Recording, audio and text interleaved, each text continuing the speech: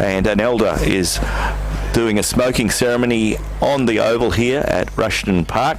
And as Peter mentioned, this is the home of Peel Thunder, and it's quite a nice environment here today. The sun is shining and it's quite reasonably warm. As I said, we're heading to a pretty pleasant 18 degrees, and we're waiting for the players and the smoking ceremony to be underway. In today's big game, the GNFL have come together with a pretty good squad. The coach is Leith Teagle, and Leith, along with David Firenza, Jai Russell and Clayton Parfitt, have selected the side along with Greg O'Malley, and they've come up with a pretty formidable side. Of course, there's always players that you leave behind and the players that you would like to take. Some players were injured, some players were unavailable, and there's an opportunity for some players to really have an opportunity to show their wares. So it's an informed side, but it's always interesting to see the players that have played. It's a fairly long and illustrious big side overall, and pretty well a young side. But of course, Harry Taylor, the veteran, the 2 times AFL Premiership player, 2 times also Premiership player, is playing today, and he will play his first senior country week for the Great Northern Footy League, which is quite an exciting prospect, and really looking forward to that today because he is a great leader. So just quickly looking through the list of players that we have, and I have some players that have been withdrawn for various reasons, but these are the players that were selected. And we start with Brigades. They had 9 players selected. They included Kim Schofield, Christopher Ryder, Henry Perham, Caden Dan, Jaden Schofield, Jamie Ryder, Tom Fleming, Hayden Johnson and Clay Sipler. From Northampton, there are 4 players. Of course, Northampton second on the premiership table. Jamie Williams, Dylan Corbett, Jack McQuee and Harry Taylor. From Railways, there's a couple of representatives, Drew Tunbridge and Ryan Letessia. From Rovers, Josh Simpson, Bo Simpson and Farron Parfitt were the players named from the Demons. From Chapman Valley, Lawrence Evans, Jay O'Brien, Gerard Ringo McKenna, Ewan Whiteley and Tristan Jakes. From Mullawall, Leon Gelby is the Saints' only representative, and Towns had 3 players named, Matt Russell, Callum Marquis and Drew Forrester. So they were the 27 players selected to go to country. But as we say, that was the list that we were given a day ago, and of course there have been perhaps players that didn't pull up as well as the selectors would have liked, and there may be some change to those numbers and those names, but they are the names we believe are involved. Of course, the senior coach is Leith Teagle, coming back to country. He's always been a great servant, but he's coming back as the senior coach this time. The team manager is Mark Cups, and we also know that Kim Schofield is the captain of the GNFL senior side in Division 2, so Kim Schofield has got the leadership role here at Country Week for the GNFL. The smoking ceremony has just concluded, and it's been very well received by the patrons here at Mandurah at Rushton Park, and now the elder is putting the leaves on the ceremony, and the players are going to have a look at what goes on, and there's an opportunity now for some players to go past and get the smoke and encourage the spirits and see that they are part of it. So the umpires are involved, and both clubs doing it, both respectfully, on this very special week, NAIDOC week, and the players of both the Central Midlands Coastal walking over the smoking leaves and letting them come to them, and now the officials and also the umpires are doing the same as they walk past the smoke and also encourage the smoke and put their hands above it. So interesting to see how that is played out, and shortly we'll see both clubs go to their relative positions. The Central Midlands Coastal, always a very formidable side. Central Midlands Coastal, for those that don't know, take in the Mora community, also take in Cervantes, Lancelin, Jurien Bay and Darrigan. So a very, very prosperous league in the fact that they are relatively close to the city, and they recruit a lot of players from out of the city. And there's a couple of very, very well known names in the Central Midlands Coastal Football League that people would be aware of, and they will be interesting to see how that plays out. So looking forward to seeing them play today, and that is the big game for the Great Northern side, which will get underway in about 5 minutes. So the smoking ceremony is concluded and the players are going into positions in their teams. We have the situation is that we have the Great Northern side have gone to the southern end of the ground. We've got the Central Midlands Coastal at the northern end of the ground.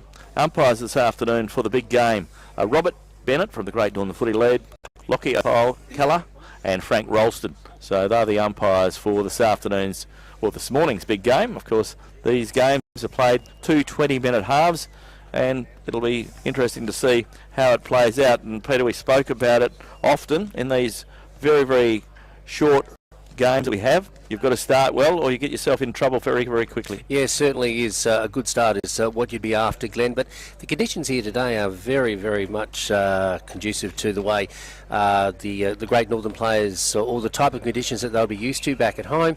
And, just looking at the squad out there, Glenn, it's interesting. We've never really had a tall side come to Country Week, but this year there's a bit of height in the lineup. There certainly is. Let's quickly run through those taller players. Some of them play tall too, don't they? Like you take the Schofield boys, they play tall, they can take a big grab.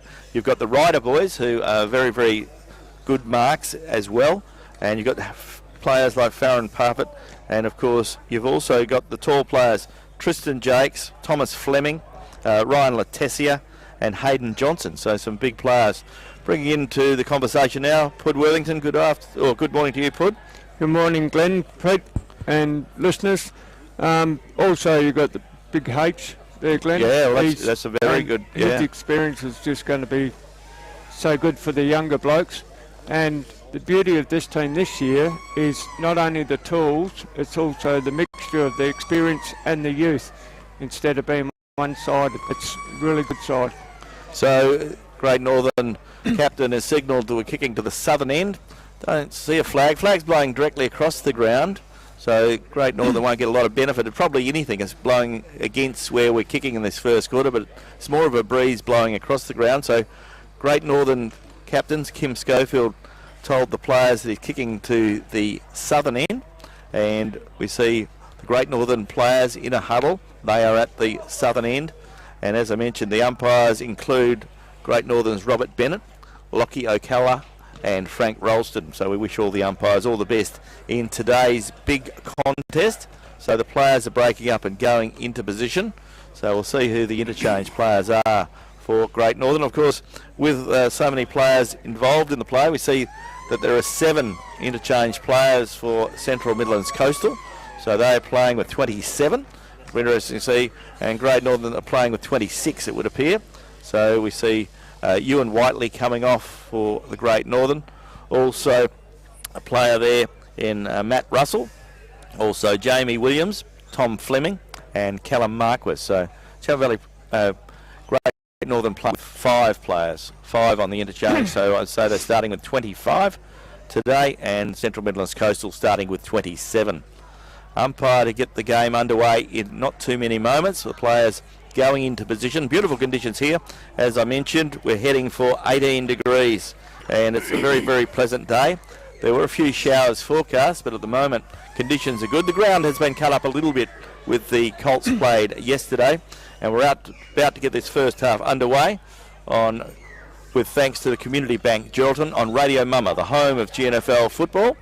And the umpire is about to get the game underway, and this is 2023 Nutrien Ag Solutions Country Football Championships Division 2, and the ball is picked up and the umpire will come in. The player had the ball held to him. The umpire quickly throws the ball up again. So the big fellas go at it. Tristan Jakes is there, but the big Central Midlands Coastal ruckman had the best of it. Goes the way of Great Northern Leon Galby, and the ball will come back. It'll come back to Galby, who's been in pretty good form for Mullawar this year. Plays on quickly, comes out wide, finds Jaden Schofield. Schofield on centre wing, clubroom side. Schofield kicking to the southern end, kicks it up towards half forward. Nobody there for Great Northern, and the defence of Central Midlands Coastal is pretty good. So the defence takes a good strong mark on half back, kicks it back along the wing, looking again that area where Schofield has marked again. So Jaden Schofield started strongly, plays on with a short pass, finds brother Kim. Kim draws a handball, goes the way of Drew Tundridge, back to Kim Schofield. Kim Schofield in the centre, kicks it up towards half forward and finds Harry Taylor, and Harry Taylor takes a good mark on his chest in front of the player that cut him off last time. but Harry Taylor has the ball 40 metres out, kicking towards the southern end goal. Nice lace-out kick by Kim Schofield. Taylor just had to put his hands out and easily gobbled that up. So Harry Taylor going to kick from about 45 when he gets onto this, directly in front. As Glenn mentioned, Great Northern kicking to the southern end. Rushton Park, Lane Group Park this afternoon. So Harry Taylor, the two-time AFL Premiership player, playing his first game at the Country Championships for Great Northern. Let's see what he can do here. Harry Taylor slowly coming in. Kicking at distance should not be a problem, but he slides over in the mud, does Harry, but the ball comes sliding across the face of goal. The mark is taken by the defender for Coastal, from Central Midlands Coastal. So it's been unlucky for Harry. Tried to go around the man on the mark and slipped in the mud. Ball down in the back pocket now for Great Northern, coming out toward our broadcast position for Radio Mama. Up goes Kristen Jakes, takes a beautiful, strong mark. Jakes gets it away now. That player who picked it up goes forward now, but kicks it out on the full. Was pushed as he got into motion with that. We're talking about Jaden Schofield, and he will be important. Ross Worthington in the game this afternoon, or this morning. Yes, mate. Very good. He's already had 2 inside 50s, and we've only been going for a few minutes. Mortlock are finding it very hard to get out. Oh, they've just received a 50-metre penalty. Yeah, I think a player going over the mark.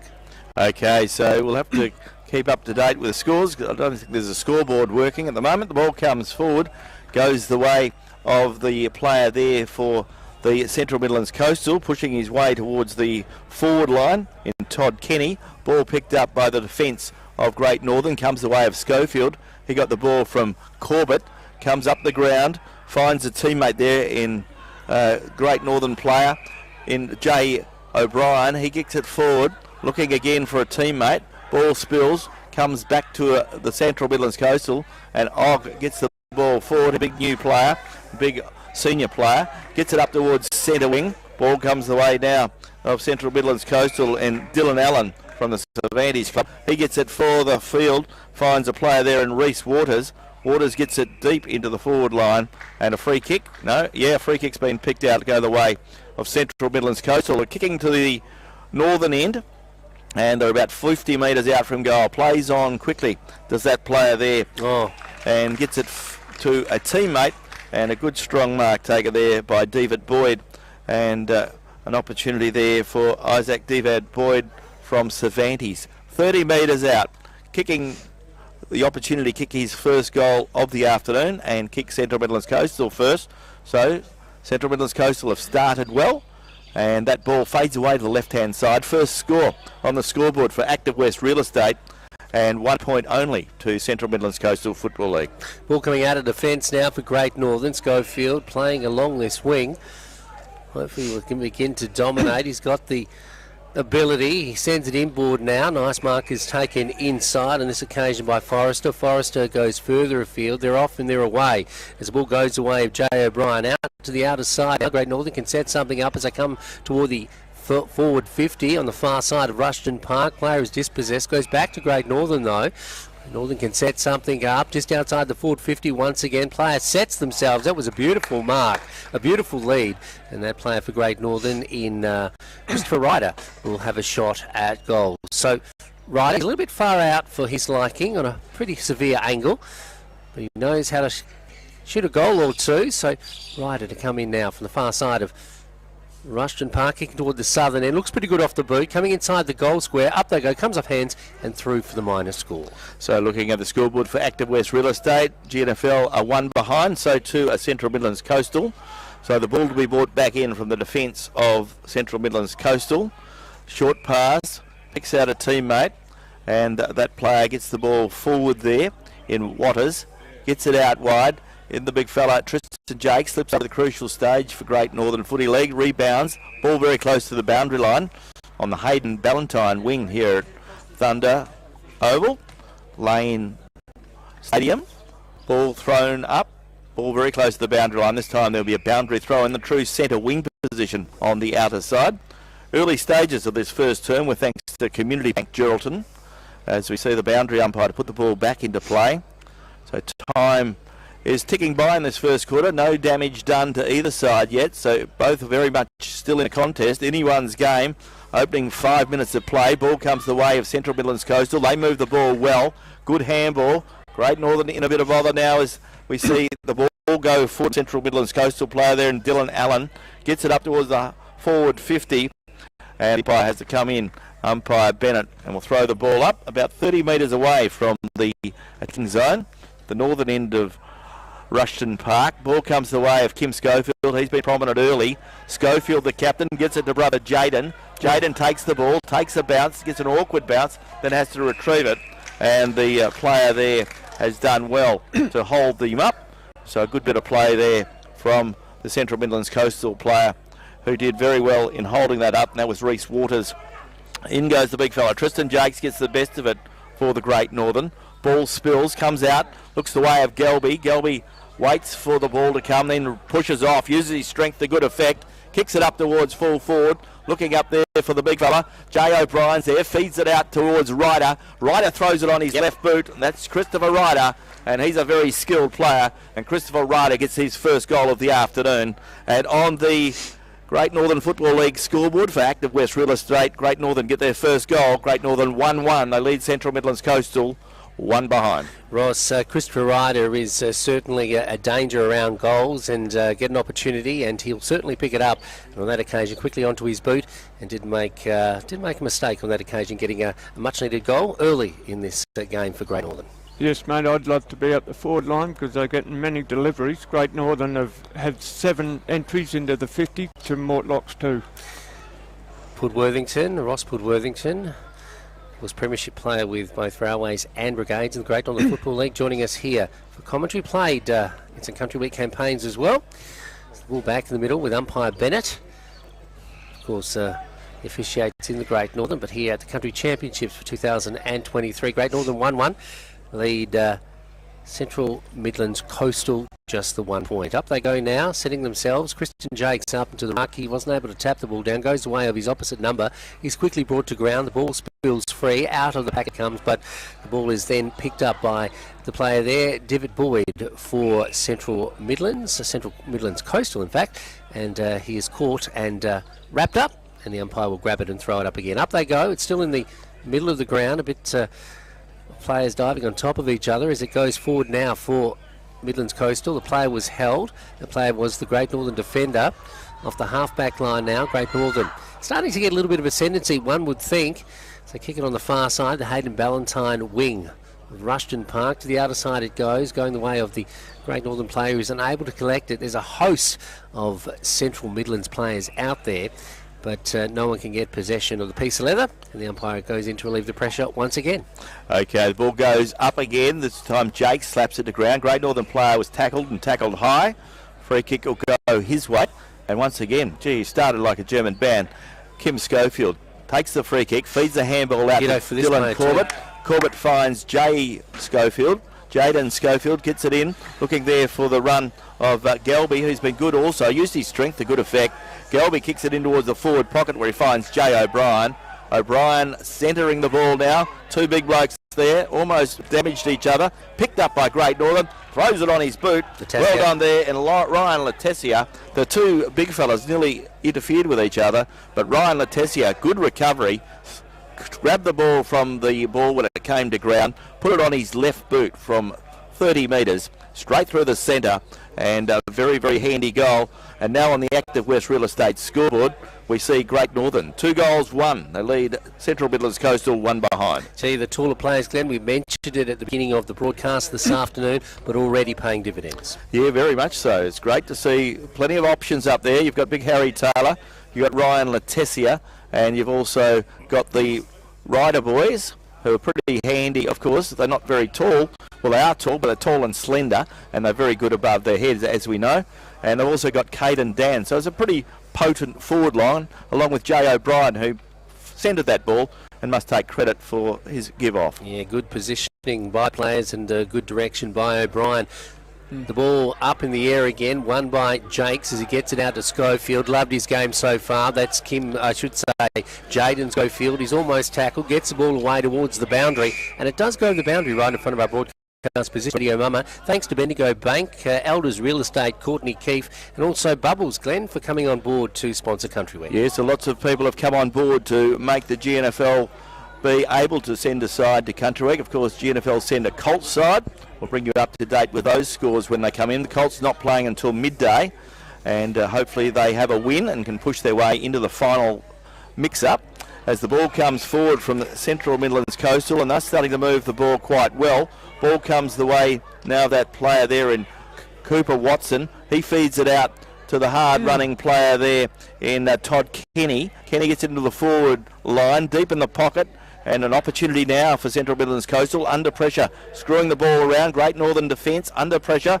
They get the handball out. Can Great Northern clear through Drew Forrester? He gets a handball to a teammate. That teammate is held. Didn't have prior opportunity. Umpire Robert Bennett will come in and throw the ball up in the forward line.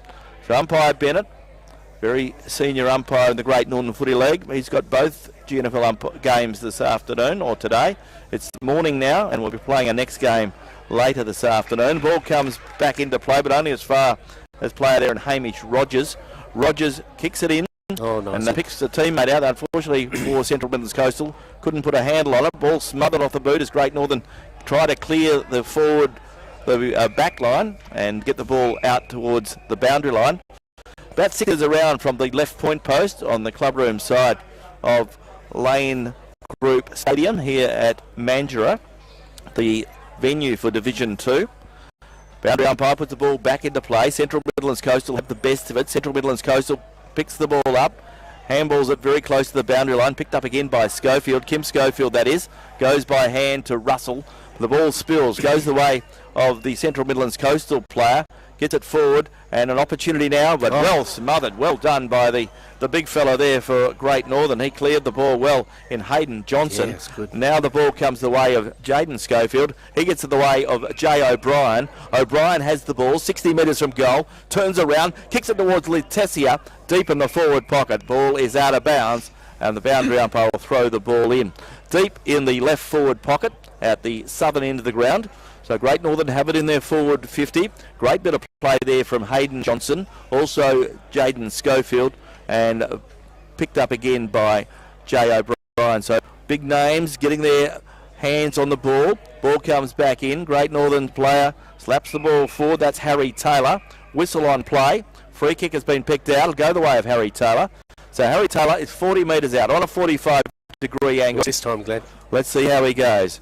He would certainly have had a look at his swing after he slipped over at his last opportunity to kick a goal. So, as mentioned by Peter, this is his first senior Country Week Carnival. He played juniors or Colts with Great Northern. He goes on with a short pass to Harry Taylor, back to Kim Schofield, to Harry Taylor. Harry Taylor sets sail for home, but he's offline, and the ball goes out of bounds on the full. So, the ball out of bounds on the full. We've played almost 13 minutes in this first half, with thanks to the Community Bank Geraldton, and the score at the moment, Great Northern a 2-1. They lead Central Midlands Coastal 1 behind. Just looking at Harry Taylor, Ross Worthington, he seems to not be having confidence in the distance that he's kicking at the moment. No, I might be age, Pete. He might just need to loosen up a bit, but he's just his strength, though, just to get the ball and organise the forward line. And, yeah, be very interesting.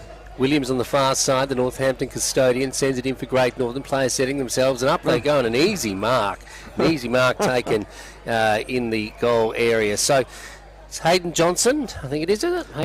Harry Taylor. Sorry, Harry Taylor. And he's took a mark out of a pack there. He was right in the middle of it all, and Harry Taylor kicked toward the southern end. So on a 45-degree angle, he's going to prove me that he's going to show me that he can kick a goal this afternoon. Still a bit ginger off the boot, coming inside the square. There as Letessia goes up and takes a nice mark, and he will have his second shot on goal, and I reckon he'll nail this one, Glenn, because he's only about 15 metres out on a reasonable angle. A pretty tough angle for a right footer, I think. He's right around, but I think he'll come around the man on the mark. So I'll put this in the book now, Glenn, I reckon. But anyway, you're a brave man. He's a big fellow. Letessia, and he's not a right. He's a left footer, so he's a right footer. So he's in the wrong footer. Kicking toward the southern end. It's check side kick, perhaps. Let's see what he can do. Letessia, yes, he does. Puts it through the middle. Didn't doubt him at all, Glenn Barnden, and he kicks his second, and the Great Northern's third. And they are really at the moment, Ross. You'd have to say, got control of this game. Yes, mate. besides the Schofield boys, who are just killing it out of centre, I'm very impressed with big tank Tristan Jarks. He's given the boys the first option. He's just about 80% of the ruck knocks from the centre. Active West Real Estate scoreboard. Great Northern are 3 goals, 1. The lead Central Midlands Coastal 1 behind. And the ball returns to the centre. And Great Northern, as Peter mentioned, have started well in the latter stages of this first half. Of course, we played 2 20-minute halves. And Great Northern got the score on the board, and that's a very good way to start. Sun is shining, heading for a high of 18 here in Mandurah today. Beautiful conditions for football. Day 1 of the 2023 Nutrien Ag Solutions Country Championships. Once again, the big fellas go at it, and this time a good bit of play there from the big fella in Thomas Fleming from the Brigades Footy Club. Been a very good pickup for the Brigades Hawks this year. Came out of the blue, Glenn. Very lucky indeed. Ball comes back in from the throw-up. Goes the way of the player there for Great Northern in Henry Perham. Ball spills, comes back to Central Midlands Coastal, and Central Midlands Coastal go forward very, very quickly. Can they get a score? Well, I've got it in their forward 50. Great Northern player has the ball held to him, and the umpire will come in and throw the ball up deep in the left forward pocket, about 35 metres around from the left point post at the northern end of Rushden Park here at Mandurah. Big pack around the ball, umpire giving it plenty of opportunity to come out. It's not coming out, so the umpire will come in and throw the ball up once more. So it's in the same spot, about 30 metres away from goal. Ball slapped forward, picked up beautifully by Central Midlands Coastal. They shoot towards goal, and the ball off hands and through for a minus score. So on the Active West Real Estate scoreboard, it is Great Northern 3 goals, 1. They lead Central Midlands Coastal 2 behinds. The breeze, not really a factor, but probably slightly favouring the northern end to which Central Midlands Coastal are kicking this morning. But the ball out of defence with Henry Perham now. A name synonymous with football in the GNFL. Sent into the middle to probably one of the best on ground so far in this game. And that's Jaden Schofield. Goes to the outer side now. Great Northern have a bit of a run on it. It goes the way of the Great Northern player who's unable to get possession, going back the way of Midlands, Coastal Midlands, but off the half-back line it is Sepala who comes in. The Brigades defender takes a nice mark, sends it to the outer side, and Harry Taylor comes out to take a mark there. So let's see what can happen here as Great Northern can set something up. They come inboard. Coming the way now of Great Northern off the half-back line. It's Jaden Schofield, the general. What will he do? He'll send it further afield, coming out to Henry Perham. Perham marks. So slowing things down a little bit, Great Northern, but they do have control at the moment. So Henry Perham looking for options downfield. Sees Kim Schofield with the pink boots. He's equal to the task. Tries to get it away to his brother, but his brother went one way, the ball went the other. Going to ground, they quickly mop it up. And there'll be a ball up just metres away from the commentary position here for Radio Mama. Of course, some of our sponsors include Geraldton Toyota, Glen, and the City of Greater Geraldton. Umpire to put the ball into the air, and it's on centre wing, just in front of the club rooms here at Mandurah for Peel Thunder. Umpire's picked out a free kick. Player held high. Central Midlands Coastal footballer will get the free kick, and he's been pretty prominent early. Todd Kenny, hard-working player, and he's from the Dandaragan Footy Club. Kicks it up towards the half-forward line, but once again Great Northern stand their ground. And a good mark taken by Drew Tunbridge. He plays with a short pass, goes the way of Kim Schofield, put him under pressure. Schofield puts the ball down, ball comes back. Eventually the Central Midlands Coastal player gets a handball forward, ball running free. Good tackle by the Great Northern defence. But there's the siren. It's half-time at the football, day 1 of the 2023 Nutrien Ag Solutions Country Football Championships Division 2 game. And at half-time, Great Northern Football League are 3-1. They lead Central Midlands Coastal 2 behinds, and you're tuned to Radio Mama, the home of GNFL football.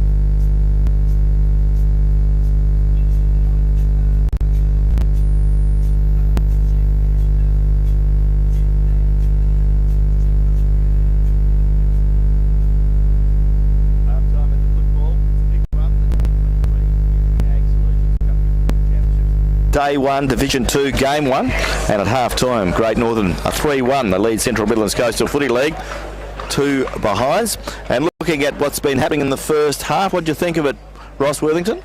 Well, mate, pick at least a good half a dozen players. The Schofield boys have both got 10 dozen disposals. As I mentioned earlier, Tristan Jarks is giving first option in the ruck, and then you got Big H, Harry Taylor up forward line. He's done 7. Henry Perham, he's done 7 possessions. So there's quite a handful, but the main ones are the Schofields, Henry Perham, Tristan Jarks at the moment, and Harry Taylor. As we see Kim Schofield win the ball out of the centre, kicks it deep into the forward 50, but Central Midlands Coastal there in numbers, and they cleverly get the ball out of defence, go down the Hayden Ballantyne side of the ground, and the ball runs very close to the boundary line, but Central Midlands Coastal do well. They keep it in, comes back, a bit of very good ball movement there from Central Midlands Coastal. Eventually it comes into the midfield, and Central Midlands Coastal go deep up towards the full forward line, and a good strong mark taken there by Central Midlands Coastal. So Central Midlands Coastal kicking to the southern end, which would appear to be against the breeze, but that's the most fluent bit of passage of play they've had, so well done to them. They got the ball in and very quickly. It is a scoring end, Glenn. It appears so. As we see the ball goes from the Central Midlands Coastal player, ball very close to the goal, and beautiful bit of play there from the Central Midlands Coastal. They shepherded the ball through, and it looked like it was going to make it, but it did. So well done to the forward line and Central Midlands Coastal, and that player who's David Boyd, is it? Is that number 8 or number 18? They're very hard to read, aren't they? Yeah, they are. They're very hard to read. It's either David Boyd or Reece Waters. Yeah. So good bit of play though. That's the first goal of the afternoon for Central Midlands Coastal. So on the Active West Real Estate scoreboard, Central Midlands Coastal are now 1 goal 2. They trail Great Northern 3 goals 1. So the ball is back in the centre, and the field umpire to put the ball into the air. A little bit overcast now, so there could be some rain coming. Yes. Maybe this game will get through before the next shower, I would say. Ball comes the way, and Central Midlands Coastal have started well in this second half. This second half, with thanks to Melissa, the member for Durack, as we see the ball picked up by Kenny, gets it quickly into that man again, David Boyd. He was the player that kicked the last goal. David Boyd kicks it up towards the forward line, looking there for a teammate. So Central Midlands Coastal certainly come to play in this second half. Ball goes the way of Central Midlands Coastal. Great Northern player puts his body on the line. In goes player there, Kim Schofield. He was interfered with. Ball picked up by Ringo McKenna. He gets the ball up towards half forward where he finds Harry Taylor. Harry Taylor on his big raking left foot, looking there for Jaden Schofield. He feeds the handle out towards Ryder. Ryder kicks it towards full forward, yes. And a good strong mark taken there by Great Northern. And that player is Jay O'Brien, took a good strong mark under a fair bit of pressure. So was Ryder when he got rid of the ball too, Glenn. Yes, so an opportunity for the player there in Jay O'Brien. Screws the ball around, he gets his first of the afternoon. Great Northern get a steadying goal, and on the Active West Real Estate scoreboard, Great Northern go to 4 goals 1. They lead Central Midlands Coastal 1 goal 2. Yes, Central Midlands Coastal started with a flurry in this particular half, but Great Northern have quickly pulled them back in, and of course Kim Schofield in the middle of the ground and down in defence has been working hard, the ball going forward, and as we said, Christopher Ryder is a jack-in-the-box around the goal square, and finishing off there, Jay O'Brien, a dead-eye dig straight through the middle. So ball back in the middle, and we see the scoreline has jumped to 4 goals 1, Great Northern, leading their opponents 1 goal 2. Then, of course, the Central Midlands Coastal. So ball steady coming back. Got a few locals that have joined us, former Geraldton people have come along to watch the Great Northern continue on their country week campaign. So good to see them. Murray Stevens, one of those, joining us this afternoon, and others as well, and a few from travelling down from the Geraldton area. Ball back in the middle, up they go. Coming out in the middle now, McKenna is working in the middle for Great Northern, can't get his mitts on it, goes forward now for Central Midlands Coastal, but there's Sepala. Sepala gets it out now to Schofield. Schofield takes a while to juggle the ball and keeps it in his keeping as it goes toward the boundary and make sure that it doesn't go too far away. The ball about to be thrown in, not far from our broadcast position for Radio Mama, the home of GNFL football. Tomorrow, Sports Shed Saturday for Mitchell and Brown, coming to you live from Claremont Oval, Glenn. Yes, looking forward to it. Going to the mighty Tigers. Ball comes back into play from the boundary throw-in. Once again, Kim Schofield hands the balls it to Jaden Schofield. Kim Schofield slaps it the way of Clay Sipler. Clay Sipler puts it on his right boot, kicks it up towards the key danger man there in Ryder. He slaps it the way of Harry Taylor. Harry Taylor back to Ryder. Ryder sets sail for home from 35 metres, and that was young Christopher Ryder. Great goal there. Good bit of team play. Started on the half-back line with Clay Sipler. Finished off by Harry Taylor with a quick over to Christopher Ryder. Christopher Ryder, he doesn't miss when he's 30 metres out, running into an open goal, puts it on his left boot, and a beautiful goal. So another score on the board for Great Northern Football League on the Active West Real Estate scoreboard. Great Northern, 5 goals, 1. They lead Central Midlands Coastal 1 goal, 2. Ross Worthington joining us for special comments. I was talking to Jaden Schofield on a Sports Shed Saturday a couple of weeks ago. We talked about Clay Sipler, and he certainly is a workhorse for Brigades, and he's showing that form with the Great Northern. Yes, mate, he doesn't only do 1-2 goes, he has 3 or 4 cracks at it, and I noticed that Jaden just a while ago used his experience and he had nothing to go to, and he managed to roll the ball over the line, so it's very good. Bell back in the middle now. Great Northern scoring again. The scoreline is 5 goals 1-1-2. Dominating here this morning at Rushton Park in the first game of our 2023 Country Week campaign in Division 2. The ball on the far side. Great Northern holding sway. So kick it inside the forward 50, and Mark will be decisive. Up they go, players setting themselves to Central Midlands Coastal go up. They can't take the mark. They slap it down. They get it out of defence though. Goes to the outer side, into space. The fat side of the ground they call it, as it's picked up by the custodian for Central Coastal Midlands. He had no prior opportunity. The umpire says, give it to me, boys, and be a ball up just outside the centre square, almost at centre wing here on the far side of Rushton Park. One of the field umpires has pulled up a bit sore, so there might be only 2 umpires. That the other is walking, but he's not travelling too well. Ball comes back into play. Good mark again taken by Jaden Schofield. The Schofield boys, they like playing kick the kick in the park, in the schoolyard. Gets in the way of Leon Gelby. Gelby, the talented Mullawar player, kicks it up towards half forward where he finds the hard-running player there in Harry Taylor, who marks, kicks it deep into the forward pocket, looking again for Ryder. In goes Ryder. He gets shoved out of it. In goes Central Midlands Coastal defence, under pressure, screws the ball around the corner. Awkward bounce. Central Midlands Coastal slap it to ground. Central Midlands Coastal have it on centre wing. Good bit of shepherding there and a good smother there from Drew Forrester. And the ball to be brought back in on the boundary side. Ross, it's interesting when you see Harry Taylor, he's looking for Jamie Ryder all the time, isn't he? Yes, yeah, the first. So is that Christian Ryder, I should say? Yes, first option, that's what he's looking at. Ball comes back into play. Boundary throw-in. Well done by Ewan Whiteley. Slaps the ball forward, but only as far as the player there for Central Midlands Coastal. Central Midlands Coastal player better get rid of the ball. He was given the benefit of the doubt, and the umpire will come in and throw the ball up. The umpire throws the ball up now, goes the way of Central Midlands Coastal. He handballs under pressure, very close to the boundary line, and the ball goes out of bounds. So there'll be another boundary throw-in in front of the Great Northern's coaching box. Leith Tickle will be pretty happy with what he sees. About 7 minutes gone in this second half, with thanks to Melissa Price, the member for Durack, on Drennan O'Malley Motors Game Day, A1 of Division 2 of the Nutrien Ag Solutions 2023 Country Week campaign. And Central Midlands Coastal under a fair bit of pressure. They trail by 4 goals. Great Northern have the ball on the forward 50. Kim Schofield gets rid of the ball just in the nick of time. Goes the brother Jaden.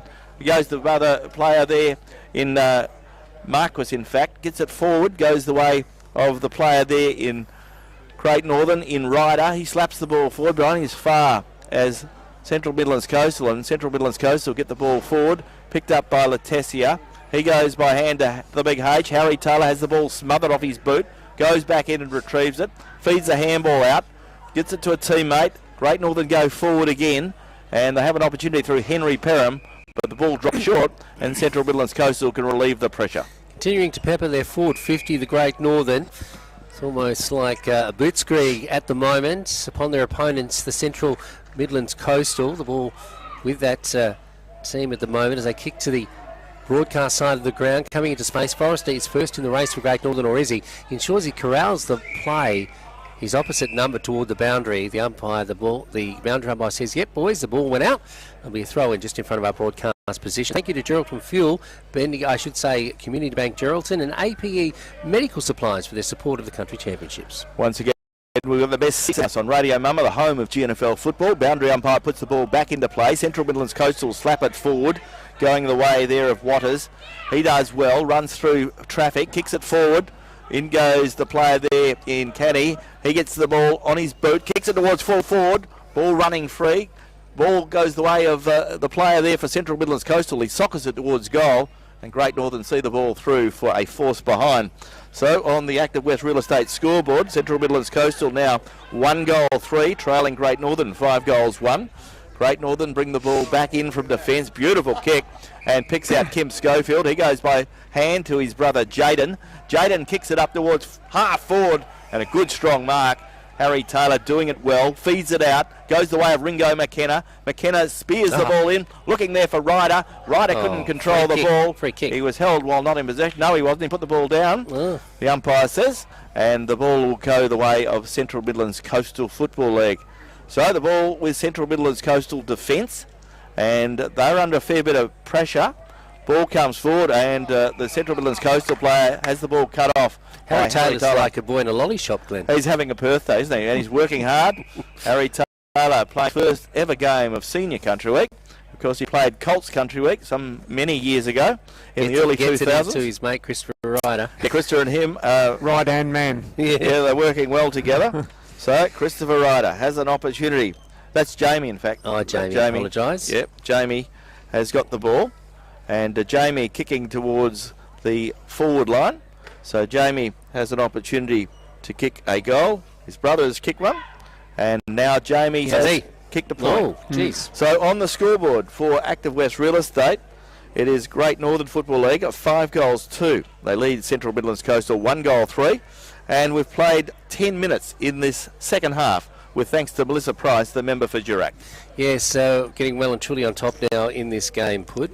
Yes, mate, I was just having a quick think there. The beauty of our big blokes in this game so far today is if they can't take the mark, they're spoiling or knocking it down to our smaller, faster players. And you haven't seen that too often over the years. Out of defence, under siege now, Central Midlands Coastal. They kick to the outer side. No sorties forward too often since the early stages of this half. As time ticks away, through the middle of the ground they come, but mark will be taken by one would think. No, bounces in front of that player, going to ground, picked up by the Central Midlands Coastal player in Og. He can't collect the ball. He's collected indeed. The free kick will go the way of Great Northern. McKenna, Chapman Valley player for Great Northern, kicks it to the outer side. Coming inboard now, comes across the middle of the ground, going the way now of Corbett. Corbett has space, and he kicks out to space, and running across to collect it is the Great Northern player in Tunbridge. Tunbridge gives it to a teammate. That's Schofield. Schofield straight onto his boot, up toward the goal square, straight across the face of goal. And at the moment, Glenn, Great Northern doing what they will. Yes, they probably should be 2 or 3 more goals up. But they're doing okay. They got the ball in the forward 50, and it looks like they're going to win their first game of Division 2. Before I forget, not far behind the Schofields at the moment will be Jared McKenna too. Pud? Yes, he's playing. Callum? Jared McKenna. Oh, Jared, Yes, he's playing very well. But yeah, I also think Harry Taylor's right up there too. He's been very active. And the Ryder boys, both very active, as Harry Taylor gets a handball forward. And Central Midlands Coastal can rebound now off their half-back flank. Great Northern keeping their feet pretty well in these pretty slippery conditions. Great Northern player down behind play. Dylan Corbett looking a bit of bother at the moment. Trainers going to him. Dylan is in a fair bit of bother. The trainers have come to his service. His shoulder, by the looks. So that's not good at the minute. So Dylan's in a fair bit of pain. The trainers are there. Never seen Grant Russell move so quick. No, he got out there very, very quickly. So this is the true centre-half forward position. The umpire having to wait while the player is being assessed because he's right in the field of play. The umpire giving the players an opportunity. Yeah, so Dylan's getting up now, and he's coming from the ground, I would think. He's being assessed by Grant Russell, and the umpire will, when the player is out of that area, he's looks like it's a shoulder. They've got shoulder collarbone by the look of it, because they've got his jumper. That's a blow. It is a blow, because he's been in very good form and playing good footy. So we see the player in Dylan Corbett coming off in a fair bit of pain. So we do wish him well. I would imagine he'll go straight to the hospital. So the ball will be thrown up about 35 metres out from goal for the Great Northern. Great Northern kicking to the northern end. The cloud has come in a little bit dark and a little bit threatening, but I think this game will be done before the next shower of rain. Not that a lot of hours are forecast, but still we've been lucky to get through the first game as Dylan Corbett goes off in the hands of the trainers, and it would appear that he's certainly got a serious shoulder injury. Well done, Glenn, too, to the Central Midlands trainer there, helping out one of our boys. In the half-forward area now for Great Northern, the ball coming out of the pack, going to ground. Great Northern leading, if you've just joined our broadcast, 5-2. They lead Central Midlands Coastal 1-3, dominating especially in the middle stages of this game as we head toward the latter stages of the second half. Harry's been held on to. He's been held on to a lot. Harry Taylor was held. He knew that he was going to get a free kick, and Harry Taylor will have another shot on goal. He hasn't scored one yet, Glenn, and he's been a little bit nimble in his kicking. I haven't really been impressed with his kicking so far for goal today, although he's getting a lot of the ball. But this time he looks a bit more confident as he kicks toward the northern end. The breeze a little bit behind him on this occasion. Harry Taylor looks pretty good off the boot, but no, a little bit wayward and through for the minor score. So H lives to fight another day. Active West Real Estate scoreboard. Great Northern Footy League, 5 goals 3. They lead Central Midlands Coastal 1 goal 3. That's the ball to be brought back in. We're in the latter stages of this first half. So Great Northern would appear to have held on, one would think, to this victory. Can they get another goal or two and improve their percentage? Ball is on half forward or half back on the outer side. So the boundary umpire says the ball is out of play, so the ball will be thrown back in. So boundary umpire to put the ball back into play. So the ruckman will do the rucking, and it is Fleming doing the rucking for Great Northern.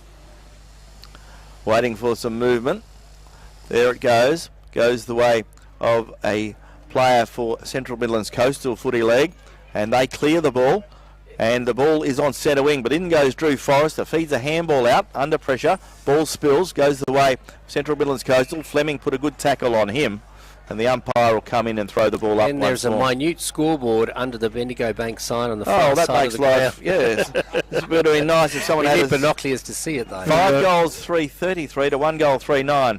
Yeah, so that's how big it is. It looks like a matchbox, doesn't it? But at least we know it's there now, which is a big bonus. So thank you for pointing that out. Bernie found that. He's a very astute, resourceful. Yeah, so we've been thinking, where is the scoreboard?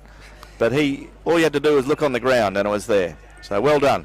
Kimmy Schofield again. Yeah, he's having a birthday. Kimmy with his pink boots. You can wear pink boots when you get that many kicks. Goes the way of a player there in Callum Marquis. He gets the ball further afield. In fact, it was Henry Perham who gets it up towards the forward 50, very close to the boundary line. There'll be a boundary throw-in on the 50-metre line on the outer side. So Great Northern thoroughly deserve perhaps another goal to finish this game off and be pretty comprehensive winners anyway, but they probably deserve another goal for the amount of dominance the time the ball has been in the forward 50. Goes the way of a Great Northern player in Jamie Williams. He's slung as he gets rid of the ball, but the ball picked up now by Central Midlands Coastal. Central Midlands Coastal player. Bit of friendly fire. No, he's getting a free kick, so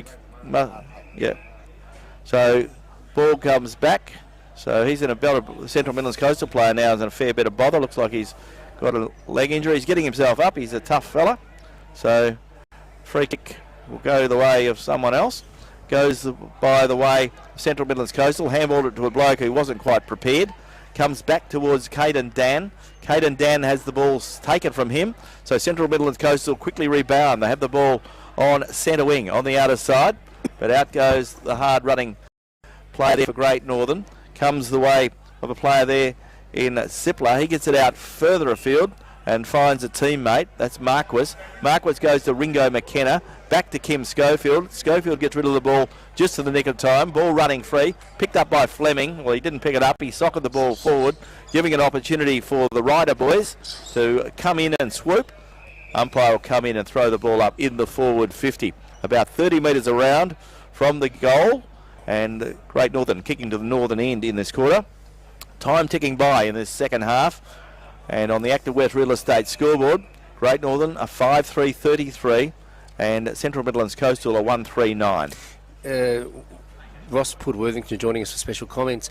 Pud, what has really stood out for you as a big plus for Great Northern in this game? Well, obviously, Pete, Harry Taylor, he's brought in 8 strong marks. And now the bloke has given away a 50 metre. To Harry Taylor. So looks like he's finally going to get a goal. So he's 8 marks, and now he's 14th possession. Yeah, he's been really good. Really good. So well that done, is Harry. another goal to Harry Taylor, and that is the 7th of the morning. The sixth. I've got too many. The 6th of the morning for Great Northern. They are 6-3, and they lead Central Midlands Coastal 1-3. But I really do think we've never been able to, in the last couple of years that Glenn and I have been coming down here, the Great Northern has never been able to base a game around tools, and they've been able to do that today. No, and that's right, Pete. You've got Sipler, Fleming, Marks, Johnson, one end to the other. And this year we've got something really good to aim at, plus all the smalls that play tall in the forward line. Moments ticking away in the second half of this first game of the Great Northern's campaign for 2023, and it's been a good start, although a bit of a casualty. Corbett, we look like he's sustained a collarbone. We'll get an update on that for you. But other than that, the game looking good as Kim Schofield comes out of the middle once again, straight onto the chest of the Great Northern player. Plays on further afield now. That was Marquis who got it up. It's Marquis here. It was a nice mark by Marquis. And he kicks it further afield and finds Jamie Ryder again. So the Ryder boys are doing what they will in the forward line. And he will have a shot on goal. Jamie, he's already had one. And he has scored one. So Jamie Ryder will kick from about 45 metres when he gets onto this. Maybe a little bit closer. Kicking toward the northern end. And interesting, isn't it, when players that dominate in a side, as the Riders do for Brigades, when they play with other players like stars like Harry Taylor, things can just happen quite magically. And it's straight through the middle by Jamie Ryder, and that is the 7th goal of the morning, and Great Northern are totally dominating, Glenn. Yeah, so Jamie Ryder joins his brother with a goal. Jamie's kicked 1, Christopher's kicked 2, Ryan Letessia 2, Jay O'Brien 1, Harry Taylor 1. And there's the siren, and there is the siren for the conclusion of the big one this afternoon. Day 1, and a good win to Great Northern Football League, with thanks to Active West Real Estate. And Great Northern, 7 goals, 3-45, have defeated the Central Midlands Coastal 1-3-9. So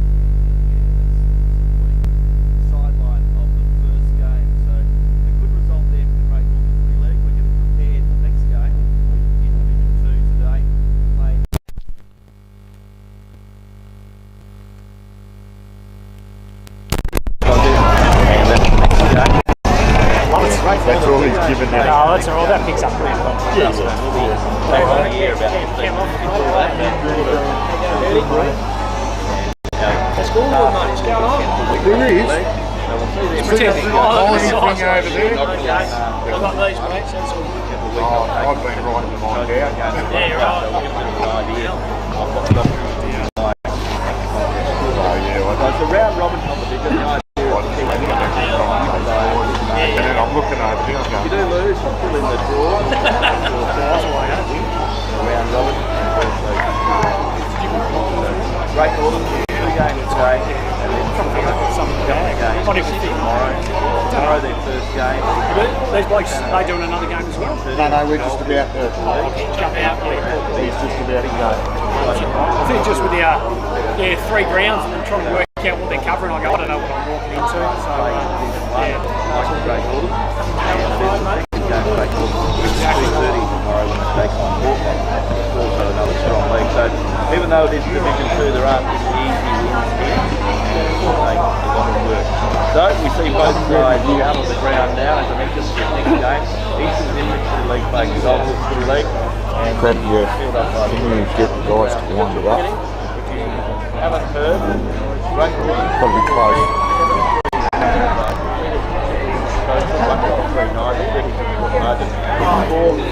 Great Northern, Picture Rider 2, Ryan Kessler 2 goals, Jay O'Brien, Jamie Ryder, and Ross Woodley, Kim Schofield, Jason Schofield, Harry Taylor, Christian and Kempton Perham amongst the best.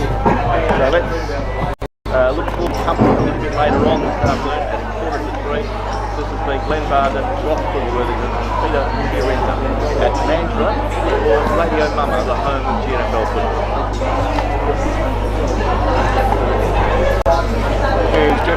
Yeah. Sorry guys, I've got to get these guys in now. Yeah, no worries. All good. Right.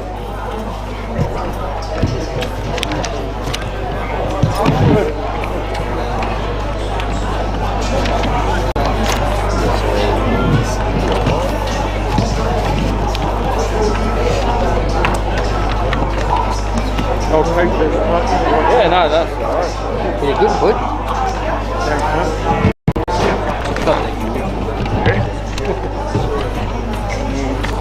I've done it for a little while.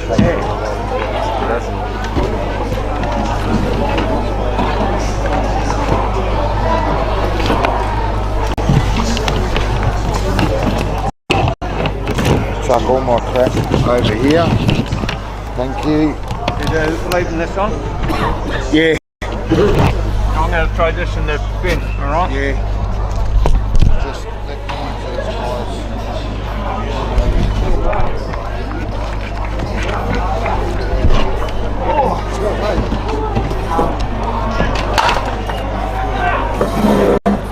thanks, mate.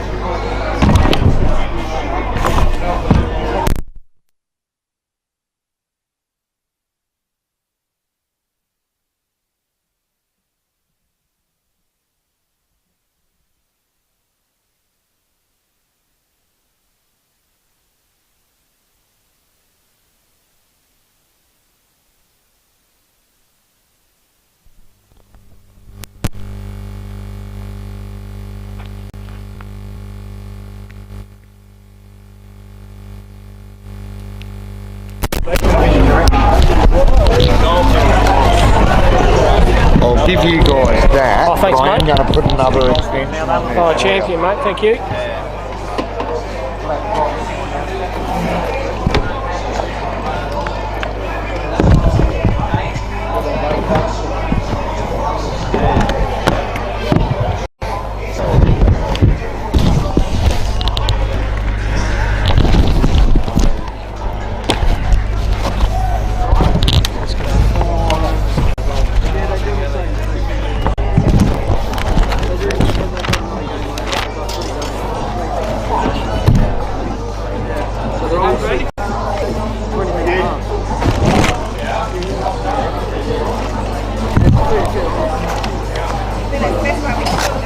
We're not far away. That's good. Are we? Yeah. Is that on or what? How do you know if it's on? Is that on, ready to go, is it? Nearly. Nearly? It gives you an extension. Oh, that'd be amazing. Thank you. Champion.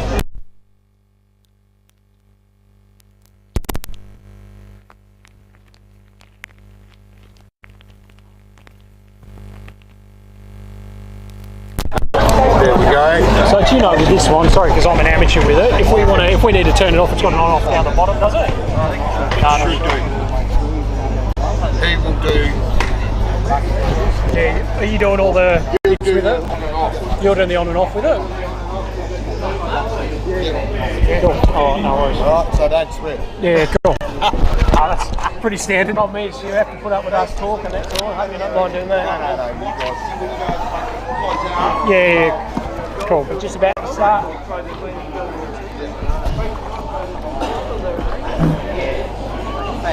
Start rolling anyone. We'll start calling now. Well, here we are, Wardo. We're down at downtown Mandurah, mate. The clash between Goldfields and the Eastern Districts in the Division 2. Looking forward to this game, mate. Should be an absolute corker. Yeah, look, just having a chat around there, and obviously we've had a real strong win from the Great Northern Footy League in that first game, but look, I reckon Goldfields is probably one of the teams to watch. Let's see what they bring out in this first half. As the umpires balled it up, good congestion from both sides to start this game. It will be the Goldfields looking to come this way through Delbridge. He flicks across, really quick ball movement here, and Goldfields looking to come forward, and a good mark on the chest by Reed. Watch out for here, ball smothered off the boot, trying to get rid of it. Followed up his own work. Good contested footy, pressure good from both sides. Goes to Gerald Ugle.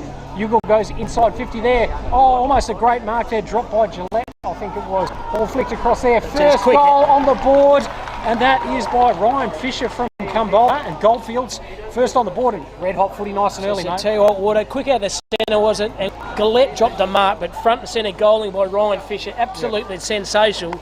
The Goldfields, Wardo, taking it just under 1 minute to get their first goal on the scoreboard, and they lead at the early stage of this first quarter. Sees the Goldfields, Wardo, one straight, and Eastern Districts yet to score. Looking, I think that's going to set us up for a big Division 2. A lot of footy down here today. As we mentioned, the GNFL won the first game. Looked to be one of the strong teams in this division, but Goldfield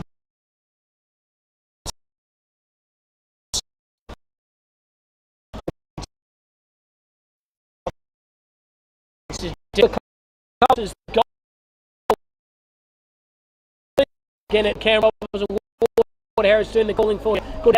Their falls in the hand though was Sam Want overran it. Now gets a footy. Good tackle from behind. That bites by Key.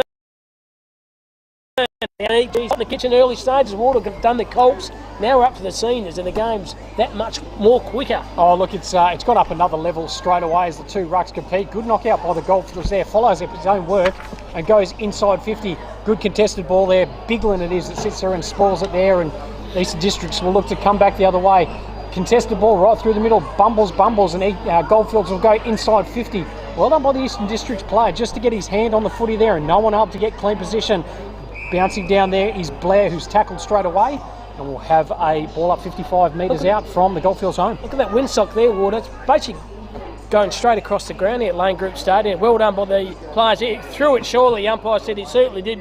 Good defensive pressure here by the Eastern Districts. The centre half back here, unsure what to do, went sideways. Now he's going to go straight up the high diddle. This player there is Spinks. So Connor Spinks kicks the ball to centre half forward. Good use of the footy and taking a good contested mark is a player over there in James Kennedy. So Kennedy outside 50. He runs and gain a bit of mid. He kicks a bit of space. Well one read then by the Goldfields defender. Hit the ball hard and they can relieve the pressure. And they go on the fat side of the ground and finds the big ruckman over there in Jordan Reed. So Reed plays on his left. Kicks the ball down the defensive side. Oh. Big pack of players. Big clash over that far side there. Ugle very smart, clever, and hits the phone there in Ryan Fisher. So Fisher kicking a half out from goals here. They lead one straight to the Goldfields, yet to score Eastern Districts. So good kick inside there, bouncing mark, couldn't quite take it. Good handball forward to advantage. Great tackle pressure there from the number 14 in Newark. He holds it in, and we'll have a ball up 25 metres from the Goldfields goal. And look, just moving the ball very, very quickly there are the Goldfields, putting a lot of pressure on the Eastern Districts. And let's see what they can conjure. They let the ball bounce there. No one decides to compete for it. The Eastern District's just trying to bring it off the ground there, but coming through there, good handball over the top. It's been turned over, clearing kick by the Eastern Districts. Almost lands in the Eastern Districts player there, but well done by Stewart. He's able to pick the ball up, coughs it up there, throws it over the top to the Goldfields advantage. Wants to go backwards to go forwards, does this time. Good set of hands there. Eastern District's just bringing him in there. Cody Duncan putting pressure on the ball there, goes through. Good tackle there by Taylor. And a little shout out for young Tails as well, man. He used to play for the Mighty Wembley. His daughter is Taylor, a fantastic netball player. Keep your eye on the long sleeve of Taylor. So right, some of the comments this side here, the Goldfields are one straight. Eastern District's yet to score. Thump over to Brendan. Good crowd here, Wardo, probably 300 or 400. The bar's about 25 deep behind, all enjoying a couple of nice beverages. This fantastic game between the Goldfields and Eastern Districts. So Cooper Creek in the ruck for Eastern Districts, and you've got Jordan Reid in there for the Goldfields. The ball comes out that far side. Stewart's going to be there. Handballs it across, goes to Cale Delbridge. He goes the kick inside 50. No one's advantage in particular, and lands in the hands of Tarima from Eastern Districts. He goes the kick. Pinpoint pass through the middle of the ground. Good hands on. Keep running with Spinks. Spinks is tackled straight away by Stewart. And the umpire says that's holding the ball. Pays advantage going inside 50 through Regazzani. Up and under kick. Ball over the top by Newick. What's the umpire paid here? Free kick over the top, and that's going to go against Newick. And we'll have a free kick to Eastern Districts in Frank James. So James decides to switch the side on the defensive part of the ground here at Lane Group Stadium. The 2-on-1, right up below a knee. Stewart, he's been absolutely everywhere. Lowers his eyes, got a good hit up and good defensive work taken by Eastern District. Takes the game on, got the 1-2 over the far side. That's Riley. Riley on this right, overran it. Players on the mill here, ball's going nowhere, and sure the umpire says give the pill to me. So one straight 6 other Goldfields, and Eastern District get to score. Water, we've gone about 5 minutes of the first half. Yeah, look, conditions are very, very hot still, and let's see how that pans out through the rest of the game. I don't know if they're going to be able to maintain this kind of pressure both sides, because it has been red hot. As the Goldfields knocked the ball down, but it's been turned over. Good tackle from the behind. Could be holding the ball. Yes, it is. And look, Mackenzie Brown couldn't quite get rid of it. Goldfields going inside 50 now. Player out on the lead. Newick gets spoiled over the top. Well done by James. He's able to bring the ball down. Players converge. Players jump on. And we'll have a ball up 40 metres out from Goldfields' goal. And look, it's been all Goldfields to start this game. Yeah, absolutely. Eastern District's just got to regroup at the moment. Doing the big ruck work this time is Brown. Mackenzie Brown. That is for the Eastern District side. He pushed the ball on the far side, but the numbers here with Eastern District, and so is the boundary. And the boundary umpire says, give the ball to me. 5.5 minutes have gone in this first quarter. Ward, Harris and Cam Robbins doing the calling for streaming live here. And Eastern District's yet to score, and the Goldfields are one straight 6. So Creek in the ruck again. Once again, he'll go against Harris Kerr. The Goldfields are able to bring that one down. Good kick out. Marks on the chest of Gillette, and he'll sit there and go back and have a shot on goal. And well done by the Goldfields. Sometimes those quick kicks, and what the good forward does, just playing in front, able to land on his chest. The opportunity to go and put through their second. Well, he's dropped a couple early, Wardo, hasn't he, Gillette? This is his third opportunity, and he's marked this time 20 metres out, and even you could kick this, Wardo. So Gillette should be a gimme. Just allowing for the breeze. That's a Matthew Lloyd, bit of a wind toss there. And 25 metres out, directly in front. Good, confident kick for goal, and he's pushed it wide. Well, there you go, Wardo. Your pumper player's tyres up. They've got to go visit Tyre Power because he's let me down. He should have kicked that one, and it's a minor score. Goldfields 1-1-7, Eastern District's yet to score. Yeah, I was going to say, you did give him the commentator's curse, and look, I don't know if I would have kicked that one either myself. You would have kicked, I would have kicked I don't know that if on I my got a distance in me anymore, but we'll see how we go. But Eastern District's with the ball now. We'll get their first opportunity to see how they go with the kick out, and that's a good kick there, marked by the number 7 there in Heath Spinks. So Spinks goes up, players around him. Great mark coming over the top, and marks on the chest of Bailey Taylor. So Taylor playing in the long sleeves, goes back, drives deep inside 50. Gillette coming over the top from 3 deep, can't quite grab the mark there. Eastern District's on the bottom of that pack, tackled, and that is holding the ball. Yeah, that's a bit tough. Unlucky there, I would have thought. Goes to hand the ball off, plays on, shoots on, goal, Clark. And that is the second one there. So Dylan Clark with that goal from Kalgoorlie. Very, very good play. Ex-Subiaco, I think, Dylan Clark. Yep. And he puts the second on the board for Goldfields. Probably about 8 minutes gone, possibly in this first half. And with Goldfields leading this contest. Wardo set up beautifully. A very good intercept mark by Bailey Taylor. They mentioned his old lad play for Wembley Downs Junior Footy Club. Centre half back. He's studying, I think, medicine, Wardo, so he's no idiot. He can just took a very good intercept mark at centre half back, and Bailey Taylor took the game on straight down the corridor. I'll tell you what, Wardo, Goldfields, they look on.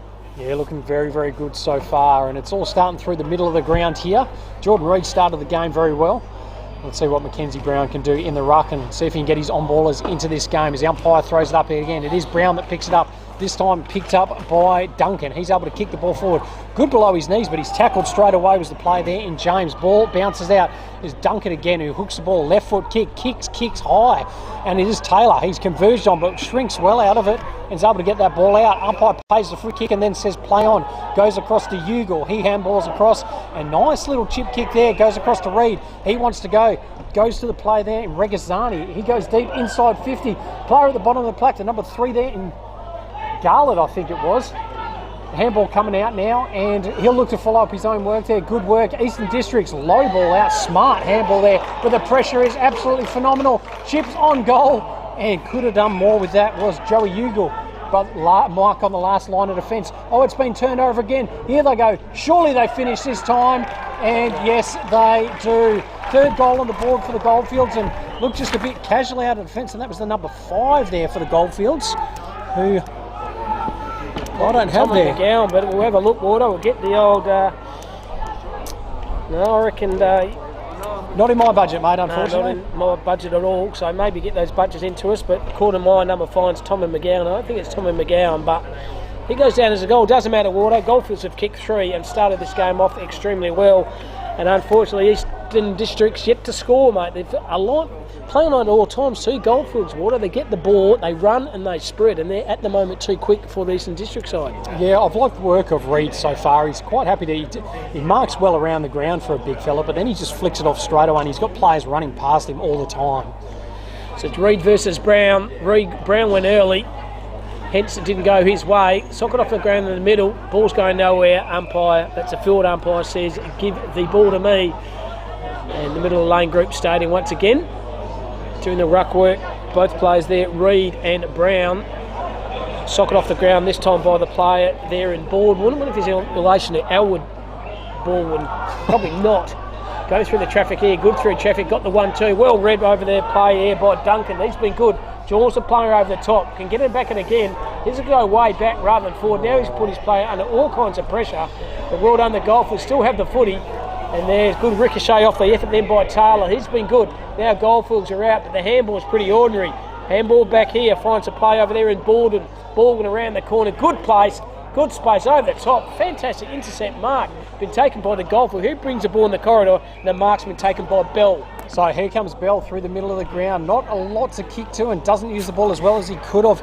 Mark dropped there by James. Could be turned over there. Players jump on, and it will be a free kick actually to the Eastern Districts, and it's going to go to the number 18 there in Terramea. So Terramea with the ball. We'll look to try and pump it long again.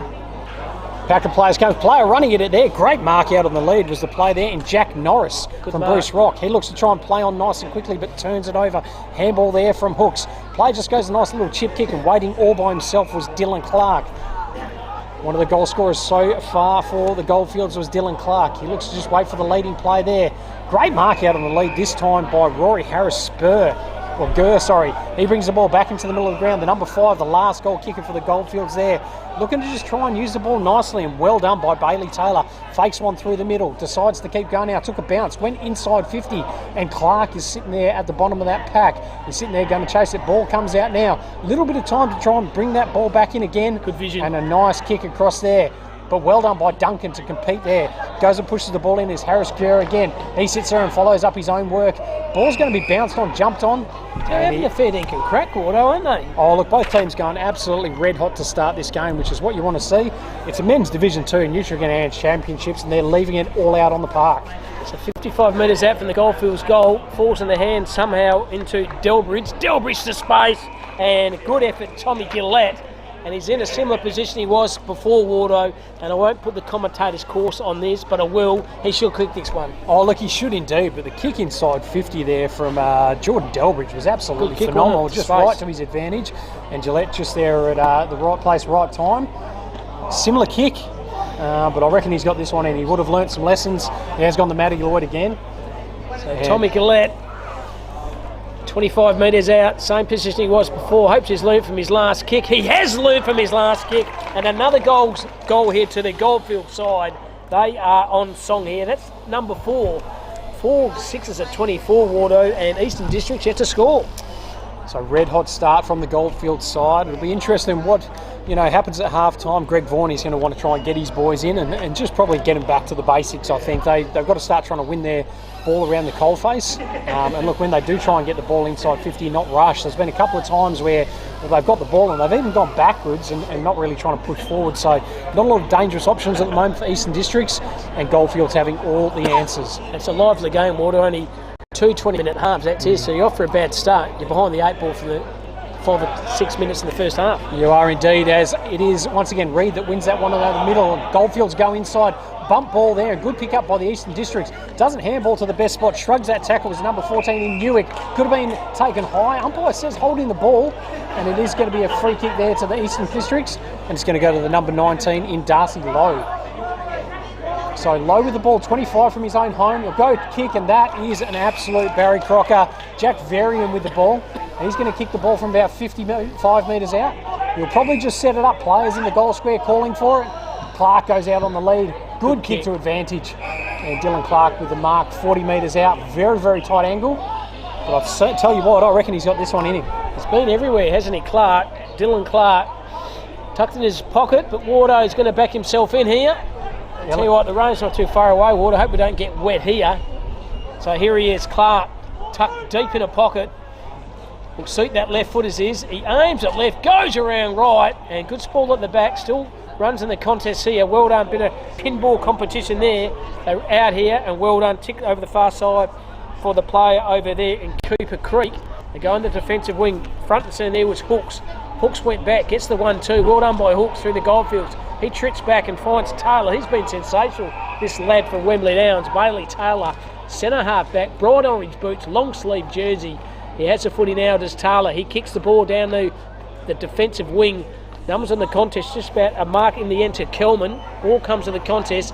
He's in a bit of trouble now. Umpire said certainly is. It's holding the footy, and umpire agrees with me, Wardo. So holding the footy and taking the kick there, it's Tully Biglan. So Biglan with the ball. Oh, risky kick across the ground. It's worked out all right. Good mark out on the chest, and he can bring it back wider as well.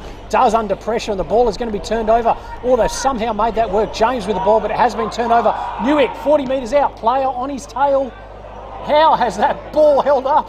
Oh, my goodness. And marks on the last line of defence by play there in Beaton. So Matty Beaton moves it, and they bring the ball out nice and quickly. Leading out of the chest is Jared Hayes. So Hayes looks to just go up the wing on that outer side then. Almost a good mark over the top by Norrish. Ball goes forward then, it's been picked up. The veteran in Ugle flicks the ball across there. He'll continue to run and gets it once again, does he? No, he doesn't. They decide to hold the ball, and great play there. Ugle still running on the outside, and here he is. Left foot kick inside 50, not the greatest kick. It's still to advantage though. Player steps inside, and Harris Gurr, he's gone across there, he's gone to Gillette. They'll sit there and try and find a target inside 50, but all he finds an Eastern Districts player in there in Terama. So Terama has here in the back pocket for the Eastern District side. They'll trail at the moment 0, and Goldfields have kicked 4. They go on the defensive part of the ground. They kicked it to no one apart from a Goldfields player there in Kelman. Kelman's now tackled, in a bit of trouble, and umpire says gives the ball to me as the rain starts to come down here, Wardo. Could be set in for a wet and bleak afternoon down here in Mandurah. Oh, I reckon we're in for a world of hurt where we are as well, mate. So, look, if the electrics blow up at some point, we do apologise, but let us know the footy's still going anyways. As the ball comes out now, Eastern District's just trying to push the ball forward there. Almost picked up by the play there in Malone. No one able to get the ball going forward, and we'll have another throw up, outer side, right in the middle of the ground, Lane Group Stadium. Goldfields leading this game 4 goals, 1-25. Eastern District's yet to score. So the far side falls in the hand there of Delbridge. He's been lively early, and Delbridge pump his players up, Wardo, and they let you down again out of bounds on the full. So Eastern Districts can repel in the back half of the ground. They trail at the moment 0-24. They throw the ball on the boot as the rain starts to come down in Lane Group Stadium. Heading down back, the numbers are here with the Goldfields. They have the footy now. Kick the ball to half forward flank and takes a good mark in the end. It was Ugle. He can switch the play in the middle of the corridor. Has to be a good kick, and it is a good kick. Finds Delbridge inside 50, kicks the ball to a pocket over the top, but somehow gets a foot, hands on the foot there was Reed. Reed under defensive pressure though. Eastern Districts, they're out of jail here to Baldwin, and Baldwin chips the ball up to centre half back, and they go through the ball in the corridor. Numbers are those with the Goldfields. Good fist on the footy. 2-on-1 here. lies on the ground, but somehow they push the ball through Midland. Midland on the right. He's kicked the ball out here. It should be an easy goal here, and it is. And there's the first goal on the score to Jamesy Kennedy for the Eastern District side. And boy, did they need that goal there, Wardo. Yeah, look, they did, and it was all that nice risky kick through the middle of the ground. The Goldfields player went up with a big double spoil, but they were able to just push the ball forward, and then that nice overlap kick right over the top. Jamesy Kennedy sitting out the back, first goal on the board for the Eastern Districts, but look, plenty more to go in this first half. So Goldfields leading 4-1 at 25, Eastern Districts 1-6, as we said, later stages of this first half. Pretty tricky breeze, Water. Just to describe our listeners, we're here in Lane Group Stadium, which is downtown Mandurah, home of the Peel Thunder side. Dark, bleak, and the breeze, I reckon, is blowing straight across the ground, so very difficult breeze, and you have to adjust your game plan, don't you, Water, in conditions like this. So in the centre ground, once again, doing the ruck work is Reed versus Brown. We'll give that one to Brown. They go forward again through Baldwin. Baldwin will use that trusting left foot. Should have done a lot better than that. Kicks to a bit of space, and unfortunately, the player diving for the mark couldn't get it. And a boundary line thrown, but once again, an attacking effort here by the Eastern District side, Water. Yeah, look, it was good work out of them by the Eastern District side. And look, as we get to half time now, they're going to need a lot more of that effort going into the second half. But as we do reach half time, it is the Goldfields leading 4-1 25, Eastern Districts 1-6. And we'll take a short break and get back to this second half.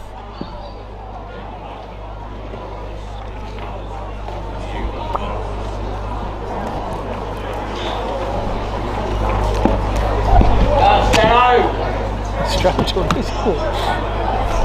Is that right? Yeah. It's funny. It's not too bad actually. As long as we're probably back about a minute before the second half again, we're laughing, aren't we? Rain comes down, mate. Yeah, I'll tell you what, we're better off doing it this way. If we end up trying to do it with one of the other guys trying to come in, in a world of stuff. We just keep going, mate. Yeah.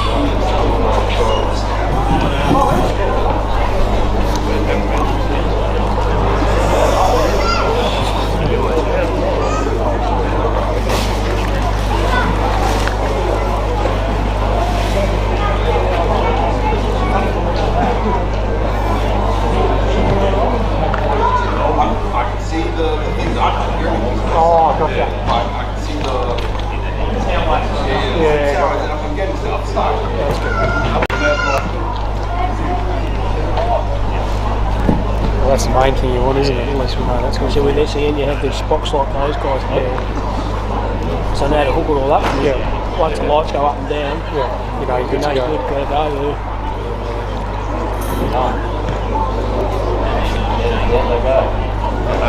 You're a good side golfer, right? Yeah, very, very handy.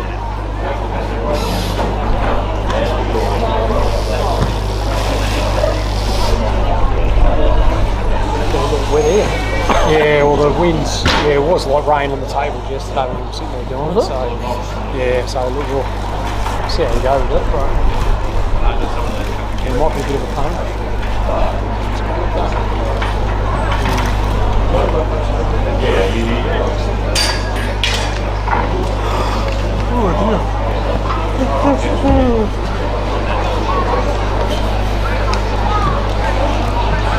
These country guys have been here for fucking years, the same faces, mate.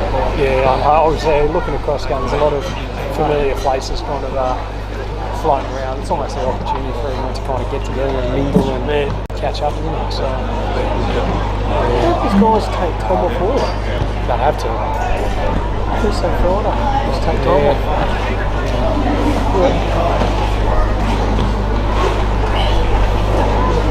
Oh, yeah, had the chance to take time off work. I thought, bugger, it might as well. That's all right, day off, 2 annual leave, mate, and just took it off. Yeah, no, good idea.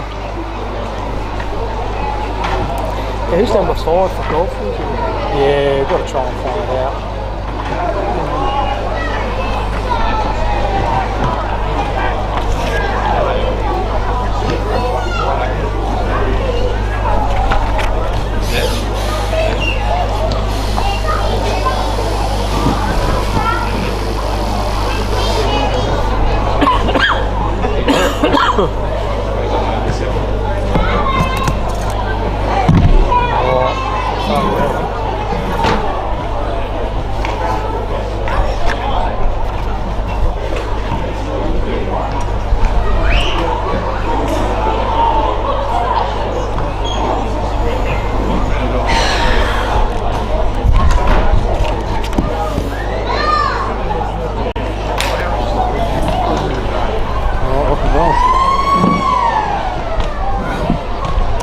Welcome back to Lane Group Stadium. What as the players get themselves back into the position? A very handy lead for the Goldfield side. Water, they are 4-1-25. Eastern Districts are 1 goal.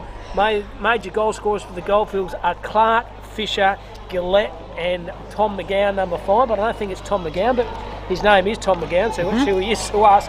And the single goal scorers for the Eastern District side is James Kennedy. As the rain starts to come down again here at Lane Group Stadium. It's starting to get a little bit chilly too, Wardo. Yeah, look, it is indeed, mate. The old jumper might have to go on in a ricket, and you've jinxed it. The rain is starting to pour, and clouds everywhere at the moment. So, look, it's going to change the footy a little bit. Probably slightly more contested. It's been red hot, nice and early. But look, you'd think 4 goals with this kind of weather coming in, it's going to be pretty hard to bring back in 20 minutes of footy. So we're very impressive with Baylor Taylor, centre half back. Wardo just takes the game on, the young lad from Kalgoorlie, and old man play Wimbledon Downs Junior Footy Club. So start here of the second half. Goldfields up 25-6. So umpire throws it up again. It is Reed that's able to knock that one down. Player at the bottom of that was Alex Stewart. He's pushed in the back, and it will be a free kick to Stewart. So Goldfields will look to go now. Good long kick inside 50. Newick's the target. Can't quite take the mark there, but well done by Ugle. Sharks beautifully kicks it, and Gillette out on the ruck has 2 goes on it and ends up mitting that one beautifully. And just great ballman by the Goldfield side there, nice and early. Free kick to Stewart, and they just went and hit the target inside 50. And Ugle could have gone for goals, Wardo, but he knew that the player, young Tom Gillette, running into a bit of space, and there he key forward, gets a lace-out kick. So the score assist by Joseph Ugle. Fantastic pass, and Gillette is a chance to kick his second. So no multiple goal scorers so far. Gillette is going to kick from about 35 metres out, slide angle. Goal umpire moves, but it has gone through the big sticks. An early goal to the Goldfields in this second half. They extend their lead out. 5 goals, 1-31. Eastern Districts just the 1 goal straight, 6. 1 minute gone in this second half. What have I noticed with the Goldfield side, Ward? I think you picked it up. They've been clinical and clean out of the midfield, haven't they? Very good by hands. They run and carry to space, and the delivery ball by hand and by foot has been very, very good. Yeah, look, and that's something that you would have thought at half-time the Eastern Districts boys would have tried to stop a little bit. They look like to have halved that contest in the middle. Unfortunate free kick, and then the Goldfields just went. It's Jordan Reid doing the ruck work once again in the middle of ground for Goldfields. Heavily tattoos all over him, Wardo. Rucking against Mackenzie Brown. Once again, hands was good by Stewart. They go in the march again, going forward to the Goldfields. Below his knees is okay. And lace out. Beautiful kick there by Ryan Fisher. And he's absolutely give the key forward a key mark on a platter there. And good play by the Goldfields. And a mark here to Jack Newich. And he's presented so far very well, but yet to trouble the scoreboard, Water. Yeah. But he's the chance to trouble the scoreboard. Yeah, look, he is indeed. Newick, very, very good play there. Excellent Districts, actually. And look, he normally a reasonable shot at goal. So Newick sets it up beautifully. Goal umpire does move a little bit to the left-hand side. It's a blemish, a minor score. They do increase their lead, though. 5-32. Eastern Districts, 1 goal, 6. Only about 2 minutes gone in this second half, but it hasn't been the start for the Eastern Districts in the second half that they would have liked so far. Not able to win any clearances. And let's see what they can do with this kick out now. So they have the footy now. Looking at their options. They're going to go push the ball wide the defensive part of the ground. Oh, taking a one-hander. Absolutely corking mark there by St. Burge. Burge goes on his right foot, kicks the ball to the pocket, running front and centre, screaming, sells a bit of ice candy, and easy as shelling peas. Joseph Ugle kicks another one for Goldfields, and he is all class, is Ugle. Yeah, look, he's been pretty handy so far. He had that beautiful pick up before where he could have just gone for had a ping, and he played team first and then shown a bit of candy, slotting it through. That's what you want to see. But look, Goldfields absolutely running rampant, and look, they're probably going to be one of the favourite teams in this Division 2 contest. Very clever mark by St. Burge on the wing here, Ward. He was off balance, got the big one, mid out, took a one-hander, didn't panic, lowered his eyes, and the player there, Joseph Ugle, very smart, very clever, didn't panic, had a bit of time, sold a bit of eye candy and kicked his first goal. So 6-2 the Goldfields, and Eastern Districts 1 straight 6. So the ruckmen go up again. No one to take clean possession, but Reed it is this time that decides to lay one on the boot. It's a good up and under kick. Player spalls over the top. Well done that time by Tully Biglin. Goes to the advantage. Players chasing after it on that outer side. One of those is Stockman, and it goes out of bounds right in front of the scoreboard. The Bendigo Bank sign on that outer side. It's funny, apparently had an electrical storm during 2 weeks ago, Warden. The main scoreboard here, mate, not working. I was going to say that would be a costly scoreboard to fix. It's probably one of the things you notice when you come down to Lane Group Stadium is the big scoreboard out here. The umpire with the ball on that far side, the two rucks compete. This time it was Reed able to try and knock it down. Follows up his own work again, which was very, very good. Flicks it back, goes to Cale Delbridge. Up and under kick. Players will sit there, compete. Players leading. Newark it was, but James Smalled over the top. And the Eastern Districts will look to try and mop up. Ball goes out of bounds. And we'll have another throw in 60 metres out from the Goldfields goal. Game of footy here, this one, but Goldfields at the moment look like they're cut above the rest at the moment, Eastern Districts. It's a throw-in Brown doing the ruck work versus Reed. Kicking half out from goals to the Goldfields side here. Some boundary umpire throws the ball up, roving front and centre. Good tackle over the top. Geez, met very heavily. No easy kick there, Wardo. That comes out here through Dunsborough. I think the umpire's seen the throw, I think, in the end. And the Goldfields have the footy and have the footy back kicking half out from goals. So it's going to come back through the number 5 there from the Goldfield. Just sets it up, absolutely beautiful. Leading player, but floating across the top. Well done by the Eastern Districts player. He's able to just chop it off. Just looks to spend some time now. Goes the risky kick across board. Very risky indeed. Knocked there by Regazzani. He's able to turn it over, flicks it back. And that is a goal by the number 3 there for the Goldfields. Says Cuban Garlett. I don't think it's Garlett. No, I don't think it's Cuba Garlett. We had the pleasure of calling him in a Colts game a little bit earlier there, but another goal there for the Goldfields, a number 3 from them side, and blowing this contest up 7-2 now on the scoreboard. It is to 1 goal 6 straight, and look, I'm not 3 goals in about 5 minutes, Ward. Look, I have indeed, and I'm not sure what the answer is at the moment for the Eastern District side.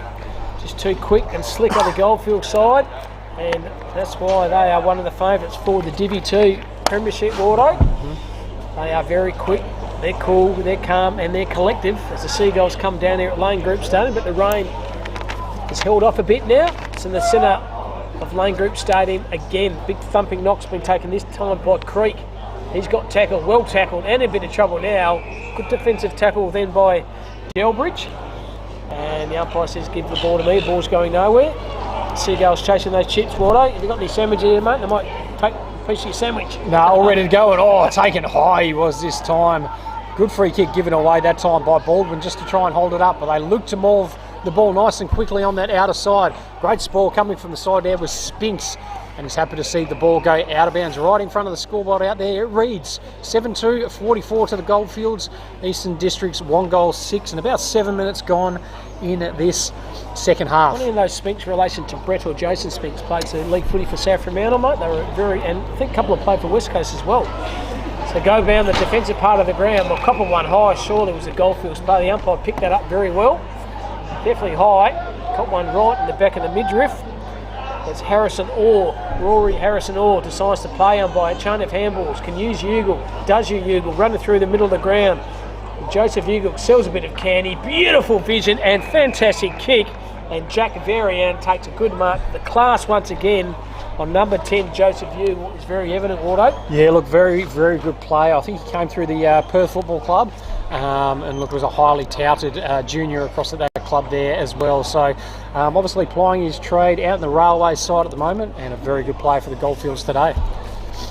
So Varian has the opportunity to put another goal on the board for Goldfields. Leans back on a very awkward kicking style, but very, very no, he's pushed it left. Thought it was a goal. There's a minor score on the board. Another score opportunity then gone begging for the Goldfields side. So Eastern Districts have the footy in the defensive part of the ground. They'll lower their eyes through the defensive wing, running hard at the lead and taking a good mark is Jack Norris. So Norris doesn't know what to do. No lead being offered by the from the district side. So he kicks the ball forward. Ball's running front and centre. Set up on by 3 or 4 players. Defensive effort by Bell was good. Well done. Good pick up below his knees. Lucky it wasn't a throw. Now ball's going nowhere. The player from the Goldfields Wardo didn't have it, and he'll get a free kick. So that play with the free kick is Adrian Bell. He'll look to try and switch the ball across and goes in the direction of Clark. Smart work by Clark, able to protect the ball there. Trying to draw a free kick, but he doesn't. Clark just happy to take a little bit of time. Very, very good ball user. Hits Ugle up uses his experience and lands on his chest. Decides to move the ball nice and quickly now. We'll chip it inside field. Gillette is the target. And that is an absolute beautiful kick inside 50. And the big fella will go back and have another shot on goal. Probably his 4th shot on goal of the game. Has a kick by Jared Ugelwater on the left. Just didn't panic. Just kicked the ball in a bit of space because he knew he had the key clunking forward, Tommy Gillette.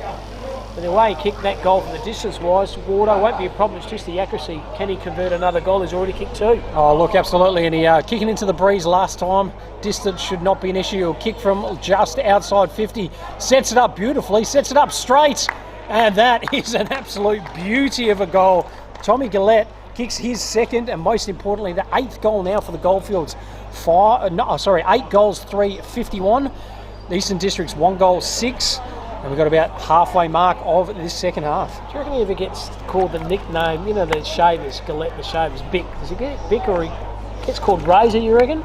Razor Gillette? Is that when he's not playing well, he gets Bick or something like that instead? I don't know. No, but he's providing a very good target. He has been sharp though, hasn't he? Yes, very good. And beautiful kick too. Fantastic kick. So all one-way traffic here at the moment. Goldfields 8-3-51. Eastern District 6. The margin, it's spread out to Wardo to 45 points. So all to do now for the Eastern Districts. They're not going to win this game, unfortunately, but they can still get some goals on the board and get a bit of momentum leading into their next game. It'll start through the middle of the ground, but once again, it is the Goldfields coming out. Good work by the number 5, inside 50. Almost a mark out on the lead. Picked up that time by Spinks. Ball turned over, though, and it is the Goldfields just rushing at that one. They seem to have more numbers at the ball at the moment, almost more players out there. The ball flicked out that backside. It is a Goldfields player that grabs it again. The number 4 in Stewart. He's tackled there by Tommy Baldwin, and we'll have a ball up 40 metres out from their goal. Good work by Reed. He's able to knock that one down again. No one able to take clean possession this time. Or could have been taken high. Yes, no, it's a sling tackle actually. It will be a free kick. Creek not happy with that one. And it is going to go to the Eastern Districts. So they'll sit there and go to the only goal scorer there for the Eastern Districts team. Could have paid the mark. He has indeed. And that is a good mark by James Kennedy from Narrabeen. He goes the risky kick in Borden. It's not a great kick, to be honest. Turned over and goes to Clark. He'll go and kick inside 50 there. No one able to take that mark. Trickles out of bounds. Throwing it 25 metres out from the Eastern Districts goal. Well, you've got to kick him to Gillette is on fire. So that's when he saw the player there, and Clark saw Kenny out of the corner right. Kicked a bit of space, but unfortunately the kick wasn't quite right, and the boundary line throw in midway through this second half.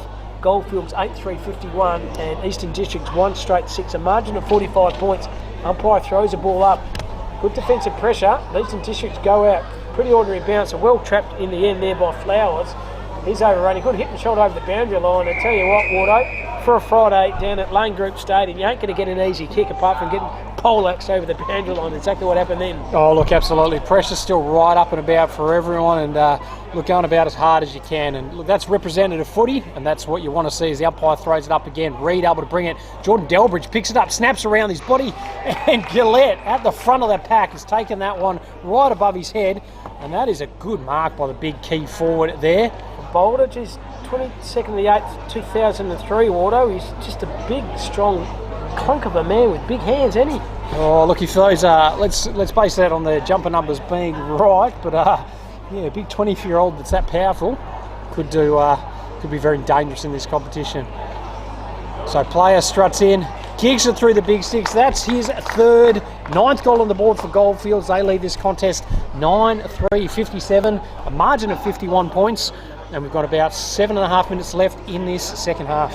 So Wardo's kicked 3 in the second, he kicked 1 in the first. So Gillette 4, just a key clunking forward. The old-fashioned mongrel forward, mate. He's got the mullet hair, he's got the hard attack of the footy.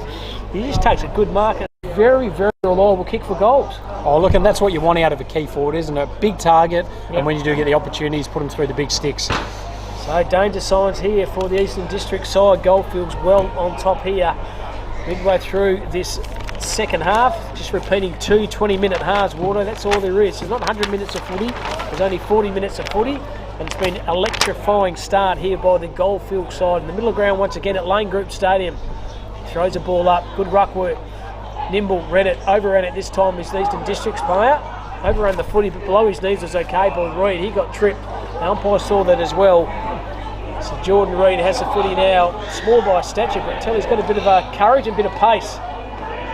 So Reed decides to play on to Ugle. Ugle on that beautiful left foot. Then Jared Ugle kicks the ball to the hot spot there in the pocket. Might run through. It has run through. And Ugle has kicked one for downtown about 65 metres out. And that is a contender for the goal of the day. Gerard Ugle running off the half-back flank, Wardo.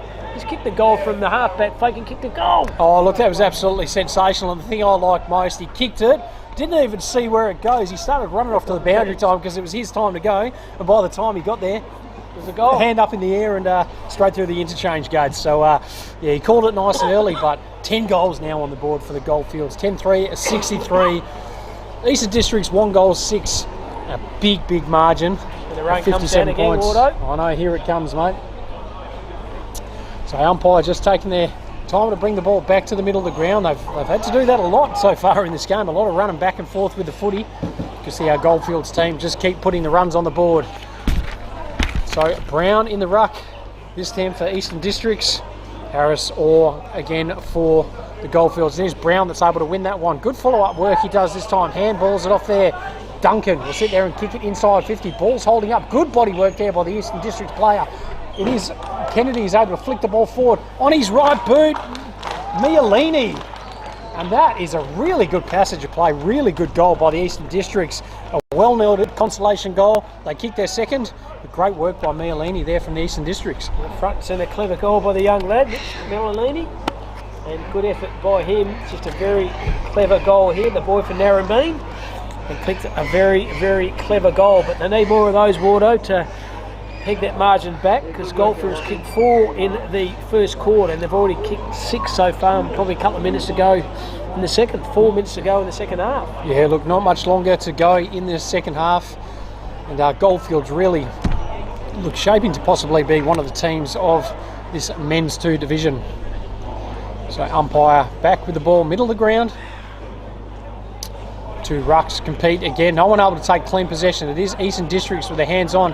Duncan gets the ball but drops it. Good follow-up work by the Eastern Districts player. And then good quick hands out. And it is Duncan on the left foot that gets it again. Good kick. Well done by Kennedy. Can't quite take the mark. Taylor is there. He gets tripped. Another player tripped there in Newick, I think, could be behind the ball at the moment. No, and it's been handed off to Delbridge. So Goldfields go and play on, move the ball nice and quickly. Players starting to slip over now. Almost a good mark taken, wasn't. And it was Regazzani who's able to try and push the ball forward there. Players slipping over. Eastern Districts coming out. Good hands out by Tully Biglin. The ball's been turned over there. No easy possession still. Players falling over everywhere, and it's gone back to Biglin. He'll sit there and try and just push the ball forward there. Could have been deliberate. Umpire says no. And we'll get a throw in right on that outer side, right in front of the scoreboard. And it is the Goldfields leading by 51 points. About 3 minutes to go, Wardo. Thanks for your company, Ward Harris and Karen Robin doing the calling for you this afternoon. This Division Team 2 clash between Eastern Districts and the Goldfields. And umpire that Boundjart's going to throw the ball in. Very deep throw in by the umpire. Goes to no one in particular. James had it and lost it. Now has been tackled and didn't get it. And he gets a free kick. Defensive part of the ground here. Trent James has the footy now, half-back flank.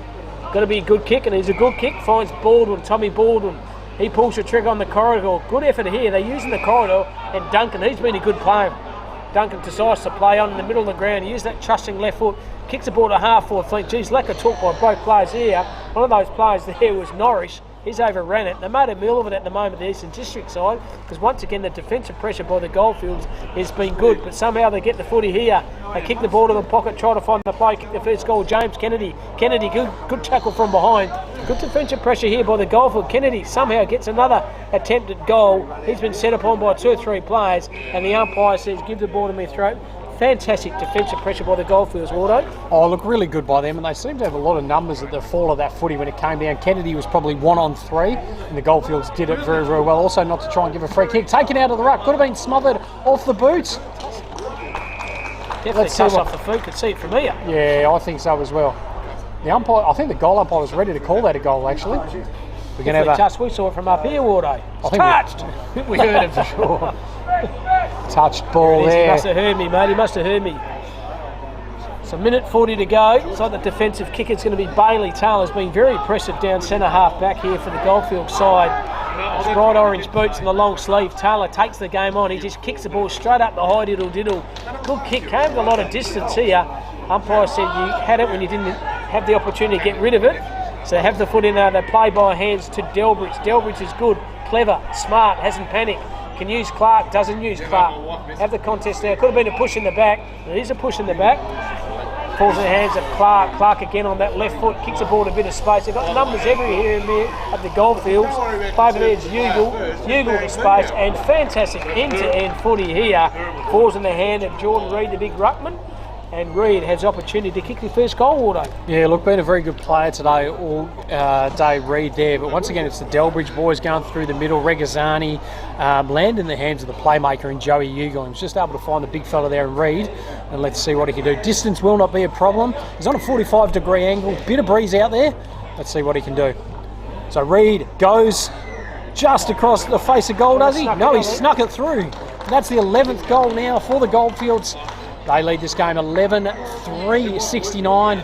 2 goals won at 13, and that is a massive margin now, if my maths are right, of 56 points. Very good, Wardo. Good to see you go through the year 10. And that is the siren here. So been a convincing victory here to the Goldfield side. They 11 goals 3 to only 1 goals 1. They kicked 4 in the first quarter, Wardo, and they kicked 7 in the second. And the Eastern Districts only kicked 1 point in that second half. Major goal scorers for the Goldfields. Gillette was absolutely sensational. He kicked 4. Also goals to Jordan Reid, to Ugle, both Ugles, Joseph and Gerard, Ryan Fisher, McGowan and Clark. And for the Eastern Districts, Miloney kicked 1 and James Kennedy also kicked 1. But it was all one-way traffic down here. Water, Goldfield's far too good. Yeah, look, and as we mentioned, they're probably going to be one of the strong sides in this Men's 2 Nutrien Ag Championships division. And look, they've stamped their authority on the comp nice and early. Eastern Districts lots to do in their next game, but look, still plenty to play for. And yeah, complete performance for the Goldfields. Absolutely. We're going to take a short break and then we'll come back at 1 o'clock. We'll see the Central Wheat Belt versus Central Midlands Coastal. That's Cam Robbins and Ward Harris.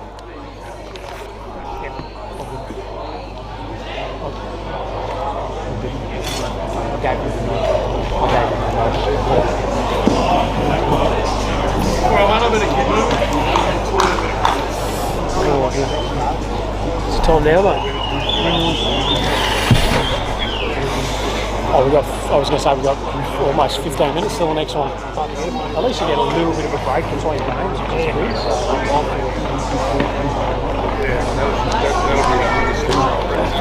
I did prep up for it.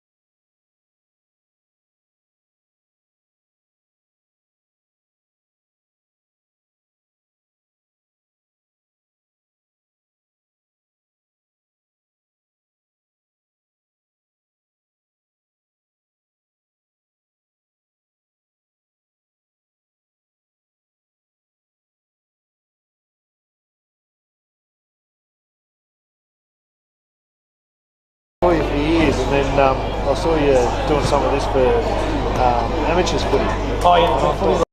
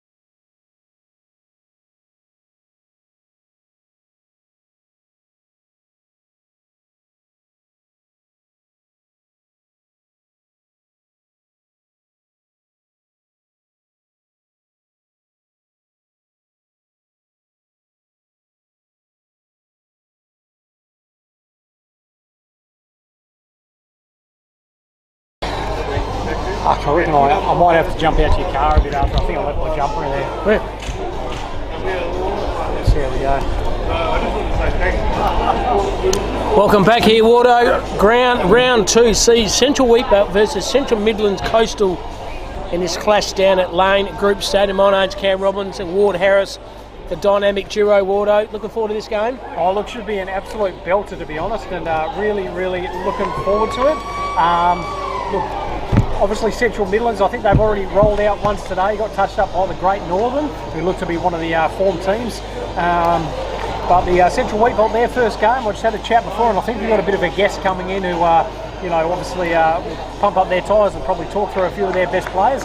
He says they might be a little bit underdone talent-wise, but he reckons they're going to give it a red-hot crack out on the park. A fantastic shout-out to Trevor Scray, who, colleague of mine at Eastburn Footy Club, his two lads, Corey and Kay, playing for the Central Midlands Coastal, who are in the green and the gold, and the black and yellow are the Central Wheatbelt. So ruck contest goes, beautiful ruck work over the top. The ruck work was fantastic by Hamish Rogers. They go forward, no easy catch. Umpire said he held it, we didn't have the footy.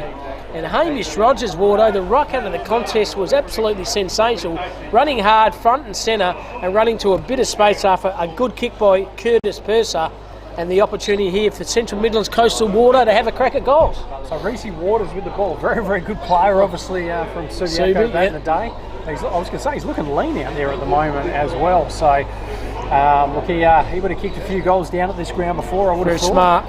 And look, he'll be kicking from about 50 metres out, directly in front. Let's see what this breeze has done. It looks like it might have dropped down a tiny bit.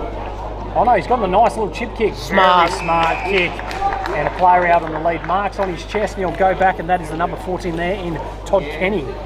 See, I thought Waters was going to go for goals there, Wardo, but smart, clever, decides to kick well and ran into a bit of hole in space to Todd Kenny. So Kenny, 35 metres out, the sun comes through those clouds once again at Lane Group Stadium. So Kenny starting approach of goal, usually a reliable kick on the left, and no exception to the rule. So the Central Midlands, they've kicked the first goal. courtesy of Todd Kenny, but a score assist. Wardo goes down to Reese Waters, number 8. Yeah, look, really, really smart kick there by Waters. He probably knew he didn't quite have the distance in him just with that breeze there. And look, he caught the player napping there, but well done by Kenny just to lead out. Took the mark and kicked surely for the Central Midlands first goal of the game. Try and saying that with a handful of Grevos, Wardo. Pretty hard, particularly when you're suffering from food poisoning, mate. There's a couple of curly ones in there today as well. So you've done well, mate. We'll see how we go there. But look, great start by them. Umpire brings the ball back to the middle of the ground as the two rucks go and compete again. And well done once again by the ruckman there in Rogers, able to flick the ball out. Central Midlands at the bottom of that pack there, just flicking the ball forward. Can't quite gain any possession there. Player jumps on top of it and the umpire will come in and ball it up again. Geez, Hamish Rogers, what's the tap work on him, Wardo? Yeah. Old-fashioned little left foot use of the arm. Look at that, beautiful little palm behind him. Good work by Rogers there. He's able to tap that one down again. Ball just trickling back the other way. Scoots out of that pack there. Central Midlands with the ball at the bottom of that one. Handball's back, doesn't quite work out. And here comes Central Wheat Belt on that outside there. First inside 50 there. Almost a good one-handed mark. Could have been held. Yes, he was. And it's going to be a free kick to the Central Midlands. They'll look to try and go and move it there. And it's through the player there in Aaron Ogg. So Ogg with the ball will go to clearing kick. Finds a player all by himself, but from the opposite side, and here come the Central Wheat Belt, just trying to go inside 50, decides to switch it, lands in the hands. Big Jack Stevens, mate. Big Steve-O decides to pay on by hand, still outside 50. They punch the ball to the attacking part of the ground. Beautiful thumping kick, it's going to run all the way, but unfortunately the wrong side of the goalpost. Wardo, but it's the first score there to Central Districts. They are 1 point and Central Midlands are 1 goal. Yeah, you're looking, you can just see how well that ball's carrying at the moment with that breeze. So definite advantage to the left of screen. And hopefully Central Wheat Belt will be able to make use of it in this first half. But is the Midlands looking to try and bring the ball out now? Good long kick. It does hold up a little bit of the breeze. Two of the ruckmen compete. One of those was the player there in Rogers. Ball held up on the bottom of the ground, just flicks it out there. Good ball work from one side and great tackle. Umpire says let's throw it up again. Scoreboard side of the ground. 1 goal on the board so far to the Central Midlands. As the umpire throws it up again, Rogers takes it out of the ruck. Could have been tackled, loses possession. Wheat Belt coming back the other way. Good kick inside 50, and they'll look to try and push the ball back the other way there. No one able to take clean possession as the ball is up for grabs. Player jumps on top of it there. Looks to try and bring his way out. Well done by the Central Midlands player there. It's turned over the Wheat Belt jump on cross. And we're going to have a ball up, and jumping up is very hard to see at the moment out there, just with the way the jumpers are kind of loaded up. Very famous names in the Whelpbait side, the two famous brothers there, and Brandon Matera, interesting to him, and the other Matera too in Bailey as well. So balls on the contest here. Handball over the top was very effective. Goes to no one in particular. Kick off the ground was affected by Dinsdale. Dinsdale kicked the ball to centre half forward, but attacking the footy is very good by the player there in Lake. He's overrun it though, his Lake. Matera had it and lost it, and held when he didn't have it. Good decision by the umpire. And Matera, geez, Wardo, have a play of his calibre to have a kick. He goes around the corner. It's a not bad kick in there. It's by Albie Munns, and Lace out finds his teammate. But good passage of play here by the Central Whelpbait side there, Wardo. Yeah, look, really, really smart passage of play there, and that's what you want to see. Might be Zachy Rankin out on that far side. I think could be going for a set shot on goal. But just his vision was absolutely phenomenal there. So Rankin will go and kick from about 40 metres out, just on a slight angle, but out to the right-hand side. Another minor score on the board. Central Wheat Belt, just the two behinds. Central Midlands leading this contest 1 goal straight, 6 early stages of this first half. So doing the kick out this time is Daniel Frost for Central Midlands Coastal. Beautiful area up there, Dan Darrigan Way, and good hunts, all those good places to get lobsters from, Wardo. Good buddy seafood, mate. Very, very nice. So, off the footy now was Daniel Frost. Looking at his options here, pretty stagnant at the moment is Central Midlands Coastal. So now he decides to play on. He's going to kick the ball down the line. So all by himself, running in a bit of space here, is Dylan Allen. Allen's taken a fantastic contested mark. So Allen has the footy now, decides to play on, nothing to run at him. He's got unsure what he wants to do, so he just puts the ball straight down to the corridor, running under the footy. pushing them back surely. A bit soft there, but the umpire's right in the right position, Wardo, and it's a free kick. Yeah, look, definitely fair enough there. The umpires decided to pay, and as you said, it never changes. Brandon Poole with a free kick goes to the middle of the ground, and the umpires decided to pull it back. Dan Akers, the captain coach, with the ball, and it will come back to Brandon Poole. So Poole looks to go and chip it back the other way, looks to try and make the switch, finds his player in Stankovic. Turned over the ball in the middle of the ground there. Good pressure from the Central Midlands. Comes out to the captain there in Greaves. Ryan Greaves just kicks it forward there, but almost a good mark going back. Central Midlands end up spoiling themselves. Ball comes out. Central Wheatbelt with the ball. We'll have another throw up 60 metres out from the Wheatbelt's goal. So there's a lot of waffle flavour in the Central Wheatbelt side. Greaves as well played for Claremont 2 Water, so got a lot of waffle flavour about themselves, Central Wheatbelt, but they trail at the moment. Kick the ball forward. Gained a few minutes here, held it, we didn't have it. Sure, there was the player there from the Central Midlands. Umpire said yes, he did. So it's playing the advantage there. Material at the bottom of the pack. He somehow gets a handball. Handball was even better. Outside 50, lowers his eyes. And the numbers are here. Pretty ordinary kick in the end. It's a 2-on-1. Good defensive pressure here. Got one high, surely. The umpire said yes, he did. And they can relieve the pressure in the back half of the ground. No, the umpire says, give the ball to me. Geez, Ward, it's hard to get a kick. It is indeed. That was a bit high. I think you're right there, but the umpire's letting it go and let it play as he throws the ball up once again. None of the rucks decide to compete for it. The Midlands looking to just try and bring the ball out there. Good set of hands. Has the umpire paid the throw? I think he has, mate. He has indeed. And that's going to be a free kick, and it's going to be a shot on goal to the Wheatbelt. I think that could be number 24, is it? Dylan Farmer, mate. Dylan Farmer from Muckaboom. 2005 birthday. How old Mucker, mate? Old. Oh no. Oh no, Dylan Farmer. Here he is, mate. Take a good kick from there, Wardo. Oh look, it will be a tough kick. So Farmer will end up kicking from about 35 metres out. Slight angle. Their best kick of the game so far, and Central Wheatbelt kicked the lead. They've kicked their first 1-2-8 now, I think. And the Central Midlands 1-6. Probably halfway stage of this first half.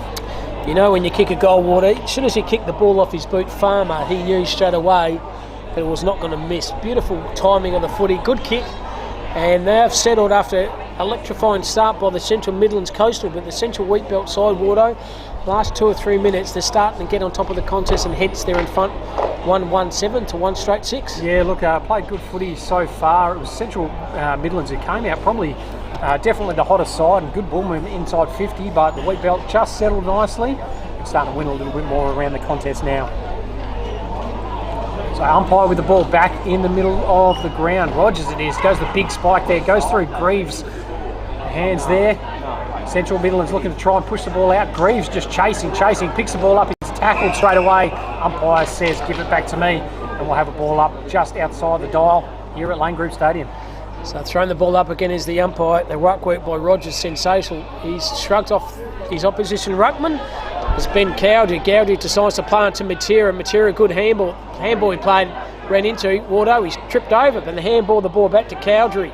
Cowdery has it now, lowers his eyes, good kick and finds Greaves. Ryan Greaves played on there, could be in a bit of trouble. We caught one high, or it's held to him, Wardo. I think it's the ladder. So luck's a fortune from Greaves, had it and lost it, and tried to play on. So umpire with the ball again. 2 rucks compete. Well done, it is Rogers. Well done by that player there from the Wheatbelt, is able to get it. Goes back to Matera, just takes it out that far side. Land for Rankin. Rankin goes and kicks. Beautiful lead there. And it lands on the player, the chest of that player on that outer side. Can't quite see his number from there, but he goes a long kick inside 50. Great mark. Out on the lead by the Central Wheatbelt, and that ball movement a lot better from them. Let me Braden Firmano, Wardo, I think. Yeah, ex-South Fremantle player, very handy player there, Braden Firmano. And well done by Matera. Smart was he just hooked the ball on the fat side of the ground, and you heard the call of the players by himself, and Firmano has the opportunity now to convert again for the Central Wheatbelt side. So Firmano will kick from 40 metres out, slight angle. It's going to go left this time, and goes very, very left, out of bounds on the full. And we're going to have the Central Midlands with a free kick. So they'll like to try and move the ball nice and quickly there. Good mark, marked out this time by Reece Waters. He's sitting back in defence this time. Uncharacteristic mistake there, picked up this time by Munns. Munns will go back inside 50. It's been turned over there. Good smother off the boot this time. Central Midland at the bottom of that one. And we'll have a ball up about 40 metres out from the Wheatbelt goal. Certainly is. Good game this one. 1-2 to 1-1. Cam Robbins and Ward Harris doing the calling for you. And this Divi 2 game between Central Wheatbelt and Central Midlands Coastal. Good defensive pressure. Ball still held in the forward 50. In the Central Wheatbelt scoring end of the ground here at Lane Group Stadium. Water, the Wayne's stopped again, mate, but I think there's more showers to come. I'm hoping it stays away, mate. I have to admit, as the umpire throws it up, Roger's been dominant in the ruck so far for the Central Midlands, but they've turned it over and it goes through the hands of Akers. He snaps it around the body, drops a mark he would have loved to have taken. Keeps the ball in, does he? No, it goes out of bounds and the umpire says throw it on in. Says there's a smart player in here, Daniel Akers, the brother of Blake, just a smart player. He knows where to go to get a kick and uses the ball very well by hand and by foot. Just setting up behind the footy at the moment as well, playing as that loose player, almost a sweeper kind of role, and you can see him, just dictating where the other players set up as well. As the boundary, umpire goes and throws it up again. The two rucks compete. Rogers just too strong, might have thrown him out, and it is a free kick, and it's going to the Central Wheatbelt. And it's going to go to the ruck there from that side. Wait for him to turn around, but must have blocked him out there, I think, Cam. I think he did do a block, mate. And the smallest guy on the ground has an opportunity to have a ping for goals. And Shaquille Morton. So Shaquille Morton, lucky to get the kick, but it doesn't matter. He's got it 30 metres out. Bit of an angle here, but a man of his skill, Ward, should be able to put this through the big sticks. So Morton leans back, allows for the breach, probably a little bit too much. It just doesn't come around enough. Should be converting these goals, but they're not. And they edge themselves further in front to the Wheatbelt. Yeah, look, tricky breeze there. I actually thought it was probably going to take a little bit more as well. He only started it at that left goalpost, and it just didn't end up moving as the Central Midlands looked to try and bring the ball out. Almost a good mark that time by Poole. Wasn't able to grab it then. Players just trying to grab it there. Good tackle from behind. Umpire says holding the ball. And that will be a free kick to the Central Midlands, and this time through Todd Kenny. So Kenny goes the nice little kick there. Trying to open the ground up now. Nice little 45 kick there. Lands in the hands of number 18 there in Devitt Boyd. He'll sit there and go the long kick. Player out all by himself. That is a great kick. Might be King out on that far side. Goes and flicks across the top there. Central Midlands look to try and bring the ball out. And they look to reload and go inside 50. Nice little chip kick there. Player out on the lead. It was the number 30 there in Purser. And the ball has been spoiled out of bounds. And we'll have a throw in right near the 50-metre line for Central Midlands. Probably their first attacking passage for quite a while. Certainly do. There's a legend of Wally Material to our right. Seeing these young fellas, Bailey and Brandon, here playing this afternoon. So the footy now goes through traffic. She hadn't lost it. Somehow manufactured something out of nothing. It's the player there, number 9 there in Hamilton. But he's missed absolutely everything apart from the post. It's out of bounds on the full. So relieve the pressure here, do the Central Wheatbelt side and finds Ben Dunn. So Dunn has the footy now. Defensive part of the ground. Good kick to space. Good use of the footy here. Falls in the hands there of Elder. So Elder getting all kinds of instructions from about 25 players. He kicks balls down the line, running through traffic. Good effort. Good tackle from behind. That's holding the footy, surely. Umpire said no, it wasn't. Lucky to get away from that. And the defensive mark at the end has been taken by Reuben Kane. So Carr with the ball goes and tries to kick it over top. The advantage of that play there. Well done. Comes out of it. Snaps it around the body. A big up and under kick. Who's going to sit on top of this one? No one wanting to take that ball there. Looks to be picked up by the number 12 there in Munns. Munns gets tackled there. Ball ricochets out. Central Midlands at the bottom of that. And just a clearing kick, up and under kick. And it is going to be a relieving mark this time by, I think it's Waters. So sits there and goes a nice risky kick through the middle of the ground. But that is an absolute beauty by Britzer. Britzer goes to go inside 50, goes a long kick. And it is going to be a free kick down the ground, is it? Yeah, really free kick. And it's going to go to Devitt Boyd, I think. Just a waste of energy, Water. While you do that, the ball's already going forward. There's no need for that. And it's given away a pretty ordinary kick in the end. Relayed free kick. Kick around the corner from deep in the pocket. And he's just scraped through for a minor point on the ball then, but at least it's this forward thrusting move by Central Midlands. Water. They started the game very good, but the last 5 or 6 minutes they haven't had many attacking moves at all. No, look, it has been probably the Central Wheatbelt really, apart from the first few minutes of this opening half. It looked great to see him try and get a bit of ball movement there as the ball's obviously gone right over the back there. And Brandon Material, I think, with the ball now. Yeah. Played for the Gold Coast and Fremantle and South and Seavey. Brandon Material now is playing, good on him playing in the country.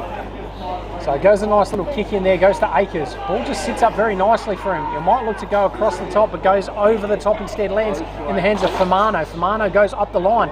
Good mark out in the lead and good kick, and I think it's marked by Meldrum. So Meldrum will sit there and go again to a pack of players, but good mark going back with the flight of footy. He's a player there from the Central Midlands. Got a player all by himself in the middle of the ground. That is Juhas. Juhas will look to try and bring it out this side there. It's going to sit hopefully for him. It does indeed, and it's a play there in Britzer. He will go inside 50. Good spoil there by Bullcock. He's able to just sit there and put the pressure on.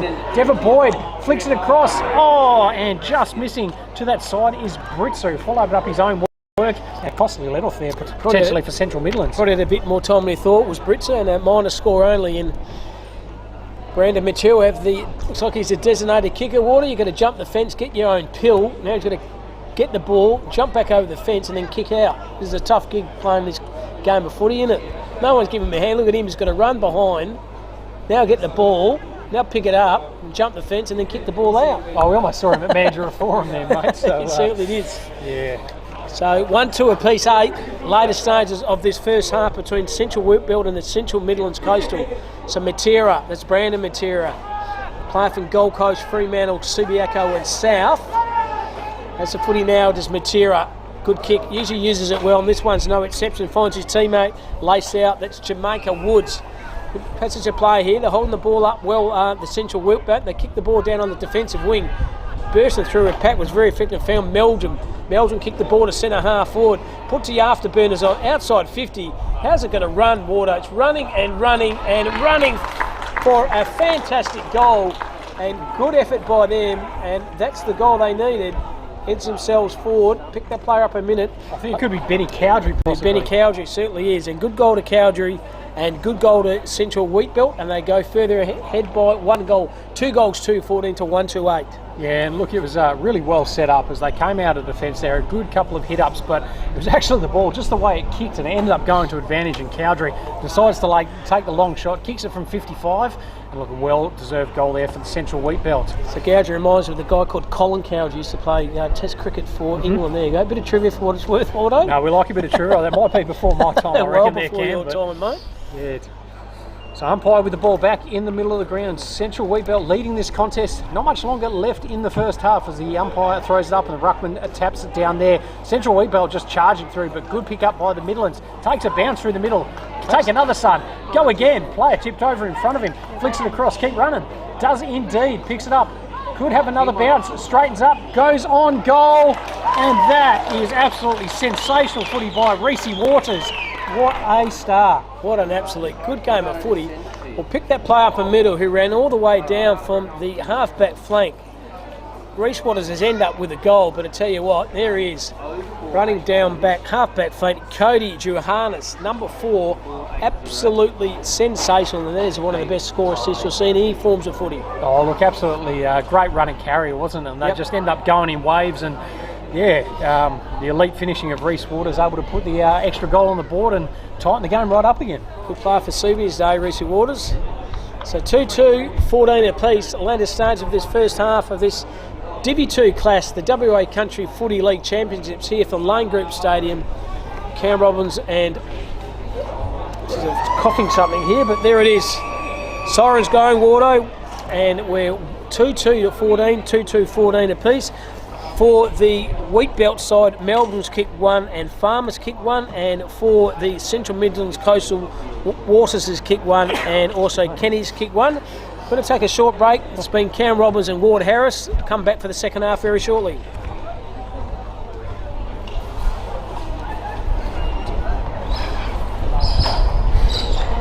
Choked or something. I'll get those keys off you. I might actually shit you, mate. Jumping now. Please, mate.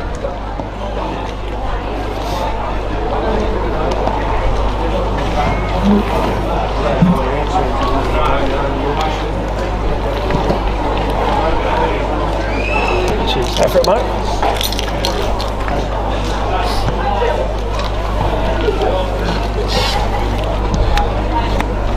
Just look at the score for last game if you've got it. You got it? 11-3 to 2-1, mate. Okay, thanks very much. Yeah, 4-1 to 1 at quarter time. Okay, I'll just grab the on the right page now. Here we are.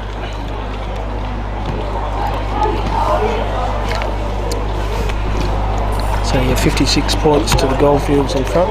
Yeah, they did it well, didn't they? Played well, mate. Yeah, 11-3, was it? 11-3-69. Yep. 2-1-13. Thanks very much. That's great. No problems at all. Which Beautiful. guys are you from? For Great Northern. Ah, Yeah, okay. yeah. Yep.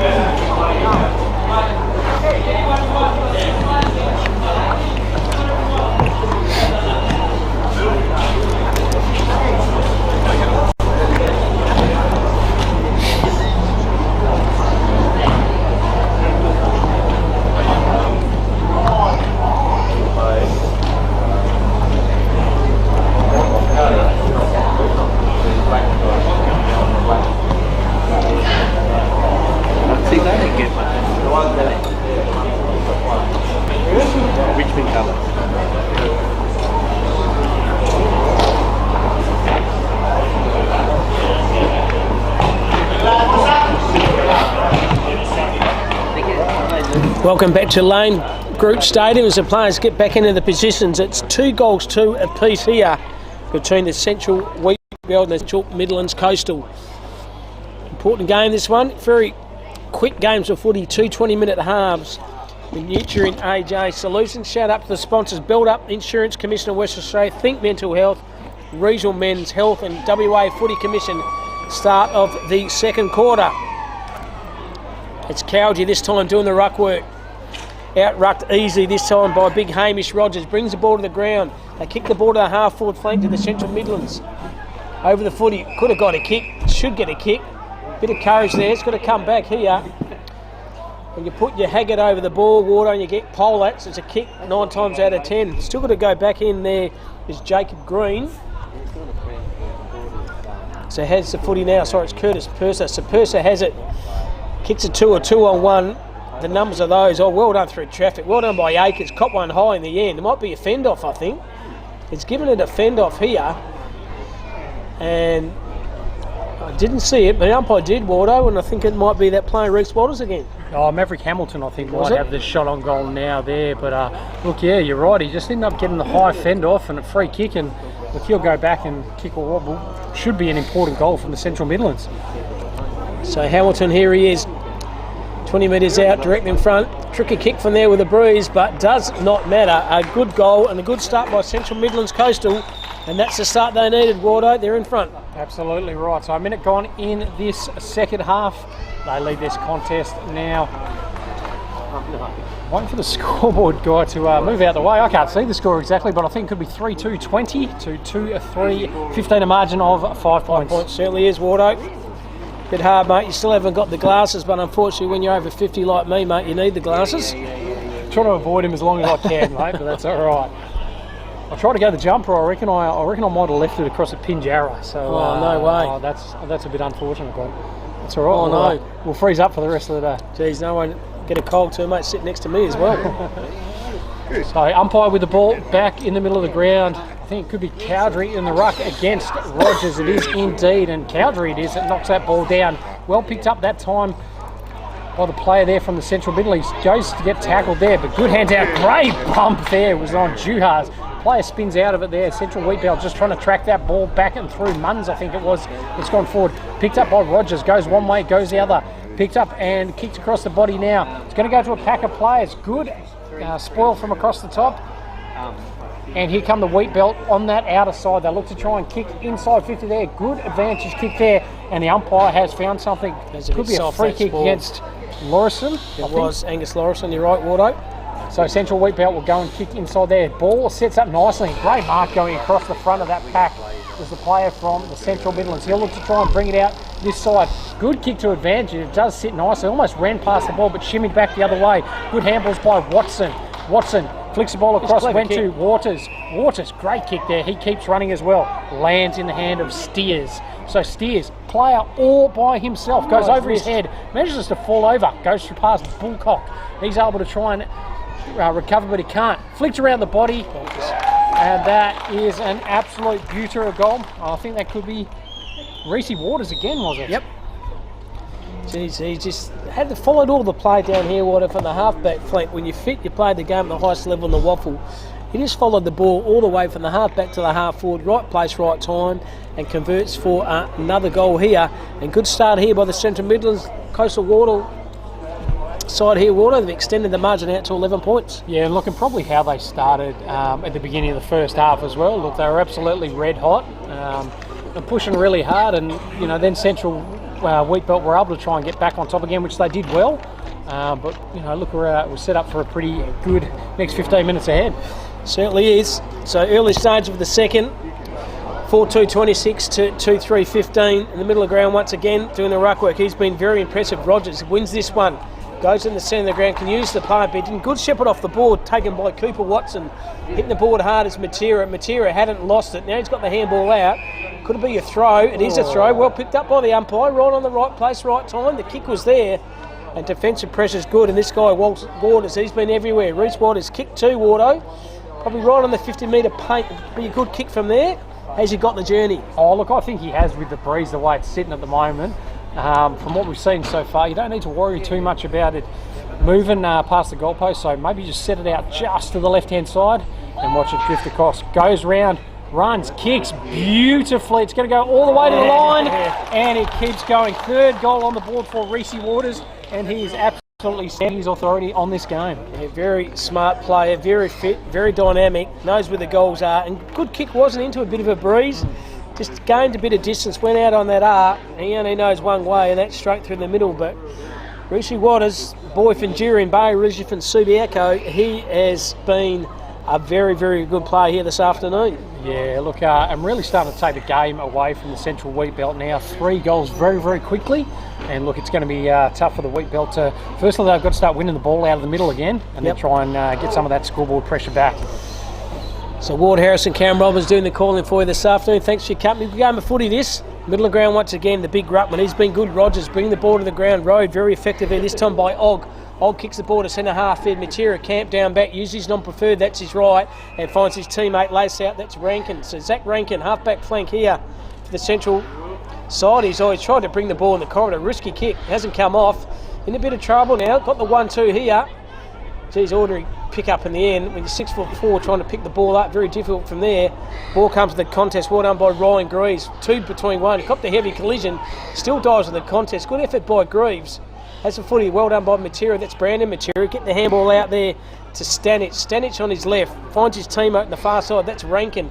Rankin smart, clever, cool, calm, collected, goes down the defensive wing, and they're out here are the Central Wheatbelt side. So Dan Akers with the ball on that outer side now. Really frenetic footy before, but just looking for that nice little kick. Goes up the line to a pack of players. Good mark going back with the flight. Was that play there in Cody Allen? They've turned it over. Here come the Central Midlands side. They'll look to try and, not the greatest kick there. It's still going to work out all right. Central Midlands look to try and pick it up. They've got numbers at the ball. One of those numbers is Allen. Allen tries to force the ball forward. They'll go inside 50 here. And good mark going back with the flight there. I think it could have been Matera. It wasn't. There, kicks it across the line. It is Munns that's got the ball. He's got a player streaming ahead there in Greaves. Decides not to use him. Munns comes back through the other way now. Could be Rankin with the ball. Sits there and chips it up. Good ball movement there. Just goes over the top, but they have got numbers here. 4-on-1 if he picks up the ball there. One of those players was Stankic. Akers it is with the footy. Goes inside 50, and that is a beautiful kick. Lands on the chest of Meldrum. There's a smart player in he. Daniel Akers didn't panic, kicked it to the fat side, running in a bit of space. Beautiful run to space also, but Cowdery overran it. But the kick was ordered in the end, and Helwyn didn't have it. It's definitely a kick to Central Midlands. So they're out of jail here, Wardo. Should have done a lot more than that with the Central Wheat Belt, but they didn't. The umpire's call played on. Look, they could have done indeed, and just a poor kick inside 50 there. But Central Midlands, they'll make them pay going back the other way, and here they are opening up the ground now. Lots of players streaming forward. One of those is the number 14 there in Kenny. Kenny strolls past one, goes onto his left foot, going to go inside 50 there. Oh, great mark almost there by Devitt Boyd. Sits there and puts good pressure on the body, but they've got 2-on-1 there, and it's a good kick to this outer side there. Lands on the chest of the captain there in Greaves. So Greaves marks the ball. He's got Rankin ahead of him. So Rankin plays ahead of the ground there, looking to try and get the next possession. Rankin, not a lot to try and kick to. Goes the long target there. Great mark out on the lead. Decides to try and move it nice and quickly now. The number 24 kicks it inside 50 there. Cowdery was the target. Doesn't quite get there. Ball rebounds out. Lands in the hands of Frost. He goes over the top. Goes to Ellis. Keeps running, does Frost. Well done there. Scray was there. Munns goes across. Lands in the hands of Magataggart. 14 there in Fermano. Magataggart uses his power absolutely beautifully. Ball trickling, and the big fella there. Morrison happy to see it out of bounds, and frenetic footy there, Cam. 100% midway through this second half. 5-2-32. Central Midlands Coastal 2-3-15. The Central Wheatbelt, a margin of 17 points. Boundary umpire's going to throw the pill in here, Wardo. Not much time here. The Wheatbelt got to get their marching orders underway. Umpire throws a ball in, no one to kick it to Rogers, just has it, slapped it forward, gained a few meterage. Hamish Rogers, Wardo, he's a man-mount. We'd like to meet him in a dark alley, mate. He'd probably eat you for breakfast, I reckon, Rogers. Yeah, I reckon he might have you covered just quietly. Well, you're 5'0", mate. It's pretty easy, bigger than me. So here he is, Rogers again, doing the ruck work. Smaller opponent there in Morton, so he just ragdolls in, but Morton gets a tackle on. Still struck the tackle on, did Morton. Well done by him. Set upon by 2 or 3 players. Ball's going nowhere right in front of us, and umpire said hold on the footy. And the pressure here and the kick's been taken here by Kobe Watson. He decides to switch, finds his teammate there in Daniel Frost. Frost has it. He goes straight down the defensive part of the ground. It's a half-forward flank, but good kick, good mark. And Ethan King has the footy now. He can switch and use the play of the far. So they're running hard. The Central Midlands Coastal side lowers his eyes, kicks the ball to centre half forward. Geez, it's a ticky touchwood kick, but I think it was there. An opportunity once again for the Central Midlands Coastal Water have another shot of goals. And it is going to be that man again in Reece Waters. He's kicked 3 so far today, and he's probably the most pivotal player on the ground for the Central Midlands side, probably alongside the big fella there in Hamish Rogers. Beautiful part of the town, Enduring Bay, but originally from Subiaco Footy Club. Reece Waters already kicked 3. Going for goal number 4. It could be another nail on the coffin here to the Central Wheatbelt side, Wardo. So Waters inside 50. Not much of an angle. Usually a very kick for goals, this lad. So Waters starting approach for goal. Leans back on this. And goal umpire does not have to move. And I think that's another goal. And is a goal. So it's raining goals here for Reece Waters, Wardo. That's his 4th. And the margin gets extended now out to 6-2-38 to 2-3-15.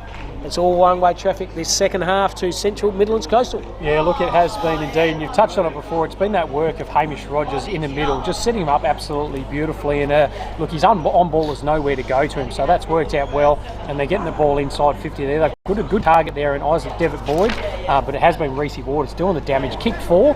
And I reckon he's every chance of kicking 5 at least by the end of this game. Yeah, very clever at Subi for a number of years. Wardo, wasn't he, Reece Waters?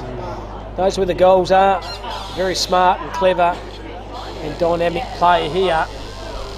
So middle ground once again. Can't believe doing the ruck works is Morton. He's so much smaller than the big fella there, Rogers. So he just went, good hit and shoulder by Blake Agers. He didn't mean that. He knew straight away. In the AFL, he would have got life for that, Wardo, but umpires here pretty smart. He didn't mean it. So the play onto advantage through Daniel Frost. Frost on his right boot. Kicks the ball the half-forward flank. Beautiful spoil by Matera. He read that well, didn't he? Sweeping off that half-back flank and knocks it golden fist out of the bounds for a bounds line throw. Nothing malice in that hit and shot off of Daniel Akers. He knew straight away and got straight up. Yeah, no, I think they were both just going right at each other hard, and the other player just got his head down a little bit quicker, but look, no damage done, which is what you want to see as well. Central Wheatbelt bring the ball out, turn it over there. The Midlands with the ball there. Good tackle and could be holding the ball on Frost. And yes, it is. Great tackle. And that will be a free kick to the Central Wheatbelt there. And decides to handball across and play on. Goes to Matera. Matera will just set it up there. Target coming across the top there. Good soccer off the ground this time by the number 9 from the Wheatbelt. It does set up well. Goes to Rogers. He flicks across to Allen. Allen goes a dangerous kick down the ground. Almost a good mark taken, but it flies out of bounds. 75 metres around from the Central Midlands goal. What's the umpire? He's played a free kick there. And believe it me, he got a falcon too. So he's got a falcon and now he's got a free kick. So how good's that? So everything going his way at the moment. Goes a nice kick inside 50. A great spoil over the top. That spoil has gone probably 20 metres there. Good pick up and flick across there from the Wheatbelt. Goes a nice risky kick there. Couldn't quite make it work, and it is going to be turned over inside 50 through Ellis. Skips through. It's landed right in that bloke's hands in Purser. And that has gone through, and a very quick goal for the Central Midlands side there. Really quick footy. Ball landed at the right time at the right spot. And it might be Isaac Devitt Boyd actually that it could have kicked that one. Did the old karate kick out of space there, Wardo. Very smart, very clever. And knew the ball was there, didn't pick it up, just threw a ball on it.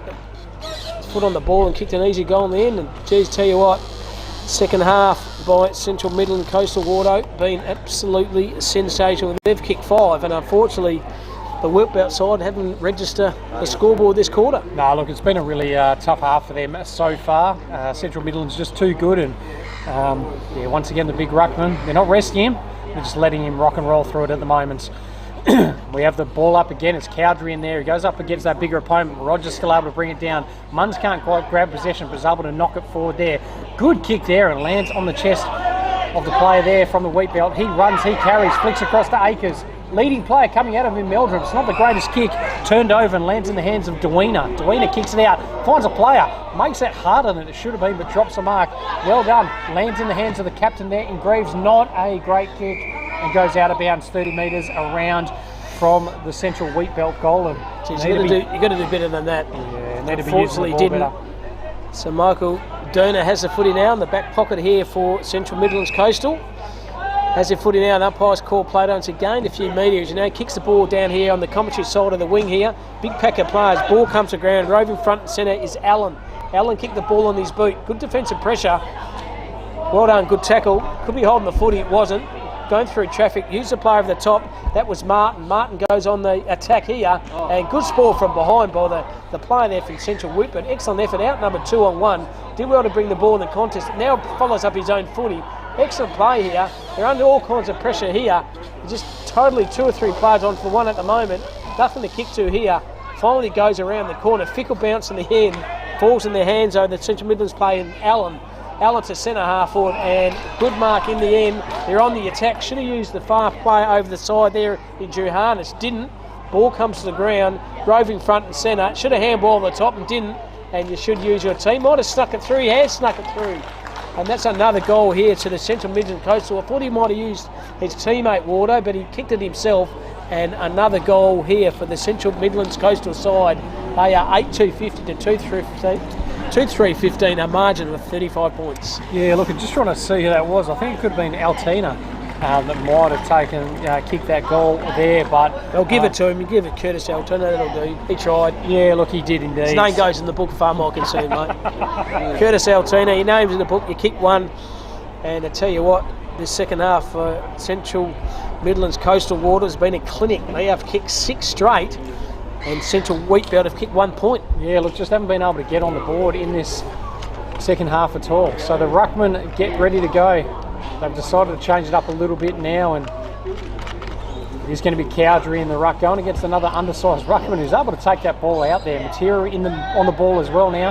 Now it was Munns actually that was there, and Central Midlands will look to try and bring the ball forward. Just good quick hands, goes through Kenny. Kenny tackled there by Rankin, and that is holding the ball. It's going to be a free kick to Rankin. He'll want to move the ball nice and quickly, switches out to that far side. Cowdery was the target, takes that mark, decides to grab it and go into the hands of Matera. He handballs across the top there. Play looking to run on there. He's tackled, he's in trouble. Could have been holding the ball. Yes, it is. And there's going to be a free kick, and it's going to come back to the Central Midlands. A great tackle there by that player. Their defensive pressure, Wardo, since the get-go has been very, very good. Oh, look, has been very good. Plenty of time now, looks to go there, and it's that player through Juhas. He'll go and kick there to the target. Almost a good mark out on the lead, but spoiled over the top by the Wheatbelt player. He'll follow up and he'll do his own work there as the ball spits out the front. Good tackle pressure from behind. Neither team able to get the ball moving either way. Umpire will come in. We'll have another ball up 70 metres around from the Central Midlands goal. 8-2-50 on the scoreboard. 2-3-15 to the Central Wheatbelt. And greater than halfway through this second half. Umpire throws it up once again. Akers just waiting at the back of that pack. Up and under kick.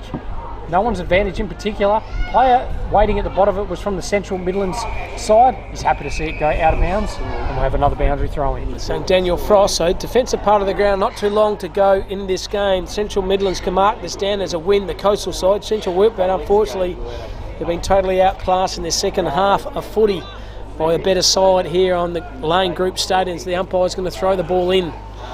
Doing the ruck work this time is Cowdery for Central Wheatbelt, but Rove this time by Central Midlands. Good tackle. The defensive pressure of them boys has been absolutely sensational. They go through traffic, gets a handball out, tackle, lost it, now goes through traffic, cop one high, and the umpire said no he didn't.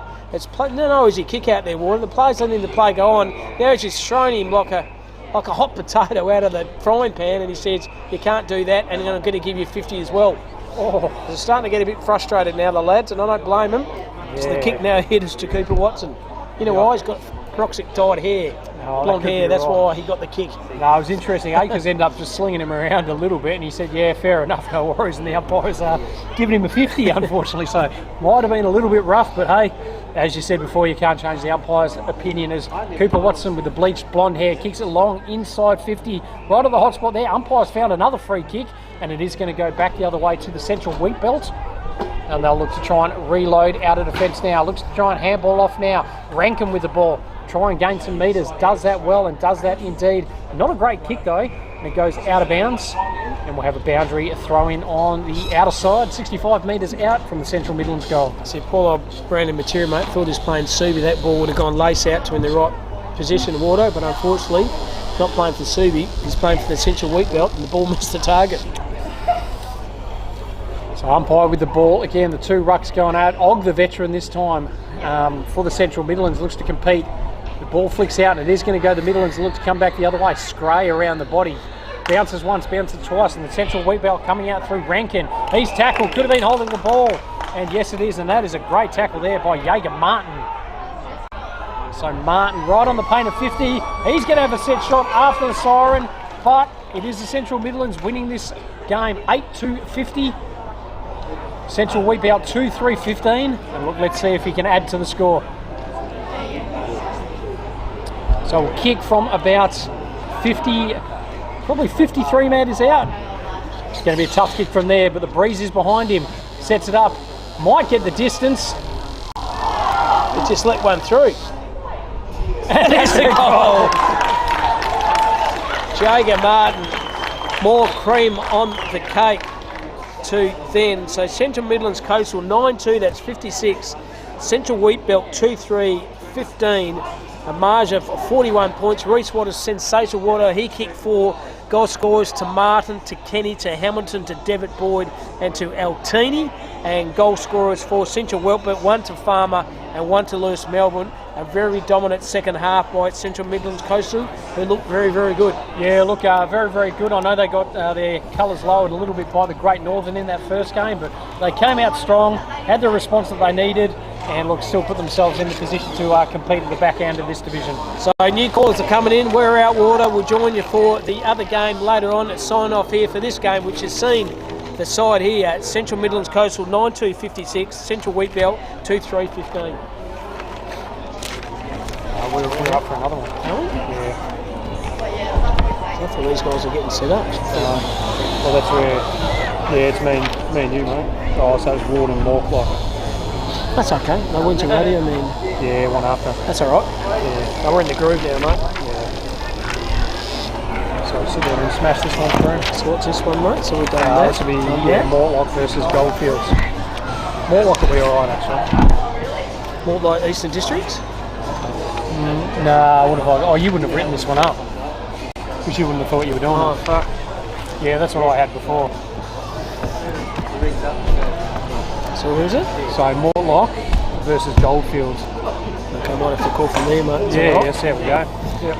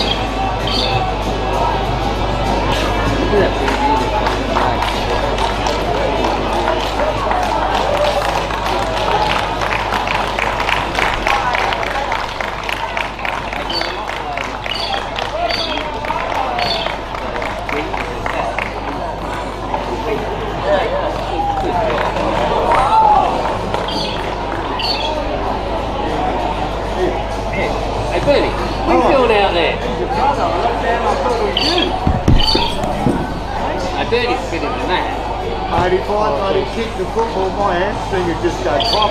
Even thinking about it.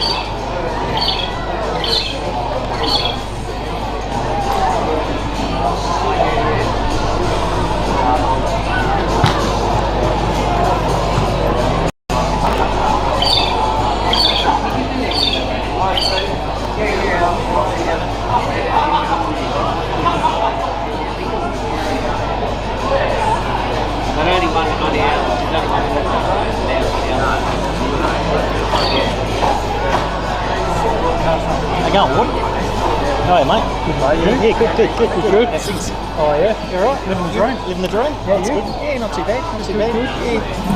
Yeah. Found my way back into footy somehow. I don't know why I did that. Mate, I don't know either, but Yeah, no, I'm because I'm doing talent stuff leisure around. you enjoying it? Yeah, I do. Yeah, it's easy in the seniors, mate.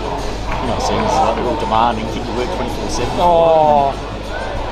That's why I ended up out of it as well. It just started out. I couldn't do it anymore. Yeah, it's hard work. Yeah. And you can only do so long, I reckon, and it takes its toll. So. Yeah, well, I reckon the average footy manager's probably got about 2.5 seasons in a normal. Yeah, So I reckon if you last much longer than that, yeah, you do it pretty well. Crazy, Exactly. So, no, I had a couple of years out of it. I was what happened to the LC out there, I was a bit bitter and twisted about it. Oh, look, as you would be. Stuff is, and then just spent a couple of years out of it, and then this role come up, and I rang Dottie and said, yeah, make sure you don't apply for it. So that's cool. It's good. Like, once you've been there and done it, you know when you go back. What's your So things have probably changed a little bit in the role now. Hopefully, okay. It's still fairly similar. Oh, no, I just wondered. That's all. No, it picks up a bit. But yeah, I think okay. I hope it will.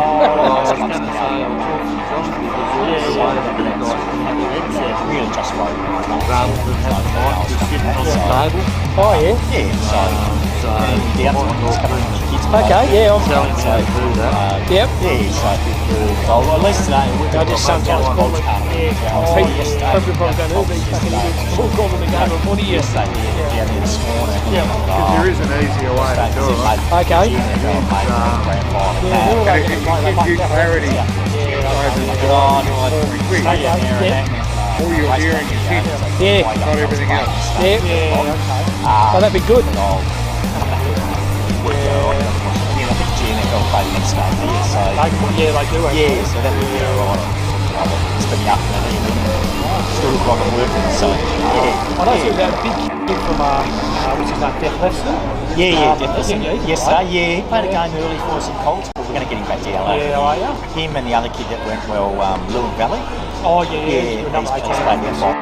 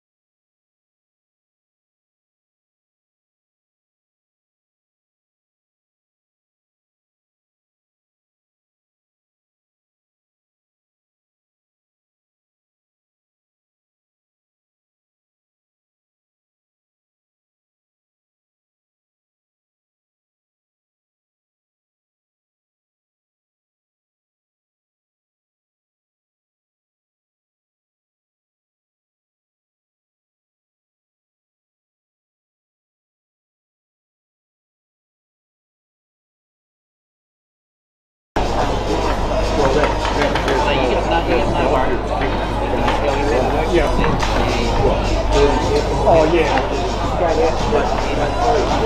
And if you start looking at things like that, I think you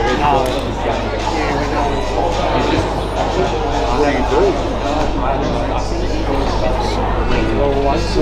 You guys play the golf field, you know? Yeah, across there. Some young plan, isn't it? That's going to be the big game. That'll be the big one,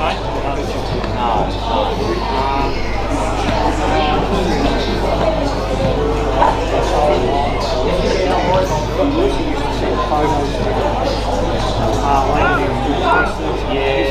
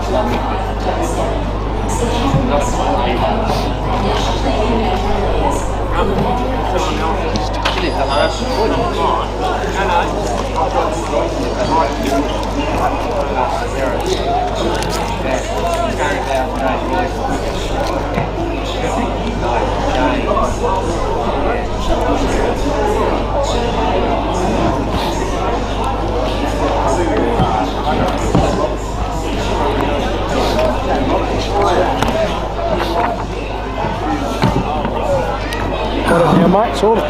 You're all over it, eh? Nice and quick, beautiful. Just looking over your shoulder, knowing what time we did this.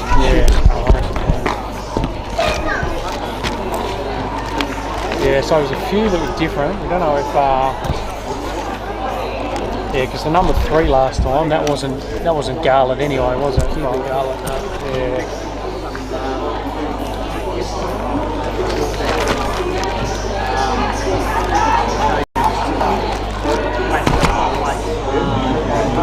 All right, so Mortlock kicking to the right, Mortlock kicking to the left.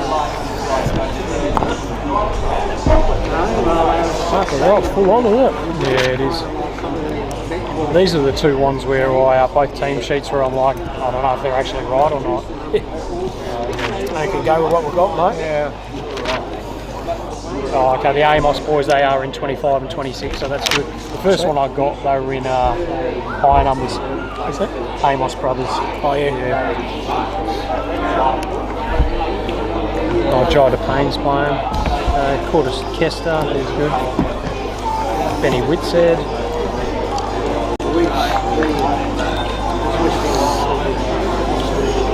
Matty Brock.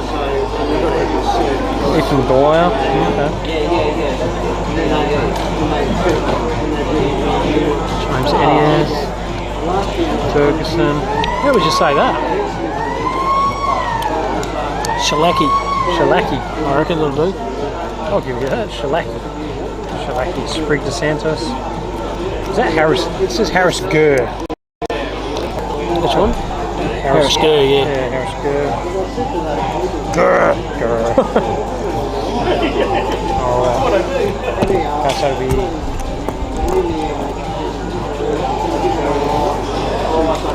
He's going to be in the ruck there. 24. Sean Oliver, I reckon. Okay. Interesting.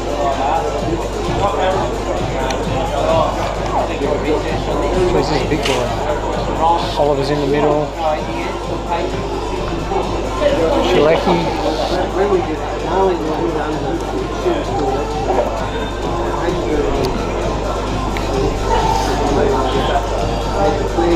Whitsead's in the middle as well. The Payne's in the middle. Okay. Reed's a ruck, isn't he? Who's that? Yeah, Reed's the ruck. All right.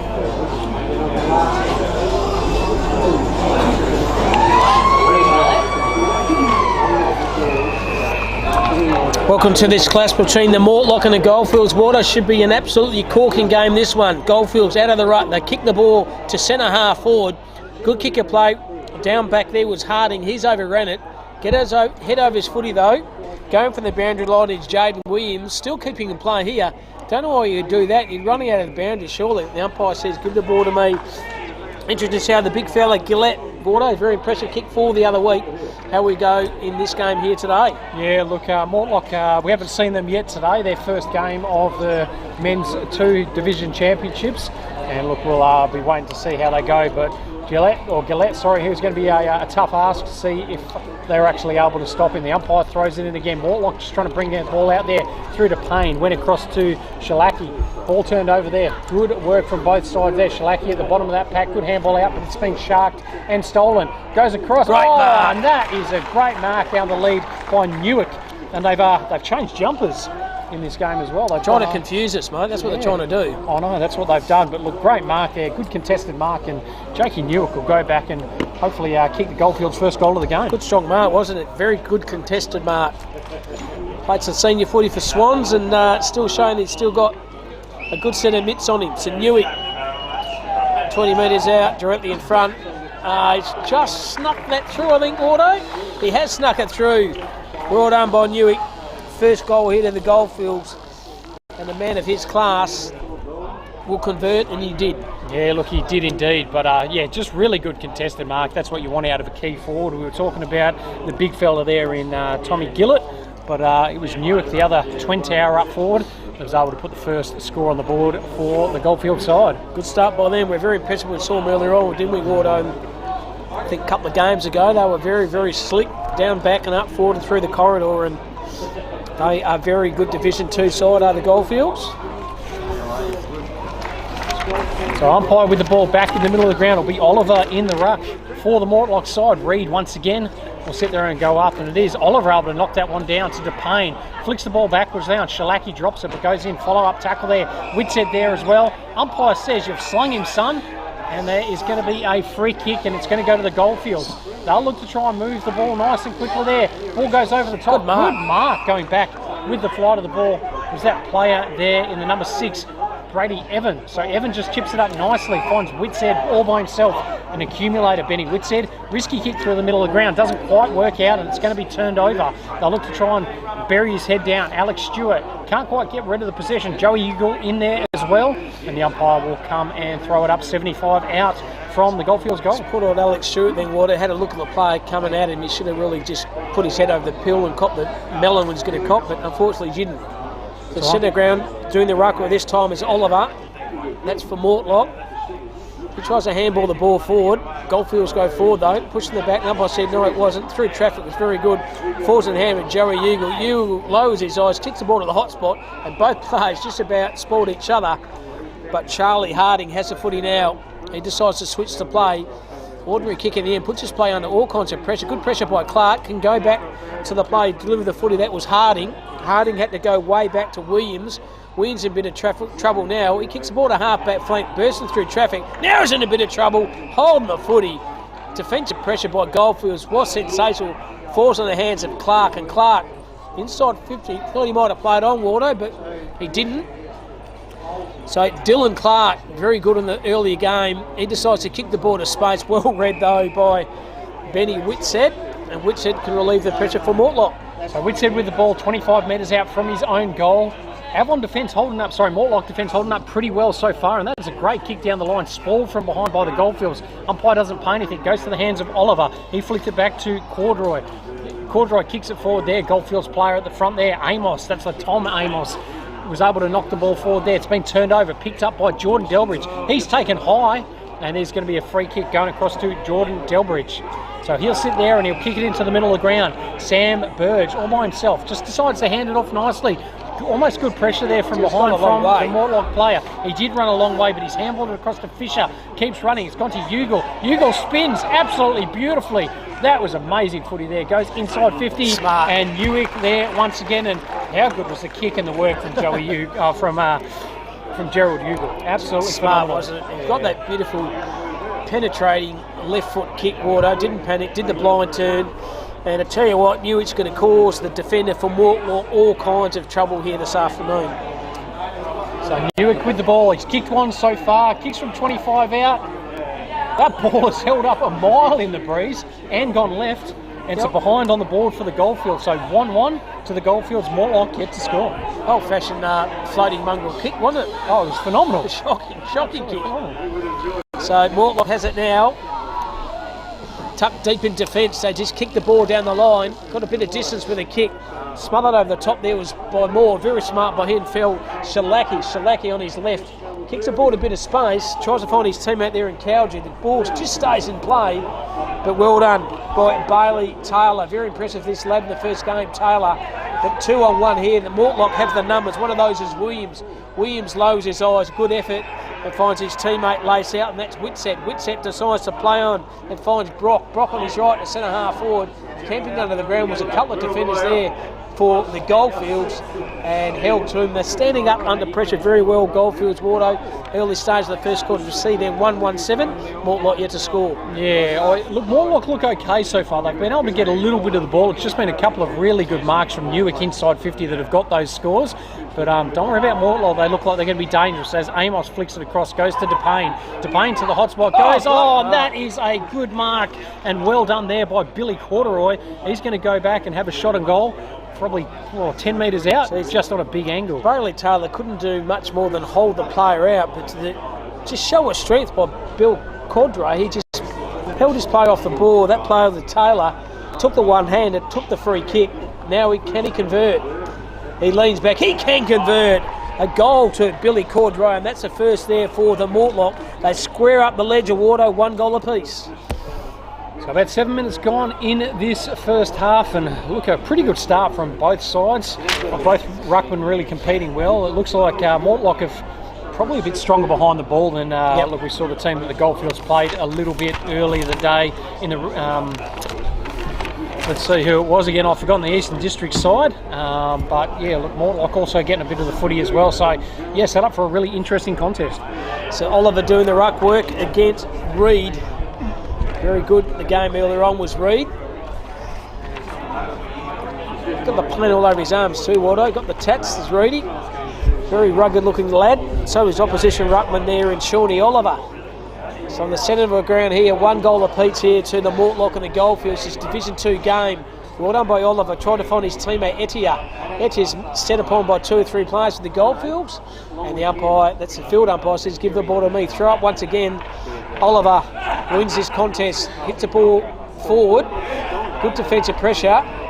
Held to him, and the umpire says give the ball to me. Defensive pressure by Tapani was very, very good.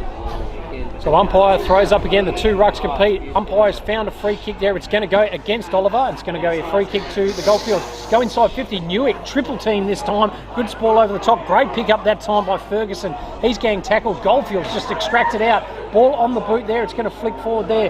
Mortlock just trying to push the ball out. The number 3 there for the Goldfields pushing the ball forward there. Good pick up below his knees. Ugle. Oh, goalkeeper on the line does really well there in the 23 in Criddle White. Ball coming out there, great hands, and it's going to go through the number 6 in Evan, goes across to Williams, and he goes to clearing kick, landing in the hands of Jai DePayne. So DePayne just find Whitshead. He's ended up with a lot of footy to start the game as Benny Whitshead. Goes a nice little short kick, goes to Amos. So Amos out in the lead, decides to keep playing there, flicks across to Criddle White. He handballs over the top there, but he's turned it over. Goes back to the Goldfields, and they'll try and find a player all by themselves there, and that is almost another good mark there, and he's paid it. Top Waldo. They was indeed. So they go inside 50. Gillette was the target there, couldn't quite grab it. The 21 there in Ferguson goes the handball across, been picked up by Ugle. Non-preferred boot, bouncing, great spots. And he is a sensational player, isn't he? Gerald Ugle set up one of the first, kicked another one, and that is a good start by the player there from the Goldfields. So they don't often see too Jared Ugle use his non-preferred waters, left-footed by trade, but uses his non-preferred right. Didn't panic, just chipped the ball to space. He's only 25 metres out. They kicked a fantastic goal. Good effort by Ugle, all class, and they hit the front. They do the Goldfields 2-1-13. Mortlock 1 straight 6 early stages of this first half. So conditions, temperature probably starting to drop a little bit now. The wind you've got no jumper water too. So someone out there, give water a jumper, please. It's freezing. Oh, that's all right. We'll bunker down. We'll get into a bit of warmth, and then we'll load up for the game at 4 p.m, mate, which will be a cracker again, as we'll get to see Mortlock come at their Eastern game, or next game against the Eastern Districts.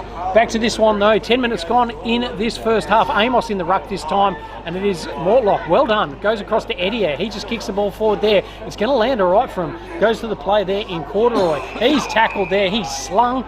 Umpire says bring it back.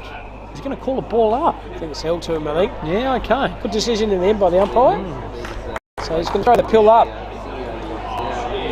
So kicking half out for goals for Mortlock. Doing the ruck work this time is big Tommy Amos. He shrugs his play out of the road then, handballs the ball off. Well done, quick through hands with Gerald Ugle. All class he is. Goes over the top, the handball, the hard running here from the far side. That player there is Fisher. Fisher had it, lost it, goes to his left foot. Should have done a lot more with that. Trying to find his teammate, that's Garlett. Go through the knees was okay. Had to go back rather than forward. Still under pressure. Was good. Throws on his boot to centre half forward. Lucky didn't give away a free kick. There was Pearson. Still hard running at it. And the umpire says give the ball to me, held to him. So Mortlock under attack at the moment. The Goldfields putting the pressure on, leading this contest by 7 points. Yeah, 8.5 left to go, but Eddie are able to take this one out. And here come Mortlock again. Kick to the middle of the ground. Might sit all right. It does indeed. Good pace coming off the back of the pack. Was the number 15 there for Mortlock. He kicks inside 50, one-on-one. Could have been hands in the back. Umpire says no, I'm happy with that. Marks, plays on. Jakey George. Another goal for the Mortlock side. And look, great running, carrying, great ball movement. Certainly was. These are up for the challenge here, aren't they, Mortlock? More probably favoured side there, Wardo and the Goldfields, but Mortlock might be the underrated side, but they've turned up to play in this Divi 2 game at 2 p.m. at Mandurah. Sees Mortlock and Goldfields in a cliffhanger so far. 2 straight 12 of Mortlock. and 2-1-13 are the Goldfields. Yeah, and look, this was a team who I thought about going in. I know the coach quite well there, and Chris Bolton. He probably helped handpick his side a little bit to sit there and put a team that could really compete at this championships. And look, they're going to be around the mark, I think. It's going to be tough games against teams like the Goldfields and Great Northern that are going to really test them. But it'll be interesting to see where they land. So middle of ground once again. Big Tommy Amos doing the ruck work versus Reed. Umpire throws a ball up. Reed versus Amos. Give that one to Reed. Good knock up by him. Found Garlett by hands of effective to Clark. Clark on his left kicks the ball to centre half forward. Good defensive mark. Good taken by the Mortlock player there in Pearson. So Pearson loads up, finds his teammate there in Moore. Moore decides to play and kicks the ball to the half forward flank. Taking a good contested mark there is Chester. Big Chester has it now. Half forward flank, Curtis Chester lowers his eyes for a bit of space. Good kick in the end, but reading the play even better is a defensive effort by Blair. So Blair has it. He decides to switch and chip the ball over the top and find Bailey Taylor. Taylor takes a bounce. Nothing to kick to Taylor, so he just kicks the ball down on this commentary wing here. Beautiful kick and finds Lace out his teammate there in Newick. So Jakey Newick finds himself a bit further up the ground, still leading very well. Not his greatest kick though, probably needs to be staying a bit close to the goal. It's been turned over and lands in the hands of Matthew Brock. Matty Brock goes a long 45 kick there. Good body work there by the Mortlock player. Not able to gain possession, but able to just hold it in was Jai DePayne. Turns it over there. Well done by that player there in Burge. Just able to get boots the ball. Comes out to Clark, and here they come. Flicks it over the top there. Goes to Bell. Bell with plenty of time there will look to try and go to the target. That player keeps slipping over there in the number 26 in Harrison Gurr.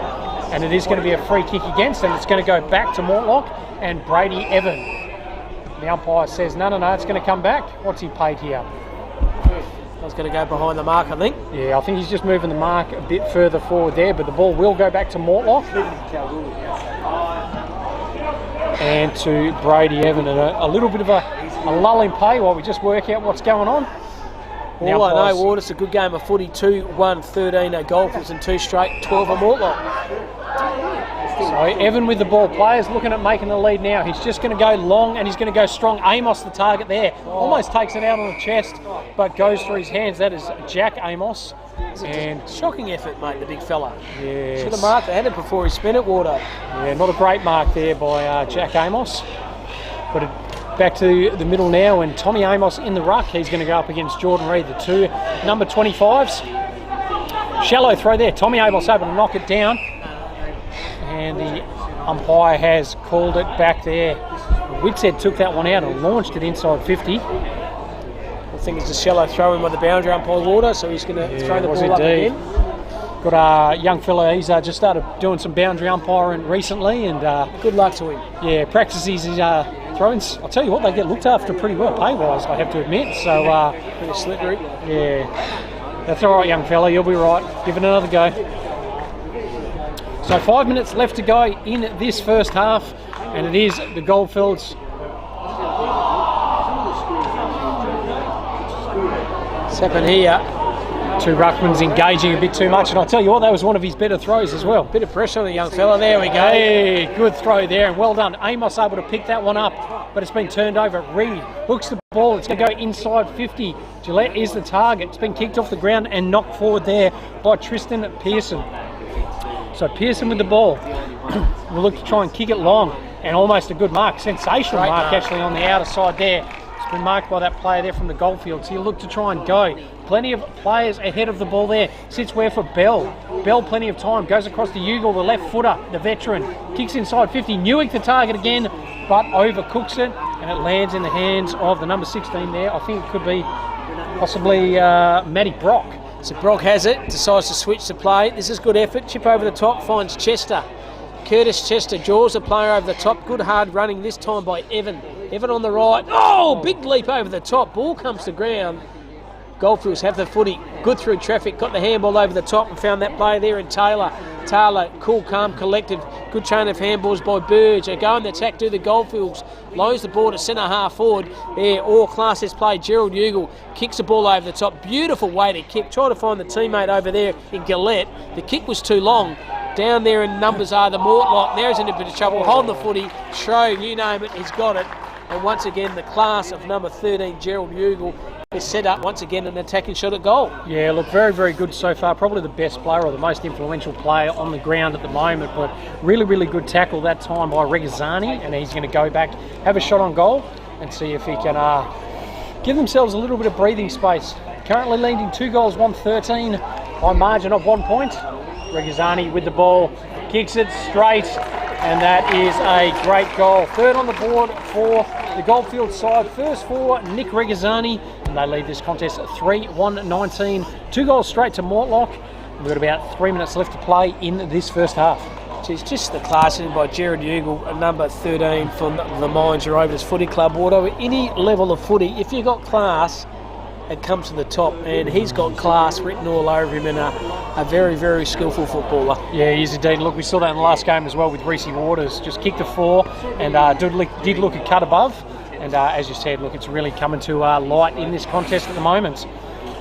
So umpire with the ball back in the middle of the ground. About 2 minutes left in this first half. Can Mortlock grab another one? And Oliver, it is in the ruck, goes down to Whitshead. I reckon we'll be calling that a bit today as it goes inside 50. Play could have been pushed out, no one able to grab it. Good pick up this time. Finds a player all by himself. Unfortunately, it's for the wrong side. Lands in his hands. I think that could be Bell on that outer side. Risky kick, able to pick it up. Beautiful. Well done, that play. Could be Ugle. Goes and finds a great kick there and is marked by Jack Varian. Varian ends up handing the ball off. They're going to go inside 50 again. Oh, and that is a great mark and great ball movement, and finds Tommy Gillett. And we haven't seen a lot of Gillett so far today, but just a quick ball movement by the Goldfields to open the game up. And they have that ball inside 50 with Gillett going for a shot on goal. Very fortunate to call East Perth a bit in the waffle water, and Goldfields play a very similar brand of footy, mate. They spread, they run, and they carry the footy, and they use the space here at Lane Group Stadium very, very well. So Tommy Gillett played very well in the first game, kicked a bag, goes for his first of the game, and he's nailed it. So first on the board for Tom Gillett, 4th on the board, and as we get close to half time now, they extend their lead out. 4 goals, 1-25. Mortlock 2 goals straight. Probably just under a minute left in this first half. It's just cutthroat footy, Waters. You've got 2 20-minute halves, no room for error. You take the game on and you've got to convert all those goals. It's exactly what the Goldfields have done, but credit where credit's due with Mortlock. They've held up the challenge so well with the Goldfields, but the last 2 or 3 minutes, I think Goldfields are starting to get on top of the game. I think they are, mate. It's all going to start in the middle here. Need the big fella there in Sammy Oliver to make sure he's winning these contests and get these on-ballers moving. But look, to their credit, Goldfield's been very good in the back line so far as well today. As the ball goes up there, ball taken out. It's Clark that goes to knocks the ball out there. Well picked up this time by Hooks. Hooks goes across. It's been flicked across to the far side, and here is that man again, Ugle. He's played plenty of footy down here at Lane Group Stadium before, and that is an absolute beautiful kick. Lands in the hands of Burge. He's going to go to Newick. Well done by Newick. And I reckon at 60 metres out, the distance is going to be beyond him. I'm just putting it out there. Yep, he's going to have a crack, but he's going to do the old-fashioned barrel. Here he goes. Yeah, not even going to make the distance, but there we are. Quarter time here of this clash between Mortlock and Goldfields.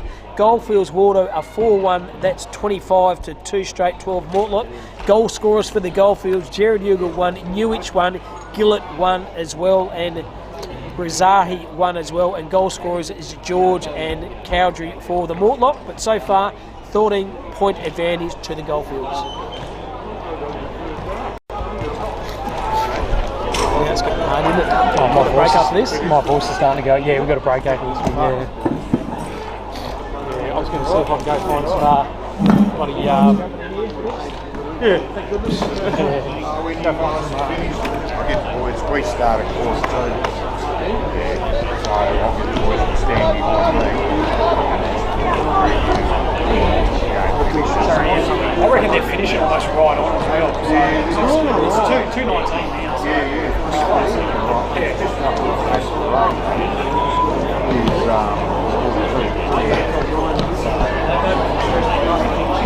I've just got to have music on. That's it. I've got to have a signal going back to the station. It's got a lot of my cross.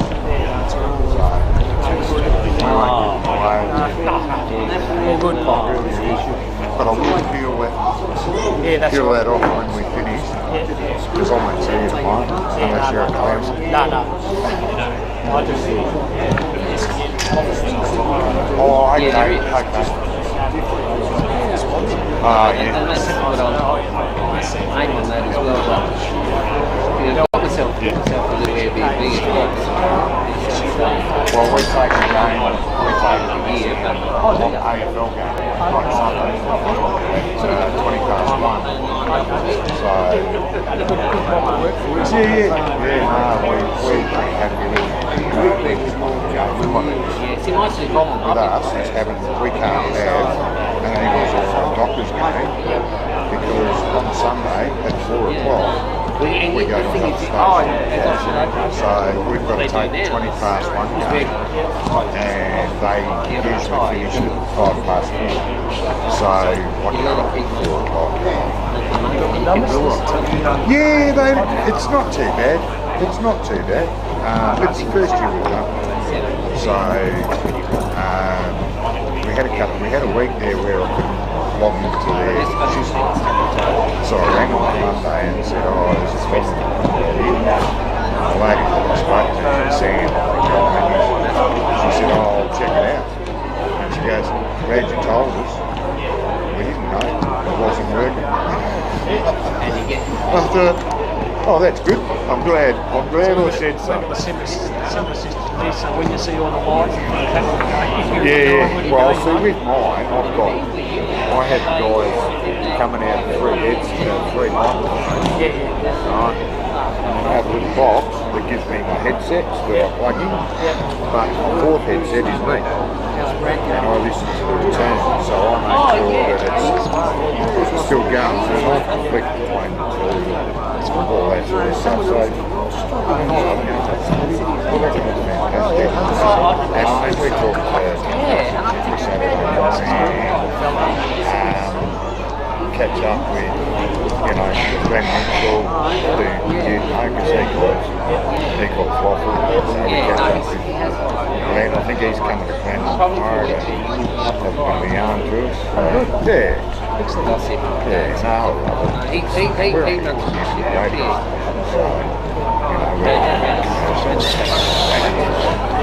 lot of our ads we can't pull.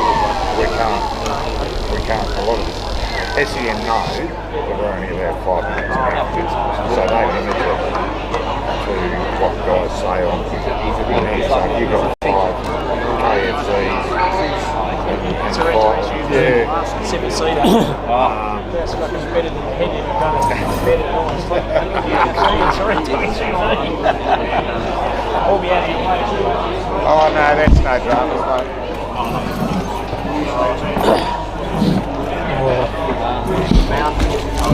I was trying to go find some bloody butter menthols or something. I've got some, mate. Oh, do you actually have butter menthols? Yeah. Oh, that would be really handy.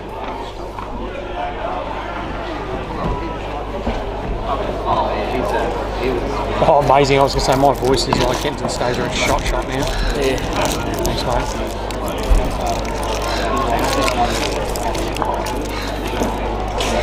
Here we are. Welcome back here for the second half. Sees the Goldfields 4-1-25, Mortlock 2 straight 12, a margin of 13 points. Can Mortlock Wardo come back and win this game of footy? Oh, look, I think they can. They're going to be kicking against the breeze in this last quarter. But look, traditionally at Lane Group Stadium, it's normally the goal scoring end actually to the right-hand side. So, they can do it in this quarter, but it's all going to start with this bounce and this first rock contest now as the umpire throws it up. And Oliver it is that knocks it down, but it has been picked up by Clark. They'll sit there and go inside 50. Well, the Goldfields there. Could have been taken high. He wasn't. Was the player there in Ugle. Newick was there. Ugle it is. Puts it on his boot. And that is the quick start there for the Goldfield side. Joey Ugle able to put it on the boot, show his class.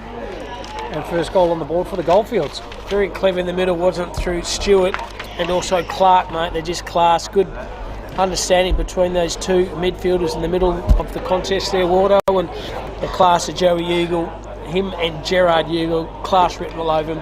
And good start for the Goldfields, but not the start Mortlock wanted. No, look, not at all, and probably not what I thought was going to happen out of that first contest, I have to admit. So they were able to just bring that ball forward very, very quickly, and so suspects in Clark and Stewart that have been very, very good inside, as well as Jordan Delbridge as well. Thanks to our sponsors, Build Up, Insurance Commission of Western Australia, Think Mental Health, Regional Men's Health and the West Australia Footy Commission. It's going to be a free kick to Stewart there. He's been held and decides to go on with it now. Good kick inside 50. Lets it hard there. It's going to go over the top. Bounce there, nice. Oh, pushing the back umpire. Yes, it is. It's going to be a free kick to Mortlock. They'll like to try and bring the ball out now. And Whitsett finds himself with the ball once again. Had a good first half, didn't he?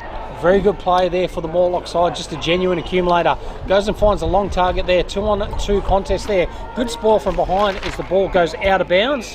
And we'll have a throw in right near the scoreboard side on this outer side across here at Lane Group Stadium. 19 points to the advantage of the Goldfields, still in front. Mortlock going to get the afterburners on, Wardo. Time is slipping away from them. 2 20-minute halves, like I said, 4-1 to 2 at half time, and Goldfields have already kicked a goal. So Clark on his left kicks the ball very high to centre half forward. Big pack of players here. Spool over the top by Williams was effective. Brings the ball to go and rows his own footy. Well done by Williams. Tricky kip. Found Criddle White. So Criddle White has it. Can draw the play over the top. Now he's in a bit of trouble. It should be holding the footy. Why wouldn't he just go forward rather than go back? Wardo. And in trouble, holding the ball. And the Goldfields now have an opportunity to have another ping for goals. Yeah, look, he really needed to just get it going there, but well done by Regazzani. He was there, ready to go, and he's taken that ball. He's already kicked one today, but I tell you what, this is definitely going to be a lot tougher kick for him now. He'll need to start it out left. Let's see what he can do. Does he? Starts it out left. It's drifting across the face of goal. Almost marked on the last line. What's the umpire paid here? He's paid a free kick, and it is going to be to the Goldfields, I think. It certainly is. I think you'll find it's going to be Gillett, I think. It is across to Tommy Gillett. Didn't see it. The umpire did. He's in the right position, right place, right time. So kick to Gillett. What's he going to do here, Ward? He's going to do the check side banana, or he's going to use his left. Looks like he's going to go the left. So gets ready. He's right near the boundary line now. Runs around, a left foot kick. He's goaled it. And well done by Tommy Gillett. Kicks his second goal of the game and the Goldfields' second of the second half, and extends their lead out now. 6 goals, 1-37 to Mortlock, 2 goals straight, 12. So they're in good form, aren't they? Goldfields won the game 11-3 to 2-1 earlier on, and Gillett was a part of that. Wardo kicking 4. He's now kicked 2, so he'd be one of the leading goal kickers in the Division 2 competition, I would have thought. Mm-hmm. Yeah, no, look, he's getting that silver service at the moment from Stewart, from Clark, from the Delridge boys as well, and obviously the 2 Eagles as well. So when you've got a couple of key forwards that can actually make a difference, and you've got that elite ball use coming in, you're set up in a pretty good spot. So middle of ground once again. 25 points the advantage now to the Goldfields. Ruck contest goes up, won this time easily, but Gilbert has the footy now. They go forward again, this time the way of the Mortlock, trying to find his teammate. That's Cordray, kick 1, overrunning, and good pressure by Bailey Taylor. Very pressure with the Taylor Water, young lad from the Goldfields. I think he's studying at university to be a doctor, mate, so he's got a bit of nous and intelligence about him as well. So unlike a lot of footballers we see, Water, he's got some smarts. There you go, and he plays the game very well. He's got good run and carry, uses the ball well. Also love the long sleeves. Good on him. Goes down to Jordan Reed, flicks it across, and that is a good passage of play, and well done, marked by Kelman. So Kelman goes and flicks it across there. Player just happy to try and take a bit of time, wait for the game to unfold. Looks to go now, and that's Parker. So Parker goes to Joey Ugle. Almost a good mark there by Ugle. He's going to pay the free kick. And 50? Yeah. Jeez, and that is an unfortunate 50-metre penalty. But the players, he's just got to give the ball straight back, and Ugle will sit there with the ball. Tries to run in front, and he's going to end up kicking this from about 50 out. He'll play on nice and quickly. Joey Ugle, I reckon he's going to go all the way. Unselfish though, just chips it nice and short. Very, very smart play, wasn't it? It was indeed. Everyone thought he was going to have a ping for goals, but it didn't matter. Running to a bit of space and taking a good mark in the end. It's the Goldfields play here. When he turns around, I think it might be Varian. So very smart play by Ugle. Varian has it centre half forward out. Take a good kick from there, Water, kicking into a bit of a breeze. Oh, look, I reckon he might be all right with distance on this one. So we'll see how he goes, but the ball has been moving around a little bit. Let's see what Varian's got. So kicks it out to the left-hand side, out a long, long way. Old-fashioned shake, mate, that's what it was. Happens to the best of us, probably me most of the time, unfortunately. Yeah, unfortunately, wasn't good enough.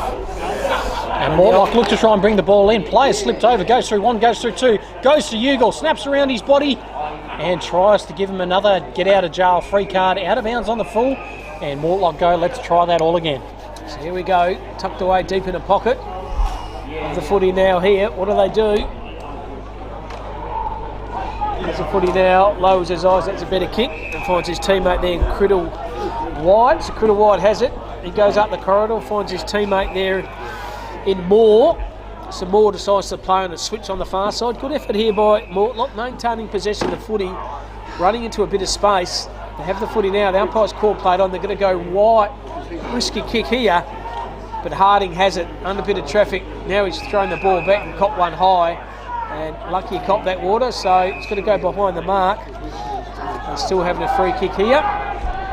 There's Mortlock. Tucked deep in a pocket. They'll trail by 25. And we've only got 13 minutes to go, Wardo. It's going to be difficult to kick 5 goals from this point of the game. Going to be very tough indeed as it goes to Whitshead. Whitshead goes back. It's going to come back to Whitshead. Just hacks it around his body there. Etier was the target. Almost sits well for him, but it's ricocheted off. And here come Mortlock. Good kick out. Amos is the target. Goes through your hand. Should have taken that one a bit better, but can't. Corduroy, good tackle. And the ball flicks out the other side. Mortlock will go another inside 50 there. Better mark, and this time a mark's by Tom Amos.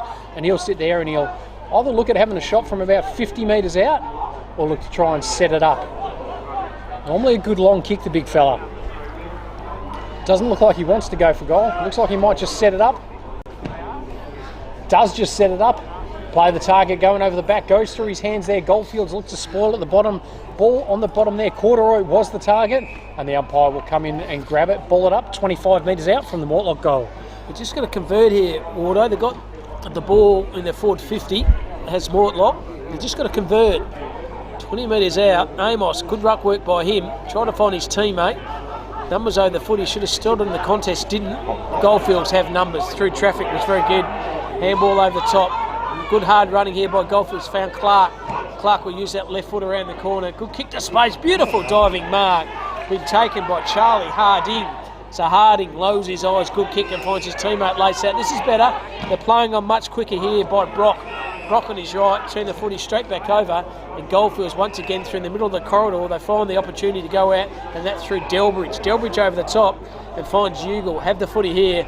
Just this run and carry by this Goldfield side, Wardo, is relentless. Oh, look, it's absolutely sensational. And Jordan Delbridge with the ball again. He's absolutely accumulated in this contest. Goes the kick inside 50. Good work by Newich. Unfortunately, impedes. Gives a free kick, and Mortlock will look to come the other way. It's going to sit there for Amos. Good look below his legs there. Went to Whitshead. Went across to Corduroy. Not a lot to kick to inside 50, but goes through Shalecki.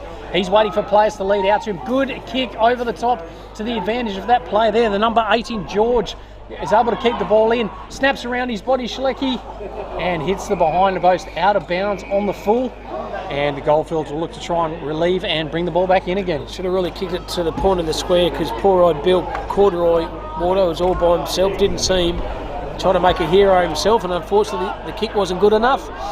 So relieving the pressure here is Bailey Taylor. As the rain comes down again, Taylor decides to play on. That's a good thumping kick on the defensive side of the ground. The numbers are though with Burge. Burge good through traffic. Didn't panic, kicked the ball on his right, kicks the ball to centre half forward, tried to find the big fella there in Gilbert. Gilbert was good, Gillette, on his right. Good defensive effort, arm chop there, and well done by Sammy Ferguson, and he can relieve the pressure for Mortlock. So Sammy Ferguson with the ball, looking to just bring the ball across the middle of the ground there. That is a risky kick. Good work there by the Goldfields player. We're able to chop it off. I think that could have been Clark, possibly. Stewart sitting there at the back of the pack, but it's been picked up and sharked by Whitshead. He goes back to go forward. Criddle White, interesting possession, but he's made it work, and they'll look to try and get a nice possession now, and a good kick on that outer side, marked by Mortlock. They'll look to try and go now. Player out in the middle of the ground. Could be Ferguson, I think. Goes out to the advantage of Ferguson. Kicks off the ground. Sorry, that is Corduroy as well. And he goes out of bounds. We'll have a throw in about 50 metres around from the Mortlock goal. Pleading for an out of bounds on the full or deliberate water. The field umpire saw none of that. He said just throw the pill in. So 9 minutes to go. Still 25 points to the advantage of the Goldfields. And they've had a good carnival so far. The Division 2 favourites, I would have thought. Umpire's going to throw the ball up. Good effort by the ruckman there. Gets his hand on it, was Reed. Goes back the other way though. Numbers here. Overrunning the footy there was Burge. Good effort here. They chipped the ball to a bit of space and asking that player to run hard at him. Taylor good, left his player, kept his feet. Good play by Taylor, smart and clever. Hit up Clark. Clark over the top there. Found the player there and Kellum has it. Over the top, good hard running. Well done here. Kellum has it on his right boot, kicks the ball to Gillette. Gillette's out muscled this time. And good effort through traffic by Pearson. Umpire's seen something. Wardo, what was that? Help me out here, but he's got a kick. Yeah, look, he was indeed. Just impinged, ended up holding him a little bit. So Pearson had it, went to Criddle White. He's happy to just sit there and get the ball back. And well done by that player in Pearson. Happy to keep running. And that is an elite kick on that far side, marked by a leading Thomas Moore. So Thomas Moore goes across to Whitshead. Whitshead normally just likes to try and use the nice short little kick. And once again, he'll do that to a leading player there. Good spoil over the top, and it's going to come back to the Goldfields. They'll look to go back this way. It's that player there in Kelman. Kelman went across, went to Delbridge. Delbridge goes through the middle, lands in the hands of the number 5 there for the Goldfields. Players streaming ahead, and leading player there all by himself. Can't quite pick it up, was the number 28 there in Sutherland. Oh, tackled high, I reckon there. And it's going to be a free kick against Delbridge and go back across to Mortlock. So Mortlock with the ball now. Looking to move the ball nice and quickly still thinking they're in this. They want to get some score. Jida Payne, good kick. Goes to Whitshead. Whitshead went to move. Now goes deep inside 50. Amos is the target. He's got him for size, and he has been held, and it is going to be a free kick to Tommy Amos. Yeah, when you're that big, 6'4", you're up against a person a couple of inches smaller than your Wardo. He got in the front of the position. Good use of the body by big Tommy Amos. He must convert. He's given away 52 here. No, so this is a gimme here. And is this enough for the Mortlock Wardo to get themselves back into the contest? He's going to chip the ball over the top and get the ball back to the centre pretty quick. Don't kick it too quick, Tommy. He's going, oh no, that's going to waste some time here. It's just gone over the fence. So a goal here to Mortlock, a much needed one by them. They are now, would you believe, out to 3 goals, 118, but still trail 6-1-37. The margin's pegged back to 19 points as the boundary umpire's going to go get the pill now and bring it back to the centre. Oh, look, I genuinely thought that ball had gone through the barbed wire and one of the locals down at the Mandurah Forum was going to get a bit of a souvenir, but it wasn't to be. The boundary umpire's got it. We'll bring back to the middle, but really important goal for Mortlock. Margin, still out over 3 goals, bit to do, and about 6.5 left in this contest. So it's going to be pretty tough from here. But look, Mortlock really just need to try and push the next couple of minutes, see what they can do, and hopefully pile a couple on. We've only kicked 3 up to this particular point of time, Warder. They've got to kick double that now. It's going to be and tough. like I said, we're just under 6 minutes to go in this second half of footy. Ward Harrison, Cam Robbins doing the calling. Thanks for your company in downtown Mandurah, the Lane Group Stadium, the home of the Peel Thunder. Amos in the contest here tries to find his teammate. He's been very good, that player there in Whitshead. Garlett has it through traffic. Good tackle then, should be holding the footy. Umpire said no, it isn't. So play on. Handball over the top. This is good effort. Outside 50. Big thumping kick. A massive thumping kick. And a quick reply here. It might be Ryan Fisher here for the Goldfields, but great effort by them, Warder. Just when they get one Mortlock, Goldfields get one back just as quick. Yeah, look, that was elite work there, and it's their gun on ball there, and Alex Stewart, I think, finished that one off there. Just great work by the young fella. He's kicked it from 55 out and absolutely popped it through, and they celebrated as soon as he kicked it. They just knew. Yeah. But, that was the one that, is probably going to sit there and put the game away now if it wasn't already for the Goldfield side. Absolutely. Mortlock worked their backsides off to get that goal, Wardo, and just when you get a bit of relief, Goldfields go well and they kick a goal in under 30 seconds. Exactly what they did. So 5 minutes left to go in this contest. Margin of 25 points. Amos in the ruck, but it is the mighty Goldfield side that are able to bring it out again. Ewick was the target. Almost a good pick up below his knees. He's able to follow up. Well done by the number 5 there. Goes and kicks on goal again. And just out to the left-hand side. And I thought we were going to see 2 in 30 seconds there, mate. Certainly was. So Jade Williams has it now for the Mortlock. Risky kick. Had to be perfect. It wasn't. Puts his play under all kinds of pressure. Like it wasn't a throw. Sock it off the ground. Should have done a lot more than that. Was Gillette. It doesn't matter. He's already kicked a couple. He's missed that goal there. Minor score only. And the margin's out to a further point to the Goldfields. And they're looking the goods at the moment. Mortlock decides to play on. Takes a bounce. Nothing to kick there. So handballs ball over the top. Reading too clever. Was smart. Was Ugle. Ugle over the top to Gillette, and Gillette, as easy as you like, nails his 3rd goal and I think the fat lady can sing now, Water. I think it's all over Red Rover. I think she might be done and dusted there, but look, a real concern for Mortlock going forward, just their ability to bring the ball out of defence from a point kick in there. They've turned the ball over a couple of times. Probably should have got done on the first one, and look, Gillett too good on that last one. Kick 3 again. Looks to be one of the really impressive key forwards in this competition. He's got a good set of mitts. He's got a lot of footy now about him, hasn't he, Gillett? And the margins back out to Water to 33 points. 8-3, 51 to 3-1, 3 straight, 18. And this game slipping away was only 3 minutes ago. This go down another victory to the Goldfield side here. Run through the contest this time by Oliver. He gets his own footy, Oliver. Well done. Wore a hit and shoulder. Didn't worry him, the big fella. Still got it. Thought he was playing volleyball. Thought he was at the Malaga Indoor Volleyball Centre, Wardo. They have the footy now by hands. Or by himself on the fat side of the ground. Didn't read it. This player did. There was Kelman. Over the top. Good effort. Got the 1-2. Finds Taylor. Bailey Taylor takes a bounce. Kicks the ball in a bit of space. There's a lot. Taylor, he looks very impressive. That is a good mark. Good mark by Gillett. But once again, Taylor. I'd like to see the age on him more, though. Yeah, 23, I reckon. 23, yeah. He looks very promising young player from Boulder. Taylor in the heart of the Subiaco zone. And the coach by Robbie Hanson Senior, young fella picked up by North Melbourne in the mid-season draft. Played some good league footy for Subiaco before he draft. Lightning quick, he's young fella, man. Robbie Hanson Jr. He's lightning quick. And Gillett, can he kick his 4th again? Walter's already got 3, just under 50 metres out. Usually a good kick for goal. Leans back on this. It's coming around beautifully. And Gillett nails another goal. And that is goal number 4. 4 in the first game. He's nailed another 4. And it's easy as shelling peas for the big Gillett.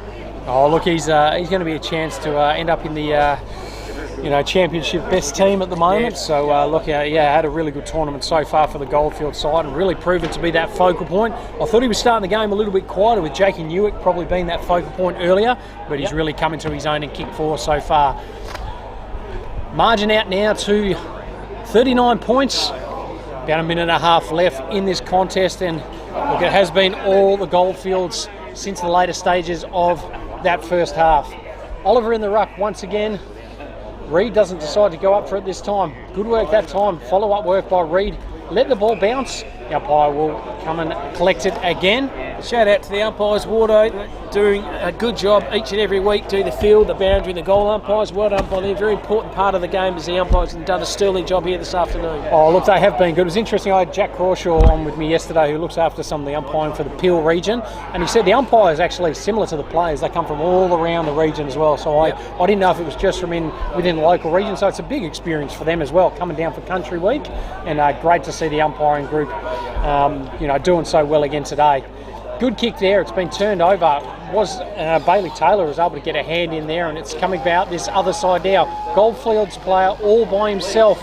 He has a bit of time on his left foot. That player was Fisher, Ryan Fisher, inside 50. Not his greatest kick though, and it's been turned over, and it's going to come out the other way through Criddle White. Got players just yelling at him, going, kick it to me, kick it to me. And he has kicked it to the number 15 there from Mortlock. He puts a good kick over the top there. Good mark going back with the flight was Thomas Moore. Moore decides to play on. Average kick there. It's going to land out there. A good attack of the footy this time. The player and then Sprigg to Santos. He took the player on, and that is holding the ball. And good tackle there by Curtis Chester. So Chester will go and kick inside now. Good mark going back with the flight of the ball. No, Cordroy drops that one. Goldfield's happy to see that one out of bounds. And that is all she wrote in this contest. Goldfield's winning this game 9-3-57.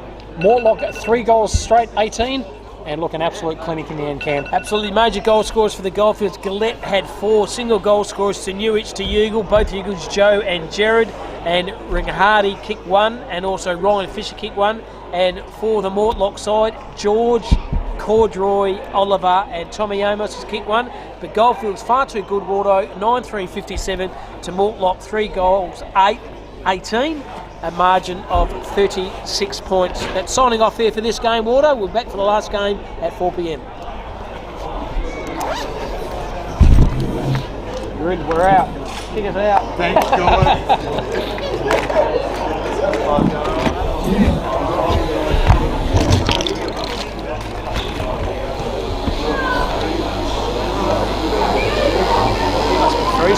Yeah, I am. I'm going to jump inside for a bit, I reckon. Yeah, we will, mate. Yeah, do at the moment, mate. Jump right inside.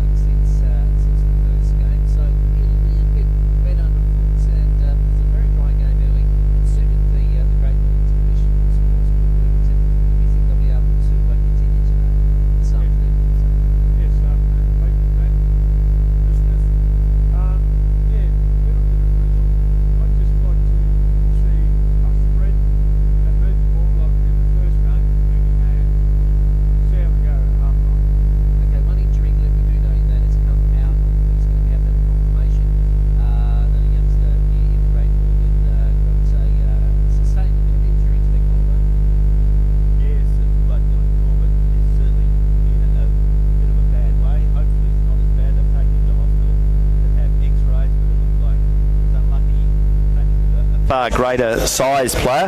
Dylan, as we know, is a very fleet of foot, very, very talented, fast player, but unfortunately he came off the best, didn't come off the best in that collision. So we're just hoping for the best, and hopefully there's no structural damage, but we'll find out after those x-rays have been read. Umpired about to get this game underway, and we see the Great Northern are kicking to the southern end in this game too.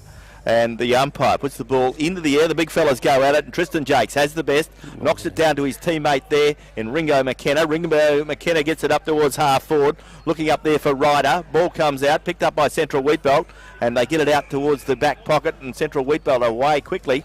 They get it up the field, looking up there for some movement. They find the wingman, and that player is Akers. Akers gets it up in towards the forward pocket, and there's some big boys out there for Central Wheatbelt today. And the ball goes out of bounds. There'll be a boundary throw in. Bit of wrong intel to you there, Glenn. We're actually going north and not south. Okay, so Great Northern are going to the northern end of the ground, and we have Central Wheatbelt going to the southern end of the ground.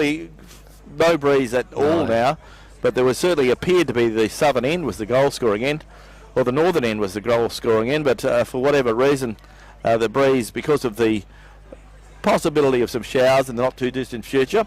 Ball goes the way now of Kim Schofield. Kim Schofield grabs the ball, puts it up towards half forward, and Caden Dan runs onto it now, quickly puts it boot to ball, kicks it towards full forward, looking there for Jay O'Brien. He has the ball slapped away from him. In goes Ryder, comes back towards Central Wheatbelt, and Central Wheatbelt clear again off half back. So Central Wheatbelt have started very strongly, and Central Wheatbelt have the ball on centre wing.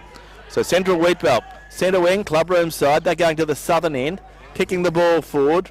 Central Wheatbelt do well there through Famano. He gets it to a teammate. That teammate's caught in possession. That's the way the umpire will see it. And we'll see the ball come the way of a player there. And it'll go the way of the Great Northern side.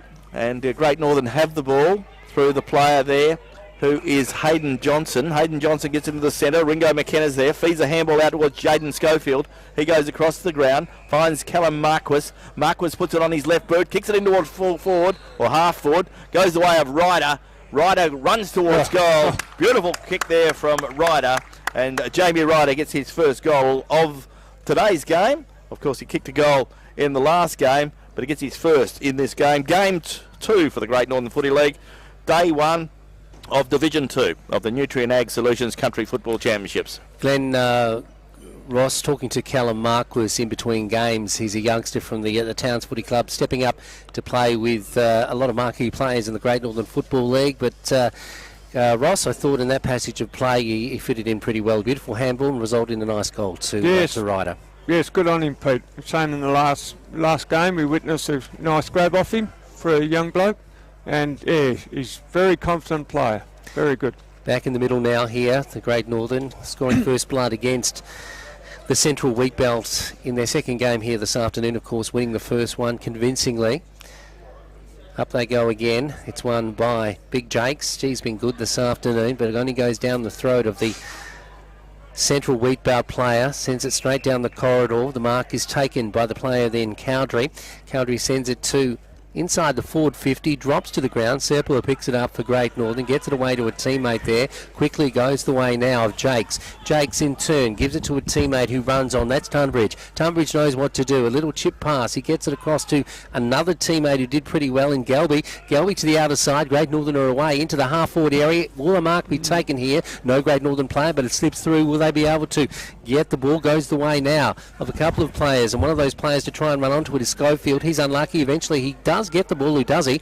He knocks it down, but there are Central Wheatbelt players everywhere. They pick up the ball. They send it down in front of our broadcast position. Picked up now by the speedster who runs on into the half-forward area, and I'm talking about the player in Dinsdale. Dinsdale 4. Central Wheatbelt sends it toward the goal, but it's just touched right on the line by the defender for Great Northern. That was a great effort on this occasion, and going through for the minor score. Great Northern rebound quickly. So Central Wheatbelt playing well at this stage as Kim Schofield gets the ball off half back, takes it out towards centre wing, scoreboard side, where he finds the player there in Callum Marquis. He puts on his left boot. Beautiful strong mark taken there by Harry Taylor. Harry Taylor's mark 45 metres out on a 45-degree angle. 1 goal 3 in the first match, Glenn. He did. as we go around the grounds with thanks to the City of Greater Geraldton and Lara Dalton, the member for Geraldton.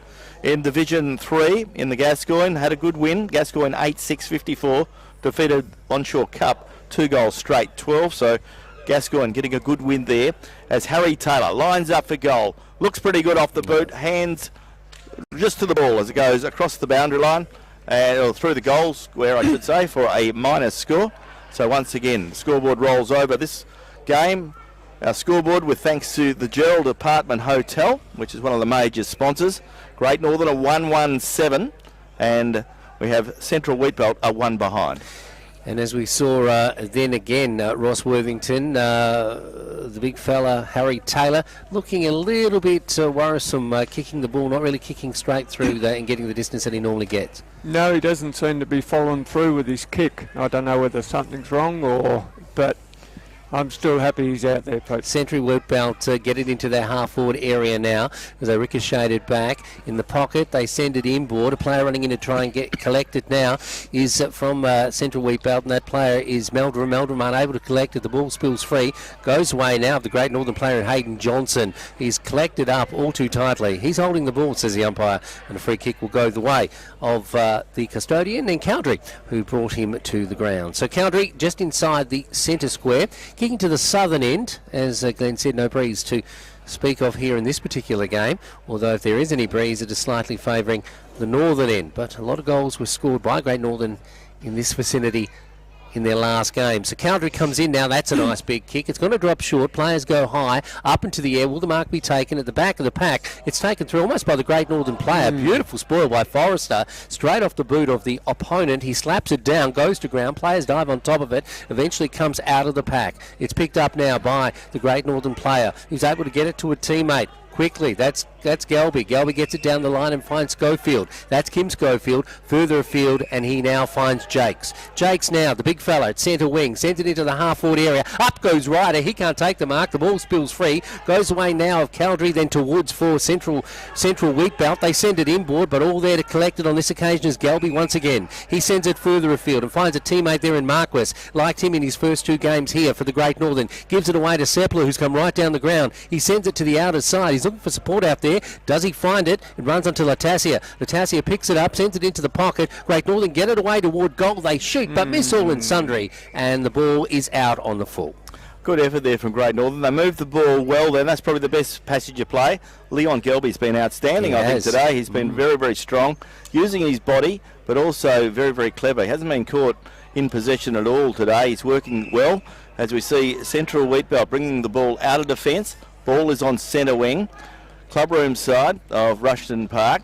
Goes the way of the big fella for Central Wheatbelt, and he is a big fella, Mac Taggart.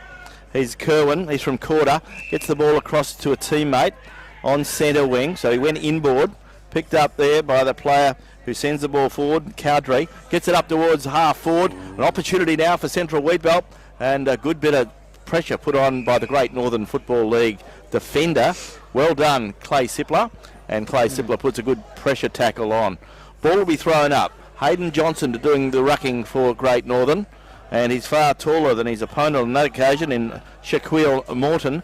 Ball comes up in towards the centre of the ground, picked up by Central Wheatbelt. Ball goes the way of Cowdrey. Cowdrey sends it up towards half forward, but it's picked up again by Clay Sipler. He kicks the ball out, not a good kick. Gives Central Wheatbelt an opportunity now through Zachary Rankin. Rankin gets a handball over, puts his teammate under pressure. The umpire says, give it to me, I'll throw the ball up. So the ball's going to be thrown up 50 metres from goal. And this first term with thanks to Drennan O'Malley Motors. And we can tell you on the Gerald Apartment Hotel scoreboard, it is Great Northern 1-1-7, leading Central Wheatbelt 1 behind. And as Glenn sends that, Central Wheatbelt fire away to no avail and kick it out on the full. Hello to Courtney Keefe, who's also one of the sponsors from Elders Real Estate. Headed out to the Valley recently, and his face is everywhere, Glenn, so he's doing a great job. Yes, lots of signposts up, and Courtney is there, putting his product out. The ball comes the way of Kim Schofield. Gee whiz, wouldn't mind $1 for every kick he gets. Nice, and that is a magic mark. Good mark taken there by the player there, and Harry Taylor quickly gets the ball onto a player running past who received it. And the ball is on half forward. Great Northern running forward now. The Ringo McKenna kicks it in towards the forward pocket. Ball very close to the boundary line. There'll be a boundary throw in. So Great Northern move the ball well then. And while they have the ball in their forward 50, it's important they kick a score. They would be very happy, Central Wheatbelt, at the moment, because they're being able to curtail Great Northern. Great Northern probably not as sparkly as they were in the first quarter. And probably the layoff for 2 or 3 hours sitting around hasn't helped them. They're still very much in control at the moment, but they need to get the score on the board. Yeah, Rosswood Worthington, you'd have to agree that they're putting a lot of pressure on the ball carrier, aren't they? Yes, that's mate, the Central Wheatbelt. Yeah, they're going. It's going end to end, very good. But I'm very impressed with Clay Sippler. He's done 3 magnificent tackles. He saved a certain goal, and he's just rebounded. He did a bad kick, but that's football. Yeah, up in the half-forward area now. Great Northern are getting up off the ground. No one was given prior opportunity there, according to the umpire. Players setting themselves just outside the forward 50 for Great Northern, kicking toward the northern end of this particular half. They're not quarters, they're halves in this competition. 2 20-minute halves, so you need to get a score on the board early. Great Northern have the first score, the first major that is, 1-1. They lead. Central Wheatbelt just the 1 point. Moving forward, Schofield goes to ground. That's Kim. He did well. He got the ball out over to a teammate. He quickly put it onto his boot, and that is McKenna. But the kick goes errant and straight down the throat of the defender for Wheatbelt. Wheatbelt now, they go back to whence it came. Player on, he's lonesome there in the pocket. Plays on now inboard, and there's a big player in McTaggart. Here's a big conveyance, as Glenn has mentioned, and he knows how to play footy. He kicks it to the outer side, just below the scoreboard, and they're getting a bit of fluidity in their game. Fluidity, I should say, in their game at the moment. Other Wheatbelt sending it inboard.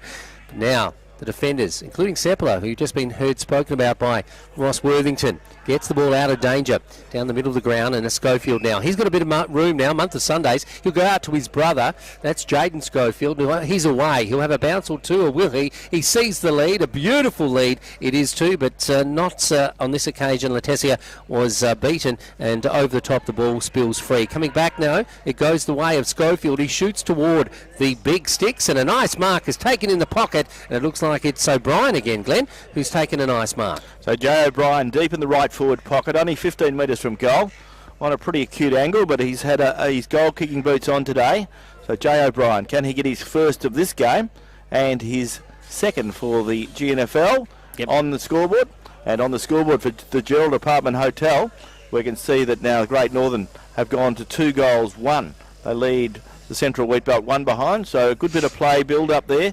Jaden Schofield played his part. Jay O'Brien finished off, and Great Northern get their second goal. The first goal was kicked by Jamie Ryder, and now the second goal kicked by Jay O'Brien. Rosswood Worthington with special comments here at the Country Championships.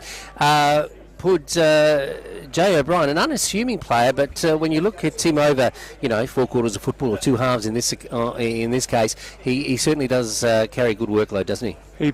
He pops up very well, and he can read the ball. He knows a lot of those players, although they don't play with him back at home, but yes, he can read the ball very, very well. Yeah, footy IQ is what it's all about these days, and he has plenty of it. Ball back in the middle. Great Northern, they lead 2-1 to Wheatbelt, just the 1 behind.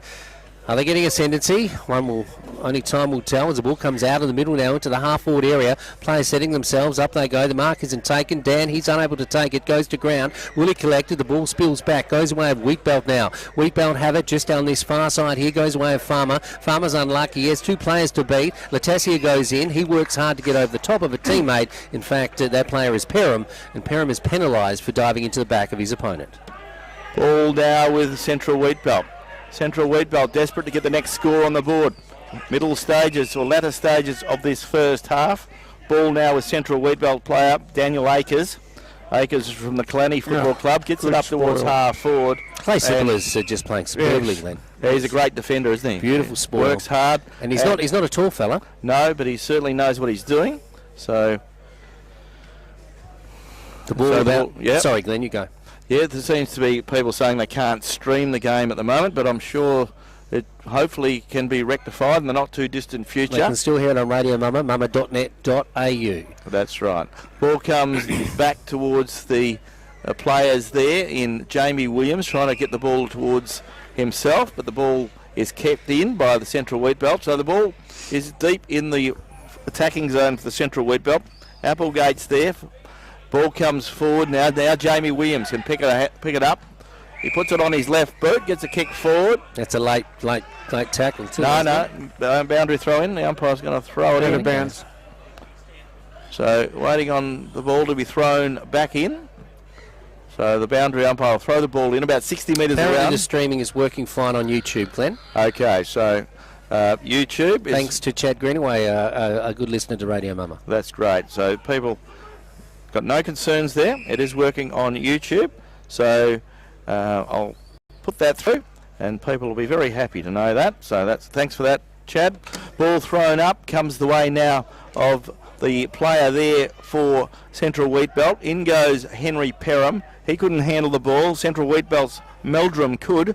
Meldrum puts it on his left boot, goes in towards half forward, but it's picked up now by Ryder. Ryder steadies the ship, gives it to his teammate in Tom Fleming. Fleming, the big man, kicks it up towards centre wing where he finds the hard-running Jaden Schofield. The gate's open now as Kim Schofield marks on centre wing, runs through the centre, kicks it up towards half forward where he finds Ryan Letessia. Letessia goes back from 70 metres, kicks it up towards full forward, but once again, the best player there was the Central Wheat player. Ryder went up a little bit too early on that occasion. And the Central Wheat Belt were able to recover. The ball's in the back pocket, so the ball comes out of defence now. Central Wheat Belt have it through Jamaica Woods. Woods has it, goes across the ground, looking there for some run, and he finds it from the player there in Farmer. Farmer has the ball on half back, goes with a short pass, picks out Rankin. Rankin now on the true half back area, goes the way of Applegate. Applegate at centre half back, kicks into the man. The Great Northern player got a falcon there. He wasn't ready for that. Ball comes the way. The ball hit him on the side of the head. Jaden Schofield. Picked up now by Great Northern, who shoot on goal, but they're offline and 1 point only. Gee, it was Jaden Schofield. Yeah. He didn't expect that ball to hit him on the side of the head. It was lucky he didn't get knocked out. He's got up, shaked his head, and hopefully he's okay. He'll come up. The trainers have gone out to him, but he's a tough person, as we know. And Jaden is up and about, which is good news for Jaden, good news for the Great Northern. The Central Wheat Belt get the ball out of defence, whistle again. The ball comes the way now of the Central Wheat Belt player of Applegate. Applegate has it on centre wing. Went to play on, slipped over. Umpire said no, give him the benefit of the doubt. Ball comes forward, well done, play Slipper again. Once again, he slapped the ball forward. Ball goes the way of Schofield. Jaden it is, gets a short pass to Kim. Jaden runs past, receives, and not a good kick on that occasion. And he's picked out Central Wheat Belt, and Central Wheat Belt can recapture. Ball goes the way of Greaves now. Greaves has the ball in the back flank. Schofield couldn't lower his eyes then, Glenn, because it's still in the back of his head. That's right. Ball comes away, and Central Wheat Belt running forward now. Goes the way of Akers. Akers gets run down. Beautiful tackle by Jamie Williams, and that's been great. The defensive work of the Great Northern side this afternoon has been good, but the kicking has let them down a little. So Jamie played on quickly, gave it away. Turnover Central Wheat Belt. He quickly gets it up towards the forward line, and a good mark taken there by the Central Wheat Belt player in Cowdray. And Cowdray, who has an opportunity to kick his first and his side's first. So a bit of a turnover there from half back. Jamie Williams did all the hard work. He did the tackle, and then a little bit of a lackadaisical kick. And the ball turned over, and all of a sudden the ball is 30 metres from goal on a 45-degree angle. Cowdray to shoot towards goal. Kicking to the southern end. Looks pretty good. Goal umpire signals all clear. And on the Gerald Apartment Hotel scoreboard, a very good goal there and a much-needed goal. We see Central Wheat Belt go to 1-1-7. They trail Great Northern 2-2-14. Yes, and as Glenn said, a bit of lack of concentration there resulted in a turnover against Great Northern. It just shows you, Pud, that just a little lack, and if Great Northern had got that ball away, then the boot would have been on the other foot. Yeah, Pete, and in these sort of games, as we all know, you try and do your best, but those little things do hurt, and they hurt very badly. Okay, ball back in the middle now, Great Northern 2-2. They trail the Wheat Belt 1-1. The Wheat Belt scoring the last goal. Heading toward half-time, one would think. The ball coming out of the middle. Working hard to try and make amends is Williams, Jamie Williams, a Northampton player. He's had a couple of good seasons, had a few injuries in the last couple of years, but been consistent for Northampton over, say, about the last 5 years. Working the middle hard, the ball goes up, comes down. It's knocked down on this occasion by the big player in Fleming. It's been a revelation for Brigades in season 2023, adding to the Great Northern's workload down here. Goes into the half-forward area, running through his right edge, like on a 50-cent piece. He spins it around, gives it away to Schofield. Schofield's unable to pick it up. He does a little chip pass, a bit of a soccer, into a player that moves forward, and that is Jamie Ryder. He's pushed in the back, but the umpire was not in a position to see. The ball goes toward the boundary, and it rolls over. So a bit unlucky there for Jamie Ryder, Glenn, but the ball is still in the half-forward area for Great Northern. Yes, time running out for Great Northern this quarter. They've done okay. Haven't got the score on the board that they would like. Central Webbell to be congratulated, because when they last played, they were clearly outgunned by Central Midlands Coastal. But in the end, it's half-time, and it's still a good scoreline for the Great Northern Football League. Half-time at the football in the Gerald Apartment Hotel scoreboard. Great Northern are 2-2-14. They lead Central Wheatbelt 1-1-7, and you're tuned to Radio Mumma. We're the home of GNFL football.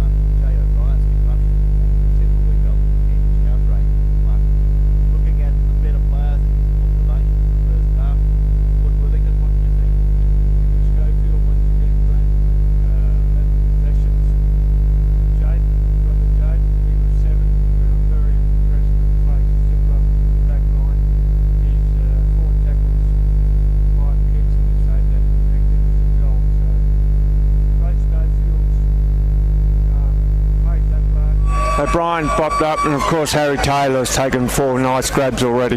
Ball back in the centre. We're underway in the second half with thanks to GT Russell Chartered Accountants, and the ball comes the way of Kim Schofield. He feeds it out to the hard-running player out there for the Great Northern in Jaden Schofield. He gets it on his left boot, gets it up towards Christopher Ryder. Christopher Ryder on the half-back line, or the half-forward line, gets it towards the full-forward line, looking there for some movement, but Central Wheatbelt recover again. Ball comes back, goes the way of Henry Perham. He goes by hand to Ryder.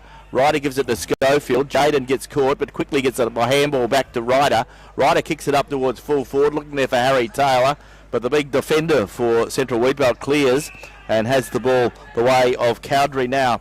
Cowdrey on half-back, kicks it out towards centre wing. Looking out there for some movement. Central Wheatbelt have been very good this afternoon. Get it away of Fermano, and Fermano gets the ball up towards full forward, and all of a sudden there's an opportunity for Central Wheatbelt to come within a very, very quick goal of their opponents this afternoon. So the player with the ball lining up for goal, and an opportunity for Central Wheatbelt to get their second goal of the afternoon and narrow the margin from 7 points to a point. There goes the kick from Central Wheatbelt. Looks very good off the boot. That is a magnificent kick and a great goal. So a good goal there to the Central Wheatbelt, and well done to that player. And looks like it might be Mitchell Cameron. Mitchell Cameron may have kicked that. Was that number 24? Yeah, I think it is. So Mitchell Cameron has the ball, and he kicked the goal, and a very good bit of play there, and well done to him. So he goes back. He'd be pretty happy with himself, and so would his captain and his coach. Yes, evening out here at the Country Championships thanks to Nutrien Ag Solutions. 2-2 to Great Northern. They lead by the solitary point 2-1. The Central Wheatbelt, thanks to the City of Greater Geraldton, Geraldton Toyota, and also APE Medical Supplies and Nawi Proprietary Limited. The ball coming out in the middle now. Great Northern want to quickly reply to the last goal, but it is the Wheatbelt who get it out of the centre quickly into the half-forward area. Players quickly bottled up. Caught in possession, says the umpire. Nope, no prior opportunity. The ball go back to umpire again. So the ball just outside the forward 50 once again for Wheatbelt, who have up the ante somewhat in this game as they get a ball over the back of the pack. They shoot on goal. Gee, it's a nice kick. It's a beautiful kick off the boot of Dinsdale, and Dinsdale scores another goal for the Wheatbelt. Yes, so they've come to play, haven't they? And really, Great Northern been a little bit off their guard right from the start. They just haven't handled the ball as the same surety they did early. So they're really under pressure now. So a very important goal there, and well done to Central Wheatbelt. They have been pretty impressive. And a good goal there to their player Dinsdale. So Dinsdale gets his first of the afternoon. And Central Wheatbelt now lead on the scoreboard for the Gerald Apartment Hotels. And it is Great Northern 2-2-14. And we find that the Central Wheatbelt a 3-1-19. Listening to Radio Mama, the home of GNFL football. Tomorrow, Sports Shed Saturday, coming to you live from Claremont Oval. We'll be joined in person by Ron Alexander, of course, the former Director General of Sport here in Western Australia, and also Glenn Mitchell, the Oracle. That's tomorrow, starting at 8:30 here on Radio Mama. Ball back in the middle now, Great Northern under pressure here as they trail by 5 points here at the Country Championships. The ball going the way of Kim Schofield. Gets it out to a teammate here. Can they play on? The ball's Perham. Perham moves in, tries to hit it, knocks it forward. Is unlucky. Goes away at McKenna. McKenna too loses his feet, but it goes back the way of the opponents now. And it's Meldrum who has it for the Wheatbelt. He puts it into the middle of the ground, and a nice mark is taken in turn by his teammate, who can set something up here into the half-forward area. Another goal will be dangerous. Up they go. 2 players, but the Great Northern does the better out of the middle. Coming out very strongly. Great Northern need to get some traction in their game as Seppler gets the ball, sends it straight down the middle. He finds a teammate there. That teammate is Ryder. Ryder quickly puts it onto his boot. He's looking for support down the corridor. He sends it to that particular area. Up go a few players, the Great Northern and their opponents are there, but it comes away off the handball of a Wheatbelt player. He gives it back to a teammate. That teammate is Rankin. Rankin switches play to the outer side, and they're getting on top all over the ground now as Flamino takes a nice mark at centre wing. Ball now on centre wing, goes in towards the forward line, so a little structure fallen out the window, and a good mark taken there by the Central Wheatbelt. So Central Wheatbelt have a really important kick now, and it's Lewis Meldrum with the free kick, and he's shooting towards the goals, which are at the northern end. So it's kick from about 50 metres, and this will be a very, very damaging blow in the early stages of this second term, or the second half. So the player with the ball is Meldrum. Nice kick. Looks pretty good off the boot. Looks very good off the boot. Goal umpire signals all clear. And yes, Central Wheatbelt have stolen a very, very important grab in this early stages of the second half. And they have kicked 2 very quick goals. So really the pressure right on Great Northern now, because I think Great Northern just thought they were going to turn up and win. And Central Wheatbelt said, no, you're going to have to work for it. And on the Gerald Apartment Hotel scoreboard, we find the scoreboard says Central Wheatbelt 4 goals 1, 25, Great Northern 2-2, 14. Ross Wood-Worthington giving special comments here at the Country Championships. I mentioned it early in the game that the ball carrier for the Great Northern being put under a lot of pressure by their opponents, and that has sort of rattled the Great Northern somewhat. Yes, but when we're losing the ball, they're spreading so quickly and so fast, and we're just running behind at the moment, running second. McKenna gives it away now to Jakes. Jakes sends it into the half-forward area. A few sorties forward in this particular half for the Great Northern. The player for Wheatbelt goes down on top of the ball. He's not letting it out of his keeping, and the umpire goes in to relieve the pressure. The scoreline, yes, it is 4 goals 1. That is Wheatbelt leading the Great Northern 2 goals 2. Can they make amends, the Great Northern? Going the way of Schofield, out to Schofield, goes one way then the other. Can they set something up? A mark here inside the forward 50 is important. A player going up is almost fell to the ground, but the ball spills free, going the way of a couple of players.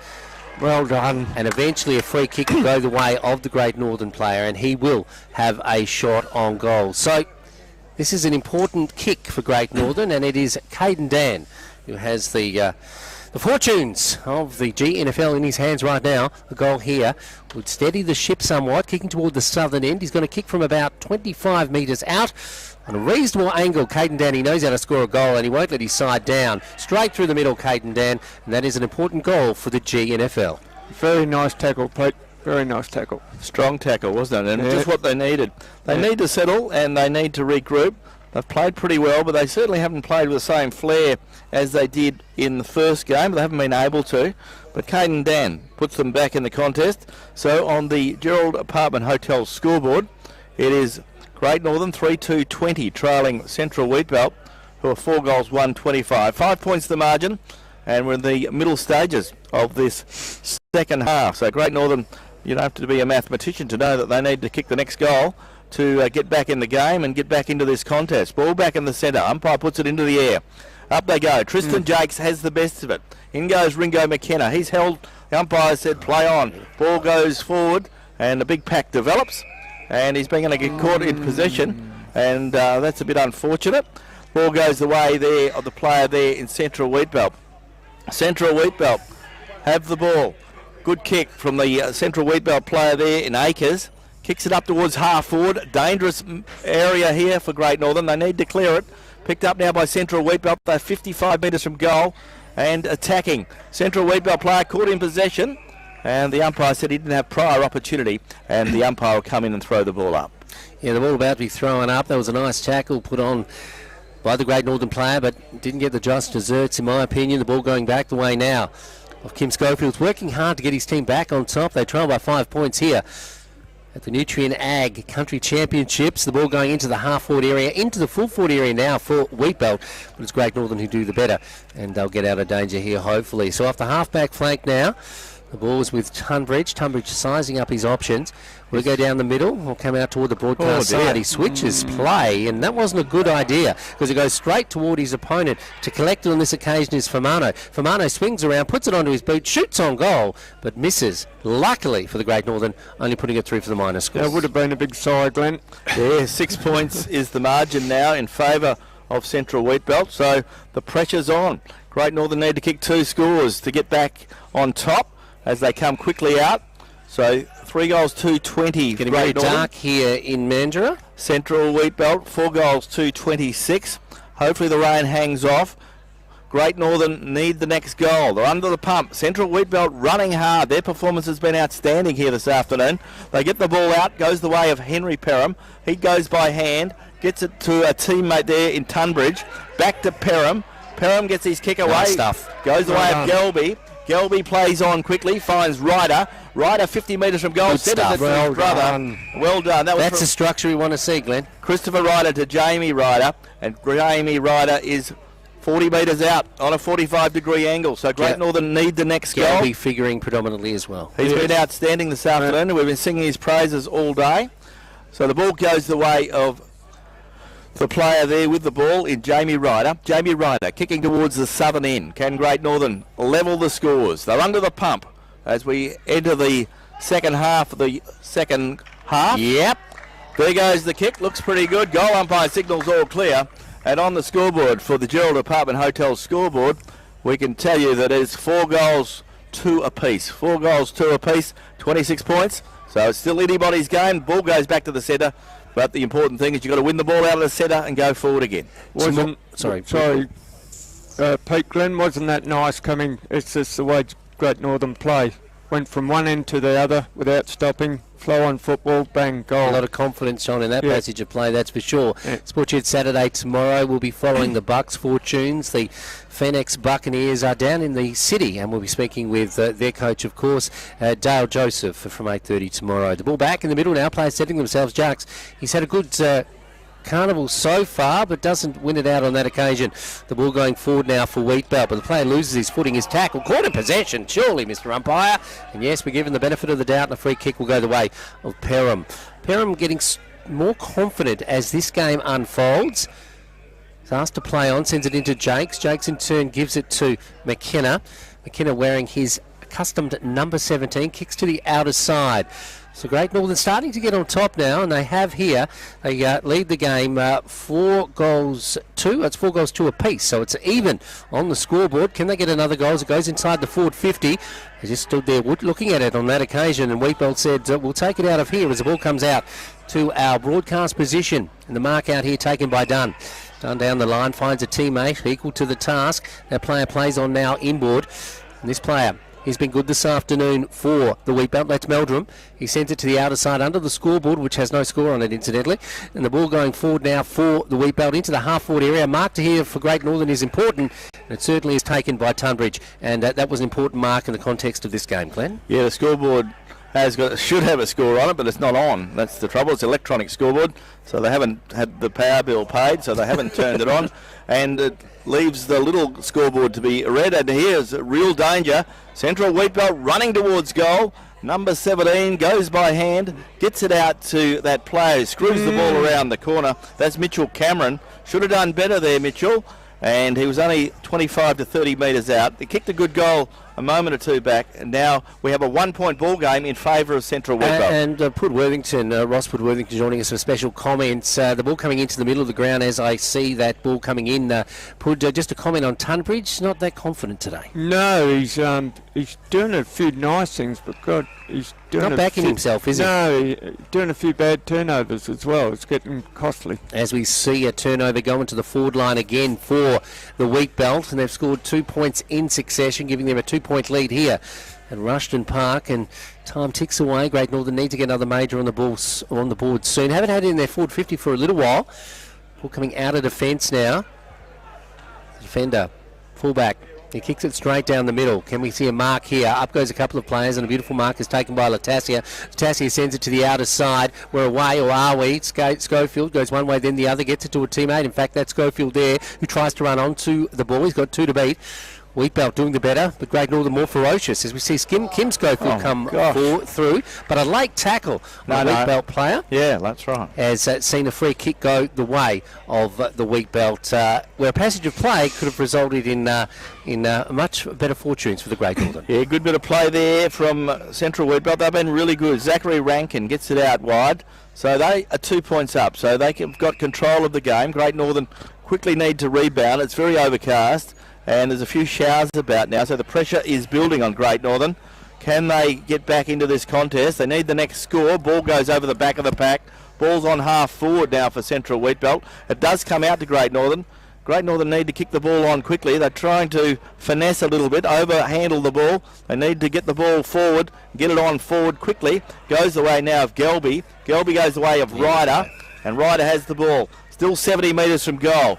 Ryder looking for some movement up forward. Goes with a short pass and finds Henry Perham. He goes by hand to Kim Schofield. Schofield goes with a short pass. Looking there for Ryder.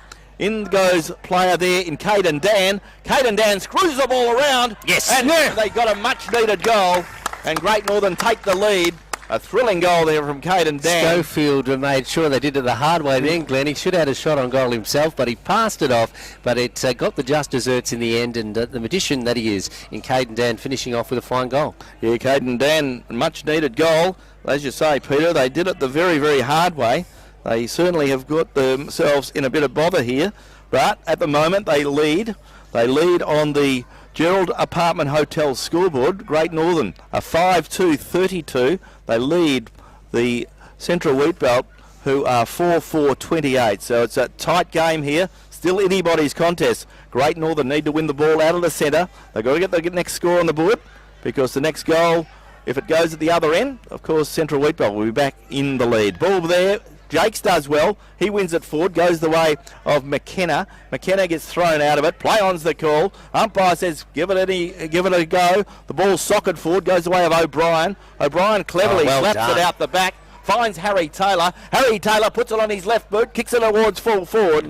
And the ball goes across the face of goal and out of bounds on the full. So the ball will be brought in by the Central Wheatbelt player. Goes the way of Ryder. Ball push forward, and the ball goes out of bounds. There'll be a boundary throw in, 55 metres around from the right point post, in front of a pretty vocal crowd here.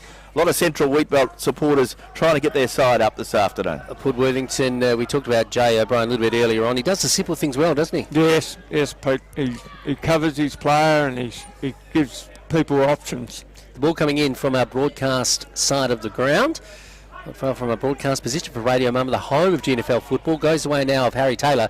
He gets it over to Jamie Ryder, who puts it onto his boot. Goes away of Jay O'Brien. He toe pokes toward goal, but it is errant and goes far too far to one side. Heading toward the boundary. Great Northern still have it in their keeping as Jay O'Brien receives it again and takes it over the white line. So are Great Northern doing enough, Glenn, to hold this game in their keeping? Yes, well, let's hope so. It's light rain falling, but they've really been given a big scare here this afternoon. I think they just must have thought they were going to roll up and it would happen, but Central Wheatbelt have been outstanding. Their effort has been very, very good. Ball running free. Great Northern sees the ball slapped away from them. The ball will go through perhaps for a minor score. Picked up now by Matera, puts it on his left boot, kicks it up towards a teammate. Ball running free. Tristan Jakes has the ball now, the biggest man on the ground, grabs the ball, kicks it towards Schofield. In goes Central Wheatbelt again. Central Wheatbelt player handed it away. The ball comes back towards the player there for Central Wheatbelt, who did well. Gets it forward, whistle on play, and a player was held while not in possession, and the free kick will go the way of Drew Forrester, the hard-working defender. Forrester goes with a short pass, finds Henry Perham. Henry Perham on centre wing. Liked his game in this particular encounter. Henry Perham been in great form for Brigades this season. Gets his kick from centre wing up towards half forward. But the well-read player there for Central Wheatbelt does well, takes them on. Gets the handball away, comes the way of the player there and Cowdray. Cowdray's kick is a bit high, wide and handsome, out of bounds on the full, and it'll give Drew Tunbridge the opportunity to kick the ball back into play. The intensity is growing in this game because it's Sheep Stations is the result. If Great Northern get through, hopefully they're through to a final, hopefully, but they'll have to play tomorrow, Goldfields, but they need a win today. The ball is with Williams. He sends it down the wing, up into the air. It's fisted away by the custodian for the Great Northern and over the boundary. So things tightening up, Pud, and both sides are hard at it. Pete, just to watch Harry Taylor live, he's the oldest bloke out there, and he's running, he's taken mark after mark. And directing play. Oh, yeah, and telling the boys where to go. That's nicely, Glenn. The ball coming in now, players setting themselves. Taylor, he's in the ruck, he knocks it down, goes away of a teammate who did well on that occasion, puts it onto his boot. A mark here would be decisive for Great Northern, but it doesn't go their way. It goes the way of their opponents, and that is the wheat belt. The mark is taken by Adler. Adler puts it onto his boot and sends it down the wing. Gee, he's been in everything here in both games this afternoon. I'm talking about Jakes, but he overruns the ball on this occasion. Goes back the way of McTaggart. They put on a good tackle on McTaggart, does Perham. He did well, he didn't give up, and he will be giving his just reward, and that is a free kick to Henry Perham. Very good play there from Henry. Put pressure on. He saw that McTaggart was going to struggle to get the ball on quickly. Put the pressure on him, and McTaggart didn't have an opportunity to get rid of the ball. Ball comes back from half forward. Looking there, Harry Taylor marks, and Harry Taylor has a shot on goal from 80 metres, but he's never going to kick a goal from there. But Great Northern hung on, or came back from or near death, but a great performance from Central Wheatbelt. They take a lot of credit from that. Great Northern got the job done in the end, and the final score on the Gerald Apartment Hotel scoreboard, day 1, game 2, and we see the score is Great Northern 5-2-32. They've defeated Central Wheatbelt 4-4-28, and you're tuned to Radio Mama, the home of GNFL football.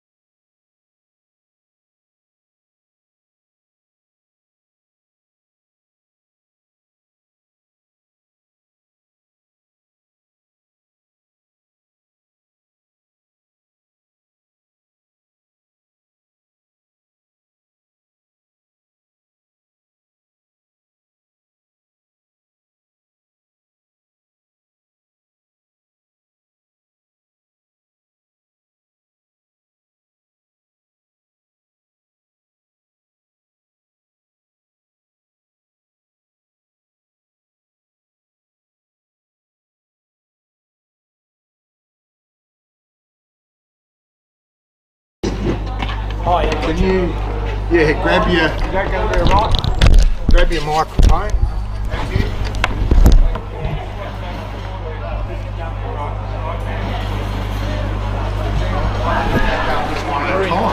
Smart, mate.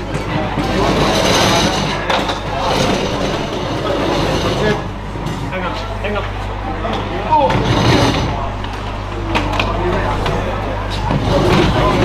There you go, boys. I just got to kick them.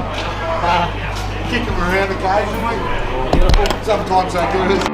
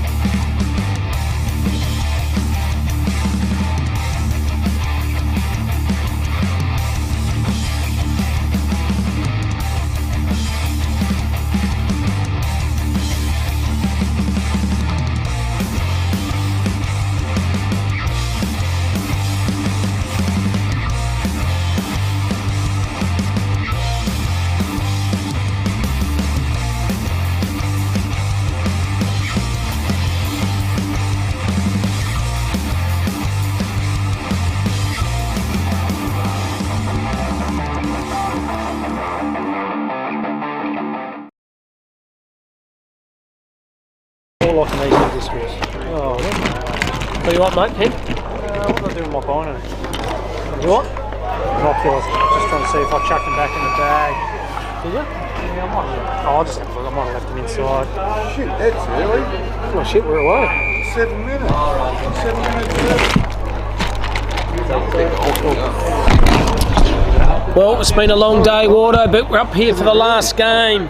Sees Eastern Districts versus Mortlock. Eastern Districts go down the forward line here, try to find the key forward there in Duffield. He's overrun it. Goes on the far side, running below his knees. The handball was good, the delivery wasn't so good. So Mortlock out of danger here. They kick it to the defensive side of the ground. Running underneath it, socket forward is Jackie Amos. And rag dog tackle. And Jack Amos from Mortlock has the footy now. Half forward flank forward, kicks the ball to the hot spot there, trying to find the big fella there. He overran it. Kick was ordinary low. Handball below his knees, burst through the pack, kick around the corner. Is this the first goal? No, it's not going to come around enough. But kick was okay in the end, Water, when we are away. Yeah, good start by the Mortlock side so far. They look to be the attacking one. They want to make amends for that last display that they had against the Goldfields side. Really try and get their championships back on track. So Cam Robinson Ward Harris, a long day, Water, but we're just about there, mate. Absolutely. Really good day of footy it's been here at Lane Group Stadium. Look, it has been a good day for sure. And great kick out there by Spinks. Well done there by Baldwin. He's able to take the ball on, flicks it over the top there, and Eastern Districts will look to try and go inside 50 there. Bit of a shorter kick, going to make it hard there for the play there, Myelini, but they've picked it up, have Jaden Williams. He'll look to try and switch it back the other day. Risky kick, good attack from the players. Well done, picked up, going across the face of goal. And just to the outside there, that was Brodie Duffield. The veteran there from the Eastern Districts Footy League just misses to the outer side, and we'll have a boundary thrown about 20 metres around from Eastern Districts goal. Well, this stage of the first quarter, the Mortlock there, 1 point. Eastern Districts yet to score. 5 metres out here from the Eastern Districts goals. Umpire's going to throw the ball in 10 metres away from the goals. Beautiful throw in by the boundary umpires. Goes shallow deep. Ball comes through the ground. He's been a good player all day as Chester. Goes through the middle.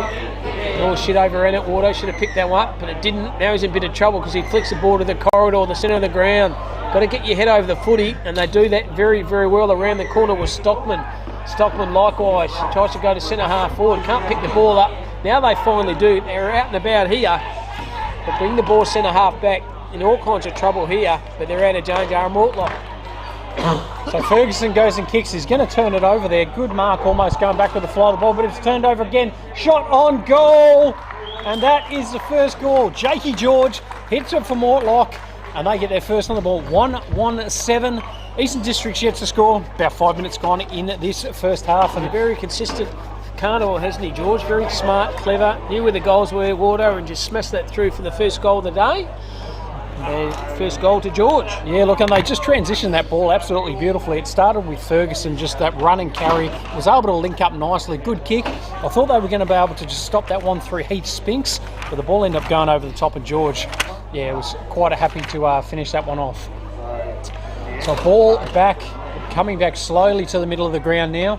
Been a long day for the umpires as well, and everyone 100%. We're almost wrapping up day one of the Men's 2 Nutrien Ag competition out here at Lane Group Stadium. Oval's actually held up pretty well. It has, hasn't it? Yeah, but and conditions haven't been too bad underfoot as well. So umpire back in the middle of the ground. You've got Cooper Creek in the ruck for the Eastern Districts, and Shawnee Oliver for Mortlock, and it is Oliver, but Creek able to pick that one out, attack straight away, and Whitshead with the ball at the bottom of that pack. No one able to take position. Tully Biglin in there, good tackle, and the umpire will come and ball it up once again. So it'll be Oliver once again for Mortlock and Creek. Oliver able to just take that one down there, scoots past the player there. Cody Duncan out there for the Eastern Districts. Good hands out, and the Districts will go inside 50 now. One-on-one contest there. Great body work and good mark at the fall of that ball. I think that could be Brody Duffield from the Eastern Districts and Newcarney Football Club. Yeah, very smart, good use of the body, wasn't it? One-on-one. Kick was clever, the mark was even better, and they can have a quick reply here, Wardo, to Brody Duffield. Obviously, probably Wardo, 35 metres out. Yeah, look, I've probably seen a lot of him over the last 10 years or so playing country footy. Yeah, normally a really good set shot for goal. Commentator's curse, but I'm going to back him in. So Duffield leans back on this. You know your players, Wardo. Did not miss, gun barrel straight, and answer back here by Eastern Districts. We're even Steven, 1 goal apiece.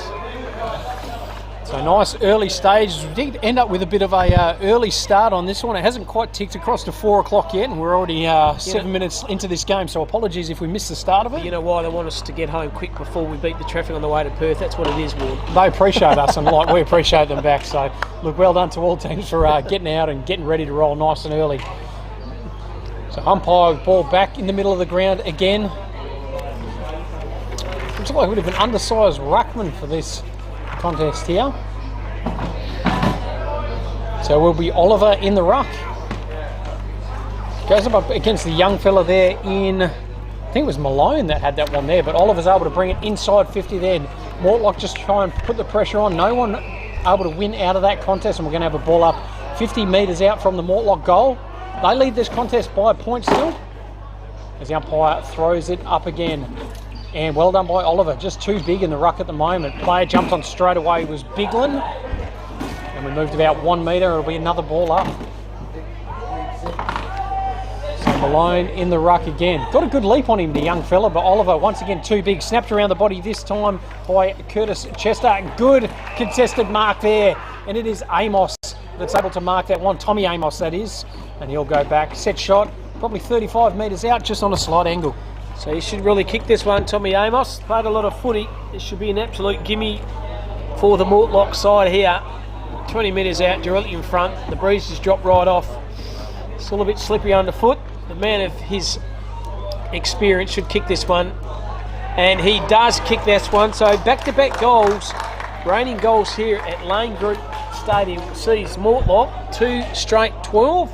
And Eastern Districts 1 goal 6. And look, pretty even game to start with. It's whoever's taken the ball out of the middle there seems to be able to make the difference inside 50. Either defence probably not doing an awful lot at the moment. Both forward lines been pretty good, and looks set up for a what's going to be a really good game. Eastern Districts obviously had their colours lowered a little bit earlier by a red hot Goldfield side. Yep. And Mortlock, lost to the Goldfields as well, and they really need to atone in this game. Certainly do. Cam Robbins and Ward Harris doing the calling for this afternoon in this last game of this Division 2 between Mortlock and the Eastern District side. And the big ruck where Shawnee Oliver, he eats handfuls of gravel for breakfast, the big fella. And Sean Oliver in the ruck, out ruck this time, but gets a tackle on the footy. Handball out was very effective by the Eastern District player there, and Malone has the footy now, lowers his eyes, kicks the ball to centre half forward, and there's that boy, dropped an absolute soad in the end, is Brodie Duffield. Duff should have done a lot more with that, Wardo. Didn't think there's much pressure on him, he dropped a soda. No, look, he should have taken that one. I know the ball's obviously a bit slick, the old yellow footy. Does end up slipping through the mitts sometimes, but look, experience with his country footy, that should have gone right in there. So the boundary umpire gets ready to throw it in again. Long day for this boundary umpire. Excellent throw in though. Oliver there uses his body well, just takes it out of the ruck, smothered off the boot by Duncan. Whitsett at the bottom of that pack, just shimmies through, goes back to the big fella in Oliver, and that is a beautiful barrel. Trickles forward there. Well done that time by Kester, I think it is. No, it's the number 3 there in Shalaki. Oh, but good mark going back with the fly to the ball. It's been marked there by Darcy Lowe. He looks to move the ball nice and quickly on that outer side there. They'll look to try and come in. Almost a mark on the chest there by Stockham. He wants to sit there and go and play on quickly, and yes he does. Eastern District's just looking to try and move the ball well, but turned over once again and marked on the chest of Matty Brock. So Brock will look to reload and go the other way. Amos able to impose himself, flicks back to Whitsett. Whitsett just chips over the top, and he's got Etier all by himself. Good mark. Good contested mark inside 50, and James Etier will sit there and go back and have a shot on goal, probably from just outside 50. So is Mortlock up for the challenge here, Warder, I reckon? I think you're right. And Etier, look, he doesn't look comfortable with the distance, so he's just going to set it up. He's got Amos as the target there, going to go over the top there. There is a Mortlock player at the bottom there, with Shalecki being one of them. Duncan's there as well. Good tackle pressure from Shalecki. Goes back onto his left foot, and that is another goal for Mortlock. Jida Payne kicks their third, kicks their first, and they extend their lead out. 3 goals, 1-19. Eastern Districts, 1 goal straight. Probably about 10 minutes gone in this first half. Warder, how clever was that then? They knew DePayne was a left footer.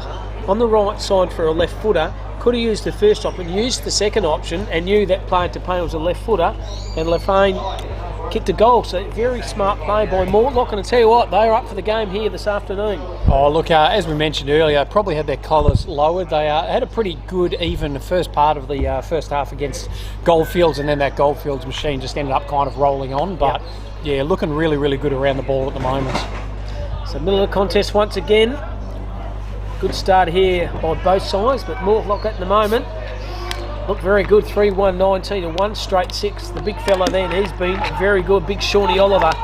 And this time they go forward. The Eastern District side kick the ball to half forward flat, standing under the contest, and standing under the ground was a good effort then. And they go forward, and cop one high was Oliver. Umpire stopped it. Doesn't matter. That could be a throw. No, it's not.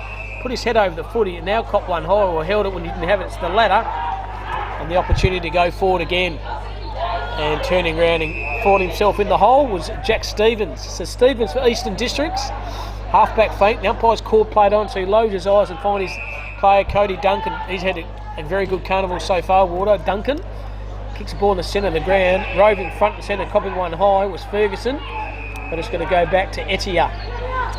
So James Etier has the footy right in the middle of the lane group, stayed in here. Sees their side 3-1-19 to 1 goal strict 6, and they turn the ball straight back over, Wardo. That was an absolute shocker, and Eastern District looks to try and reload the other way, but he's kicked to a 3-on-1 contest there. Good knock off the ground this time. It was by Mialini, and player just going all the way to the goal line, and just out to the far side there was Jack Norrish. And missed opportunity there, but I've got to love those flying shots on goal. Sometimes they work, sometimes they don't. Yeah, and reward, isn't it? Absolutely right. So ball will come back through Matty Brock from Dowran. He'll look to just try and chip it in. Going to go the long kick, Criddle Little calling it, but he kicks to a 2-on-2 instead. Well done by Duncan, just going spalls over the top there. Good hit at that contest by Curtis Chester. And we'll have a boundary throwing 70 metres out from goal.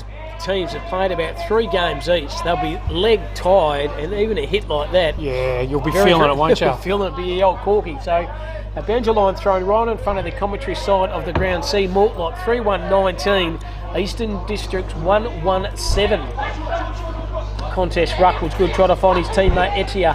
Etier pushed off the footy, still puts his head over it. Samuel gets the ball out. Good below his knees was Pearson. Ball still in the contest here. Good tackle from behind. Falls in the hand. There's Trent James. Trent James around the corner, and it's missed absolutely everything apart from the boundary line. Yeah, look, I think it might have just landed in. Or was the goal umpire called out of bounds on the full? I'm not sure there.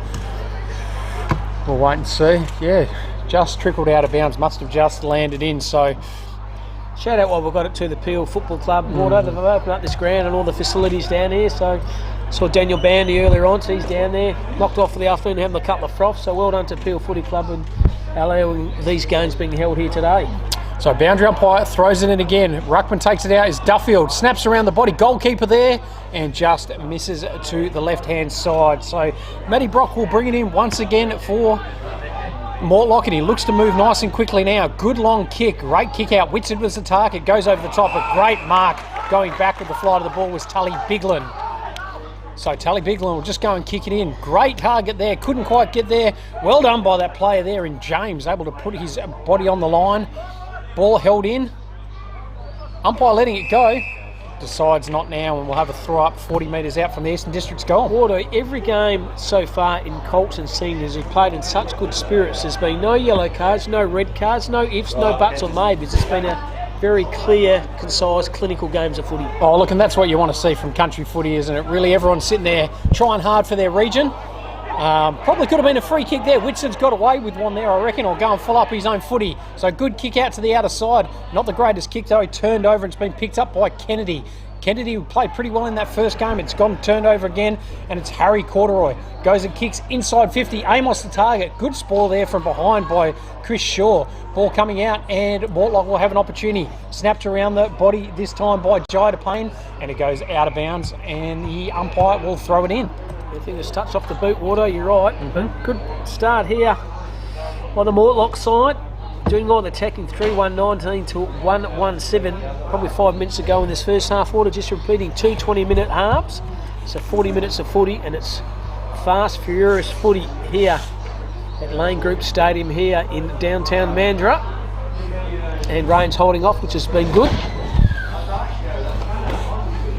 So boundary line throwing, shallow throw in by the boundary umpire. We'll probably have to throw that one in again, but you can't blame the lads. They've had to umpire in these conditions. No rest for the wicked, mate. They're having a fair income crack. Oh, look, I reckon he's had to throw the ball in about 457 times today. It's been absolutely frenetic. So I've never heard so many whistles in my life as I have over the last 2 days as well. So lots of contested footy. Teams are holding up well. Umpires even better, and that's a better throw in there. Cooper Creek able to knock the ball over the top there. Mortlock with the ball, just try to push forward, but it's been turned over, and Eastern Districts will look to try and run the ball out of defence now. Got a player all out on the lead there, and that is a great kick and great lead. And marked on the chest of Trent James. Is he going to call 50? No, he's not. He says just stand your mark, son, and get ready to play. Duffield calling for the ball in the middle of the ground, but that is a good kick, and finds a player there in Hugo Stockman. So Stockman getting players telling him to go left, right and centre. Goes with the left. That's a great kick, and well done by Tommy Amos. Just balls the ball back, but he's going to come and grab it is Heath Spinks. So Spinks just with the ball. Goes onto the right foot, hits a 45-metre kick. And well spoiled by that player there from Mortlock. Etienne just puts it onto his left foot, but the player there all by himself. Going to be pressure there from behind. Well done. Putting the block on is the Eastern Districts player there, but great work there by Jake George. He's kicked one so far. Great tackle there as well. Umpire lets it go. Back to the big ruckman there in Creek. Goes the clearing kick, but it's marked by Etienne, and Mortlock will look to reload again. So Eddie goes to centre half forward. Good use of the footy. Finds his teammate. Lace out. That's to Payne. He's kicked one already. Over the top's taken a fantastic mark. It's Sammy Shalecki. And here's one player to look at, this young lad. Sam Shalecki takes a goal. Good kick in the pocket, Water. Take a good kick from here to kick a goal, but I think he's up for it, this young lad, Sam Shalecki. This is the Cam Robbins pocket, isn't it? It is. I used to kick these, mate. Run around and open that the angle a bit. Here he is, Shalecki. He just kicks the old-fashioned drop punt. And why wouldn't you? It's gun barrel straight. Another goal to the Mortlock side through to Sam Shalecki. And they march on their very way. Water 4-1 to only 1-1. So good start by the Mortlock side. Yeah, look, they find themselves obviously up by 3 goals at the moment, but it hasn't been all their own way. Eastern Districts played some pretty good footy so far, but look, it's been really well done by Mortlock and just able to capitalise when they do take the ball inside 50. So the umpire bringing the ball back to the middle of the ground at the moment. Big Oliver coming back on, Sean Oliver for the Mortlock side. Had a good carnival too, the big fella, big ruckman. Yeah, look, he's an imposing sized fella, looks like isn't he's a main character in the Game of Thrones, I reckon. Big Shawnee Oliver. Oh, it actually reminds me of a bit of a Charlie Dixon kind of type. He does too, the dicko. Yeah. So just waiting for Everyone to reset now. Umpire, ball back in the middle of the ground, throws it up, and the two rucks will compete. Well done by Creek, able to knock it down, but it goes only as far as Whitsett. Whitsett able to knock it out there. Handball to advantage. Good follow-up work this time. It was by Harry Corduroy, but it's been turned over. Good hands there, but good pressure. And Whitsett is there once again. Kick over the top to the advantage of Jack Amos. Player coming out of it was George. He's tackled. Good tackle over the top this time by Terama. And we will have a holding the ball decision. Well done by Terama. Good tackle. Absolutely right. So Brodie Terama, not a lot unfolding in front of him at the moment. Will probably just end up kicking along. Goes a risky 45 there. Almost a good mark taken over. Oh, that is an absolute belter of a mark there. Pay that umpire. Tommy Baldwin, sensational over the top. Outnumbered, wasn't he in the wrong position? Had a second or third bite at it. Would have played it, but didn't. And the middle of ground once again. 4-1-25 are Mortlock. 1-1 are the Eastern Districts. Sean Oliver just brings the ball to the ground. Handball over the top. Found the play, kicked the last go. There's Codray, goes to centre half forward. Still managed to get a handball on it. Good play that. Found Depaney. Stood on the contest. Now used the far side and finds a player there for the Mortlock. Not sure who that player is, Wardo, but he kicks it to centre half forward. The numbers are low with Eastern Districts to go through traffic. Risky handball at centre half back. Very risky handball. It hasn't come off. And good tackle from behind. Should be holding the footy. It certainly is. Kieran Hug, good tackle by him, and they go forward. They do. Eastern Districts through in the middle of the corridor. Phone Nick Winter. Winter kicks the ball to centre half forward. Players didn't talk to each other. Wardo should have. The numbers are those with the Mortlock side. They can kick the ball to the far side, and James Essie has another possession. He's kicked the ball to space. Good mark. Got the old-fashioned corky arm chop, or one on the back, whatever it is. It's a free kick. So quarter time here sees Mortlock Wardo. They are 4-1-25. And the visiting side, that's Eastern Districts, are 1-1-7. Major goal scorers, Salaki, George, Depaney and Tommy Amos has kicked one. And Duffels being the lone wolf, McQuaid kicking one for Eastern Districts. Yeah, look, really good effort there by the Mortlock side. And look, really showing what they can do in this men's 2 division. We'll go to a quick break and we'll come back and join you for the second half out here at Lane Group Stadium. Quick slash, mate. Fuck. There you go.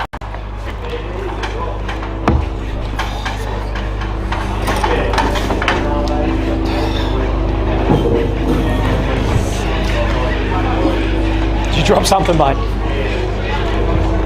Oh, gotcha. It'll take. How you going, mate? All right? Yeah, good, mate. Yourself? I think the boys got a bit of an early start. On this one? Yeah. Yeah, no, they did actually. So we. You boys wanted me to come down at 4 o'clock, and I Oh, got here, and did they? You were already going. No, they. I don't know what happened there. We weren't even ready to go. I was the same as that. Yeah, good. That's fair enough. Too. And then suddenly I turn around and shit, they're bouncing the ball. I know. Yeah, 7 minutes too. So that's fine. But no, we're cruising. So yeah. It's all No, I've gathered once it kicked off that you're underway, so you didn't need meetings. Oh no, it's all good. So we just count down the last 20 minutes there before to get home. It's been a long day. So it's good. It's good what you do. It's good fun as well. So yeah, that's cool. I was going to say everyone seems you bailed out front. Once those sides are finished, they start packing up pretty quick, get back, cover, ready for tomorrow. Yeah, well, some will recover, some will realise their talking's done, but that's okay. There's no right or wrong answer with it, is there? So, no. The young blokes go out and have a play for whatever. Good on them. I would too, if I could. So, yeah. Are any young ones? No, 100%. Whereabouts you both? You're out in the Eastern Districts, are you? Yeah, I'm Narrabeen boy. Yeah, okay, cool. Yeah, I'm doing a job for the country footy league, selecting tour and stuff. Yeah, nice. That's going to be an interesting gig actually. So Yeah. How many so that one there, how does that kind of work? Do you have to pick a certain amount of divisions, or is is there a little mix there? Yeah, there's a little mix. Like, you obviously weight percent tend to come from A section. Yeah. And then you got your 2 finals section. Get a couple of Yeah, there's a steer.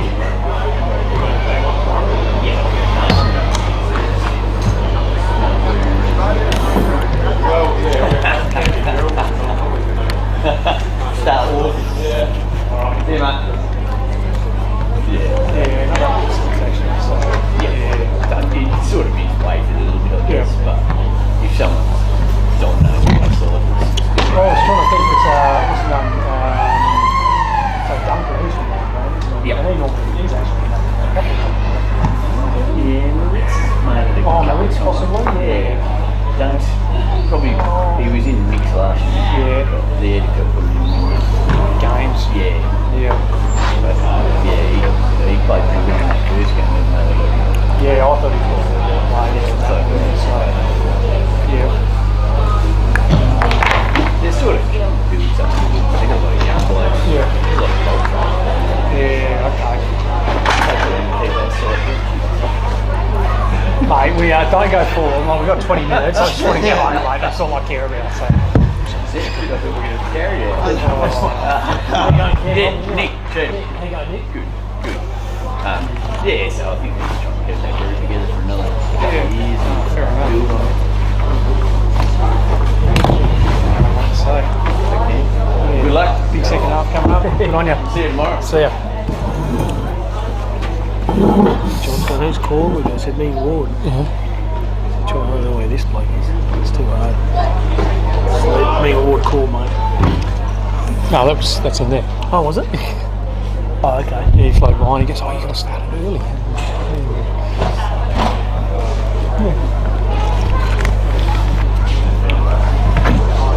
On? Yeah, you just go.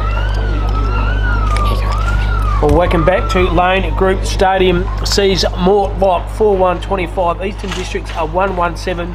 A margin of 18 points. As our last quarter footy finally upon us, Warder. We've done well. I've got the butter menthols here, mate, helping our throats go through this last game of footy, mate. It's been a fantastic day of footy. Oh, look, it's been an absolute belter out there. We, as we mentioned, we started across at the CBH Colts, across at Pinjarra, did a couple across there. Haven't seen any results how it's panning out, but I heard the grand final was the Great Northern against Southwest. So look, that'll be a good grand final across there, out in Pinjarra. But last half action out here now, Lane Group Stadium, Eastern Districts Footy League against Mortlock, and it is Mortlock holding a pretty convincing 3-goal lead at the moment. And the umpire has picked something in the middle of the ground. He says, give it back to me. And we will indeed. So, going to be another throw up right on the dial. And you've got Oliver and Creek. And once again, it's a big man of Oliver, able to knock it down, goes straight to Whitshead, kicks inside 50, almost a good mark there. Couldn't quite grab it, was Kester. He's jumped on it straight away. And we'll have another ball up 55 metres out from the Mortlock goal. Somebody's going to throw the ball up. There's big Creek versus Oliver. Oliver just does the big don't argue punch. He goes forward. Handball through traffic is very good through Chester. Chester from outside 50. He might have kicked an absolute corker. Chester, you absolute beauty. Curtis Chester has kicked a fantastic goal. And that is a contender for the goal of the day. Look, absolutely right. Really good work. The McIntosh and Sons goal of the day, I think, there. And look, well done by Curtis Chester. And just what Mortlock would have wanted, a nice steadier out of half time. And look, really extending that lead out now by 25 points. So 24 points. Sorry, my maths starting to long day battle towards the end of the day. I know. So, but yeah, good work there by the Mortlock side. And well done once again to all the production team behind the scenes, Wardo, and streaming footy and dartfish, cameramen, production team, the whole lot, mate. It's been a really good effort by those lads behind the scenes. So umpire with the ball back in the middle of the ground. Creek against Oliver, and once again Oliver straight down to Whitshead, but Whitshead turns it over. Good work by the player there in Baldwin, was able to take it out of that contest there. Good flick across, nice handball inboard by James. Goes across to Spinks inside 50, almost a good mark taken, couldn't be by Mialini. And they flicked it out the outer side. It's going to come through Criddle White. So Criddle White just goes a nice little cheeky kick. Etienne couldn't pick it up, was absolutely barreled through, and they'll look to come back inside 50 now. Eastern Districts player slips over at the wrong time, handballed over the top, or spoiled over the top, and it'll be a behind on the board for the Eastern Districts. Well done by Tristan Pearson right on the goal line, Water. Big golden fist over the top, saved a certain goal.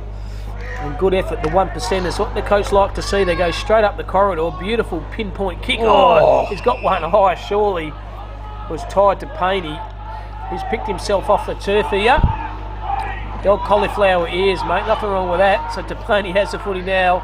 Use that trusting left foot, goes on the defensive half back, beautiful weighted kick, and find his teammate lace out on the far side of Mortlock. Have the footy, half back flank, he brings the ball into the corridor, try to find his teammate, that's Caudry. He overran it. They're still out here though, the Mortlock. Good use of the footy on the defensive wing. They're holding the footy up, still maintaining possession of it. They lower their eyes, that's a beautiful kick. The fans Etchier, he's had a lot of footy, kicks the ball to the hot spot here. Big pack of players here. And good mark from behind. Bill Corderay already kicked one. Wardo with a chance to kick his second. Yeah, look, presented there as a really good target, and it just, you look at the body size of the players as that ball was coming in. You had Amos and you had Bill Corderoy. They looked like they were just going to out-muscle them, and look, they did. Corderoy, he's going to kick from about 25 metres directly in front. Here he is, Corderoy leans back on this, and that's the start. The Mortlock Warner, they've kicked two in very quick concessions, one to Chester, one to Corderay, and they march their merry way going forward the Mortlock side. Absolutely right. So 6-1, 37 now, 1 goal, 2-8, the Eastern District side, and we've got about 3.5 in this second half. And look, setting themselves up for a big day tomorrow out at Claremont Oval. We've got the second day of the Nutrien Ag Men's Division 2 Championships out at Claremont Oval tomorrow, and we'll see some absolutely cracking games of footy out there. Look, probably for me today, Goldfield's been the standouts, 100%. And they look probably to be the favourites to win this division. Shout out to our sponsors, Build Up Insurance Commission of Western Australia, Think Mental Health, Regional Men's Health, and of course the Western Australia Footy Commission. Centre ground, once again, geez, the big ruckman. He's been absolutely sensational, the big fella there, and Shawnee Oliver. Ball comes to the contest. Rover this time by Tully Bigland. He kicks the ball to half-forward flank, trying to find his pace. Teammate there in Mialoni, and the boundary umpire says, give the ball to me for a boundary line throw-in. Yeah, look, I've really liked the work of Whitsed today. Like, his clearance work is absolutely phenomenal. I keep calling Oliver into Whitsed. He's just able to extract it every single time. So when they go and look at picking the All-Stars, I know it's from a Division 2 team, but look, to me, he's a player that will be right in the mix for that as well. Certainly accumulates a lot of the footy, doesn't he? So boundary umpire with the ball. That's how he goes with these rubber arms now. It's been a long day, as we've mentioned. Excellent throw in there, Oliver in the ruck, but well done this time by Duffield, able to use his strength just to push it out. Umpire says play on, and it has gone out of bounds, and we'll have another boundary throw in there. So 5 minutes gone in this second half, margin of 29 points. Mortlock leading 6-1, 37, Eastern Districts 1-2-8. So Oliver doing the ruck work this time. It's Tully Bigland are going to do the ruck work, but well done by Oliver. Just gets to the front of the position, hits the ball down to the defensive part of the ground here, hard at the footy, head over it. That's what you want to see 10 times out of 10, and they go forward again. Well done. Could be a push in the back, and it was. So it's going to come back here to the Mortlock play. He decides to switch it. That was Tommy Moore. They've got players everywhere at the moment. Players running absolutely everywhere. The player you talk about, Whitsed, he's overran the footy this time, falls in the hand of Baldwin, and they go forward. Beautiful use of the footy, and finds Nick Winter. So Winter decides to switch, finds his teammate there in He Speaks, goes to half-forward flank, dropped an easy mark in the end. Good defensive pressure by Mortlock, and Mortlock have been like that all afternoon. This game there, Wardo, very, very much the defensive pressure onto the opposition player has been very, very much evident. Oh, look, it's been very good so far there, and Mortlock able to win that one out of the ruck through Oliver again. Good follow-up and tackle pressure there from Tommy Moore, but Eastern District's able to clear it out. Goes to the big ruckman, who goes a nice delicate chip inside 50 and marks out on the chest, just falling back there, the Eastern District's player. He'll sit there, he'll go have a shot on goal.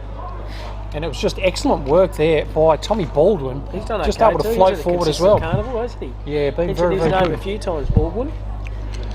Only for in relation to Alec. Could be his long lost third cousin, I reckon. So Tommy Baldwin. So Tommy Baldwin, about 40 metres out, no breeze to talk about here. Conditions are very good, still a bit heavy under the feet, but Baldwin, a little bit short of goals. Starting approach of goals, leans back on this.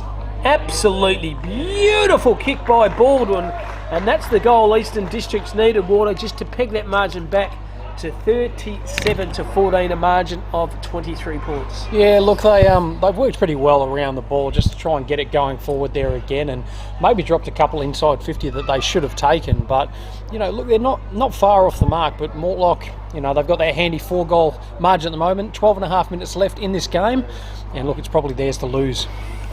Yeah, would have thought so. But better things have happened in this game of footy, Wardo.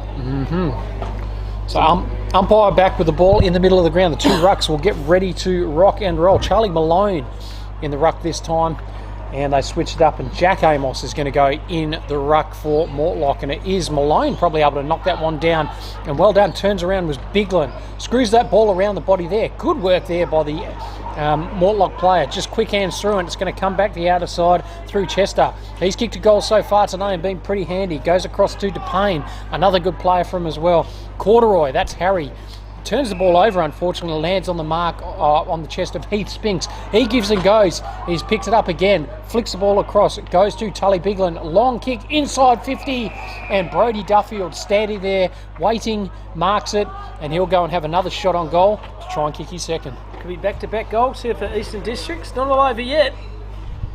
So Brodie Duffield, 35 out, directly in front. Kick one of the first. Going for his second goal is the Duffield, Brodie. Taking his time for this one.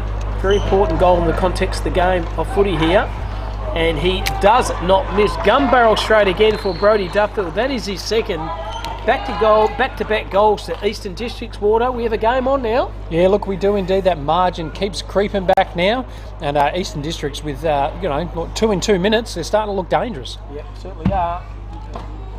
I think back to a margin of 17 points. About 10 and a few minutes left to go in this second half. And look, if they can kick the next one there, could be danger signs for the Mortlock side.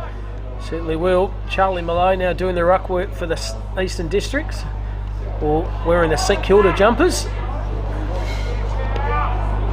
and doing the ruck work this time is Tommy Amos. The ball comes to the umpires have earned their quids here, the Savo, Wardo. They've run, I reckon, 35-36 Ks, I reckon, these umpires, both field and boundary. Oh, I'll tell you what, I hope there's no junior footy this weekend. There's no way they're going to be running out of game of footy. Kids will be absolutely buggered. So Malone doing the ruck work, hits the ball back, tries to find his teammate and held to him. The umpire says, give the pill back to me. And doing the ruck work again is Amos. Ruck work this time against by Malone. Malone and Amos. Oh, caught one high. The ragdoll tackle from behind was Curtis Chester. And it would have been a good hold in Championship Wrestling, Water. He's got the poleaxe around the ear. But he gets the footy now, does Chester. Beautiful kick by him. Lace out finds Ben Whitson. He's definitely, for mine, one of the players of the carnival. I reckon he just uses the footy, accumulates the ball, and very smart player. Yeah, look, he is indeed. And they go long inside 50. Oliver up forward there. Goes right through his hands there. Can't quite grab it. Shalecki handballs it back there to the big fella. And Oliver snaps from 40 metres out and just tickles the behind post, goes out of bounds. And we'll have a throw in right at the face of goal for Mortlock. And they'll be looking to try and get it steadier here with about 9 minutes left in this contest. Hope they can wedge one back here. On the side for Mortlock. 25, probably 10 metres out from goals here. Poor old boundary umpire once again has got to throw the pill in. And see how this goes. The big Charlie Dixon lookalike. There's Tommy Amos versus Oliver. And Oliver wins it. Beautiful ruck work from behind. Heard the call from behind. Kicks the ball forward. He's trying to mark it. Now he's going to try to kick a goal. It was Oliver. Ball's going nowhere. Good defensive pressure by the Eastern Districts player there, and Heath Spinks going through traffic. Now he's in a bit of trouble. Held to him. The umpire says finally give the ball to me. So 8.5 minutes to go, Wardo. The margin is only 17 points and the Mortlock side are in front. So Oliver in the ruck once again. Powerful ruckman there, just able to knock it down to his team's advantage, but Eastern Districts will look to try and clear the ball out. A nice little chip kick. Kennedy was the target, but well done by Criddle White. He's able to take a mark about 40 metres out, and he'll sit there and try and have a set shot. Looks to have maybe just pulled a hammy or something like that. It looked a little bit sore getting up from that, but he's pointing towards goal. Bright green boots, and let's see if he's got the leg in him. Here he is, Noah Criddle White, 23 from the Mortlock side. Right behind this one, Wardo. 45 out, 45 degree angle. He's got those lovely green fluorescent boots. Leans back on this. Beautiful kick off the boot. And just gone to the right hand side of the goalpost, so minor score only. And the margin spelled out now to 18 points. So Eastern District's looking to just try and bring the ball in. That is an absolutely great pinpoint kick, and they'll look to move the ball nice and quickly now. It is go time for the side. Not the greatest kick, being turned over, and a good mark going back with the flight of the ball was Bill Cordroy. He's got Criddle White over the top and finds him again. He'll look to try and link up again. Players streaming forward for him. Whitshead was one of those, but well done this time by Baldwin. Is able to chop across there. Umpire has found a free kick, and it's going to go back to the Eastern District's player there in Bigland. There's a lot of courage there shown by Tom Baldwin. When it gets the flight of the footy, knew contact was going to come, didn't matter. Very courageous effort by that young lad.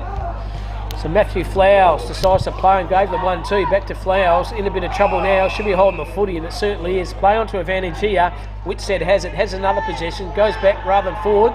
Still have the footy now. He's in all kinds of trouble. Should be holding the footy. And back-to-back holding the footy by both sides. Yeah, look, lots of tired footy out there at the moment. It's been an absolutely big day for everyone, and sometimes some of the skill errors start to come to fore, and maybe we don't move as quick as we can now. But Mortlock opening the game up nicely now through Charlie Harding. Goes a nice kick there, finds the number 15 from Mortlock there. Not his greatest kick, lands in the hands of James Kennedy. So Kennedy tackled, holding the ball, umpire. And that's good work there by the Mortlock side. They'll look to move, they'll look to go. Good kick inside 50 by Corduroy, and great mark out on the chest by that number 3 in Sam Shalecki. What a clever kick, was it? Pulled the trigger, did Bill Corduroy, kicked to a bit of space. Knew Shalecki was running on the footy. He's taken a good contested mark and a chance for him to kick his second. So he's already kicked one goal. It was a great kick before. This is going to be a slightly tougher one, I think. I know the breeze has dropped down, but he's going to end up kicking from probably about 47 metres out, 45 degree angle. We've seen a couple launched from there. Good looking kick off the boot and just out to the left hand side. So another behind on the board. 6-3-39 now to 3 goals to 20, a margin of 19 points. Just over 5 minutes left in this second half. So kick the ball on the far side of the ground here. Under pressure, great mark over the top. Jackie Norris has taken a dangle, a ripper. Hands it to Bruce Dixon. Dixon over the top. Norris is going to get again. After taking that mark, why you want to get the pill again? He's done that. Oh, dropped an easy mark in the end. Was Malone. Now they have numbers here, do the Mortlock side. And good courageous mark's been taken by Charlie Harding. But how good was that mark, Wardo? Oh, look, absolutely beautiful. You love seeing the old leg creep up there as you go for the bit of the step ladder. And great mark. And I love that he wanted to follow it up and go for another possession as well. Almost another good mark taken over the top there. And here's that player in Spinks. So Spinks will go and kick it long inside 50. Player waiting at the back there. Can't quite grab position. Good work by Norris. Just able to try and push through. He's up and about. And Eastern Districts trying to sneak one late in this contest. So here they are again. Time to go, Wardo. Just over 4 minutes. The margin is 19 points to the favour of Mortlock. So here we are, taking a shot for goal here is Charlie Harding. Oh, it's a boundary line throw, it's a kick to Harding, it's a boundary line throw in, apologies there. So umpire throws the ball in. Ragdolls of footy is the big ruckman there in Tommy Amos. Ball comes to ground, should have had it and picked his head over the footy, and he did do that. The player again there was Tom Baldwin. Has a footy now, kick around the corner, but good defensive set up by Mortlock. They've got 3 or 4 players back there, Ward, and they come out with a bit of interest there through Curtis Chester. So Chester back pocket here for Mortlock. The margin is 19 points, just over 3 minutes to go in this game of footy. So goes the risky kick on that outer side, but it's absolutely pinpoint perfect. He's got a player working for him on that outer side in Ferguson, but good work. Coming across the spoil was Jack Stevens, and it will go out of bounds, and we'll have another throw in 75 metres right in front of the scoreboard out here at Lane Group Stadium. And the crowd is starting to get a bit sparse now, mate. I think a lot of people have decided to go home, get warm, and get prepped up for a big day across at Claremont for the men's Division 2 tomorrow. I think Mortlock have got this one, Wardo. 3 minutes to go. Margin's 19 points as the sun peeks through the clouds here at Lane Group Stadium. Good ruck work being taken by the ruckman there in Amos. kicks the ball forward. A good mark under the pec. Good clunking mark's been taken by that player there in Tully Bigland. I think it is Bigland, or it might be Jack Norris. It's one of those. It's either 14 or 11 water. Help me out there. Yeah, Norris, he's taken a couple of really strong marks in the last 3 minutes there, so let's see what I can do with the kick. So Jack Norris, 45 out, probably 45 degree angle. Leans back on this. He looks good at that, and it is good. So another goal here to the Eastern District side to Jack Norris. The game's not over yet. They're just edging their way forward. 2.5 minutes to go. The margin Wardos pegged back to 13. So still got a bit to do, don't they? Let's see what they can do out of this next clearance now. You'd think it's probably going to be all Mortlocks, just with them not obviously stopping the time between goals. So we'll wait and see what they can do. But yeah, big ball coming up out of the middle of the ground. Umpires trying to get up and about and still moving. But yeah, not long left to go now. So Oliver back in the ruck for the Mortlock side. Creek in there for Eastern Districts. Umpire ready to go, strolls in. Throws it up as the two rucks compete there. It is Creek able to take that one out. No one else able to get clean position. Umpire has found something. And the ball's going to have to come back. And look, I'd suggest that's probably going to be that's all she wrote, folks, but it will be a free kick to Tom Baldwin. And as we trickle down to about a minute left in this contest, it is the Mortlock leg 6-3-39 to Eastern Districts 4-2-26, a margin of 13 points. And a good kick across, it'll go to Jack Stevens. He'll try and pump it inside 50 now. Duffield was the target. Good spoil over the front there. They'll sit there and still try and attack the ball there. Players jump on top, they converge. Good clearing kick there. It's going to come out through Chester. He's been pretty good in this contest, but the ball is spoiled. And it goes out about 65 metres out from the Eastern District's goal. Certainly is. Last 45 seconds of this game and of the afternoon, Wardo. It's been a ripping contest down here at Lane Group Stadium. Earlier on we're at Pinjarra for the Colts. We're at the senior side here, the Division 2 game here between Mortlock and Eastern Districts. Big Oliver tried to make something out of nothing, and Cop One High then was the player there from the Eastern District side, and he'll be the recipient of the free kick. Sorry, it's Nora Critter White from the Mortlock side. So umpire saw something I didn't, and there is the siren. They have won out victorious here.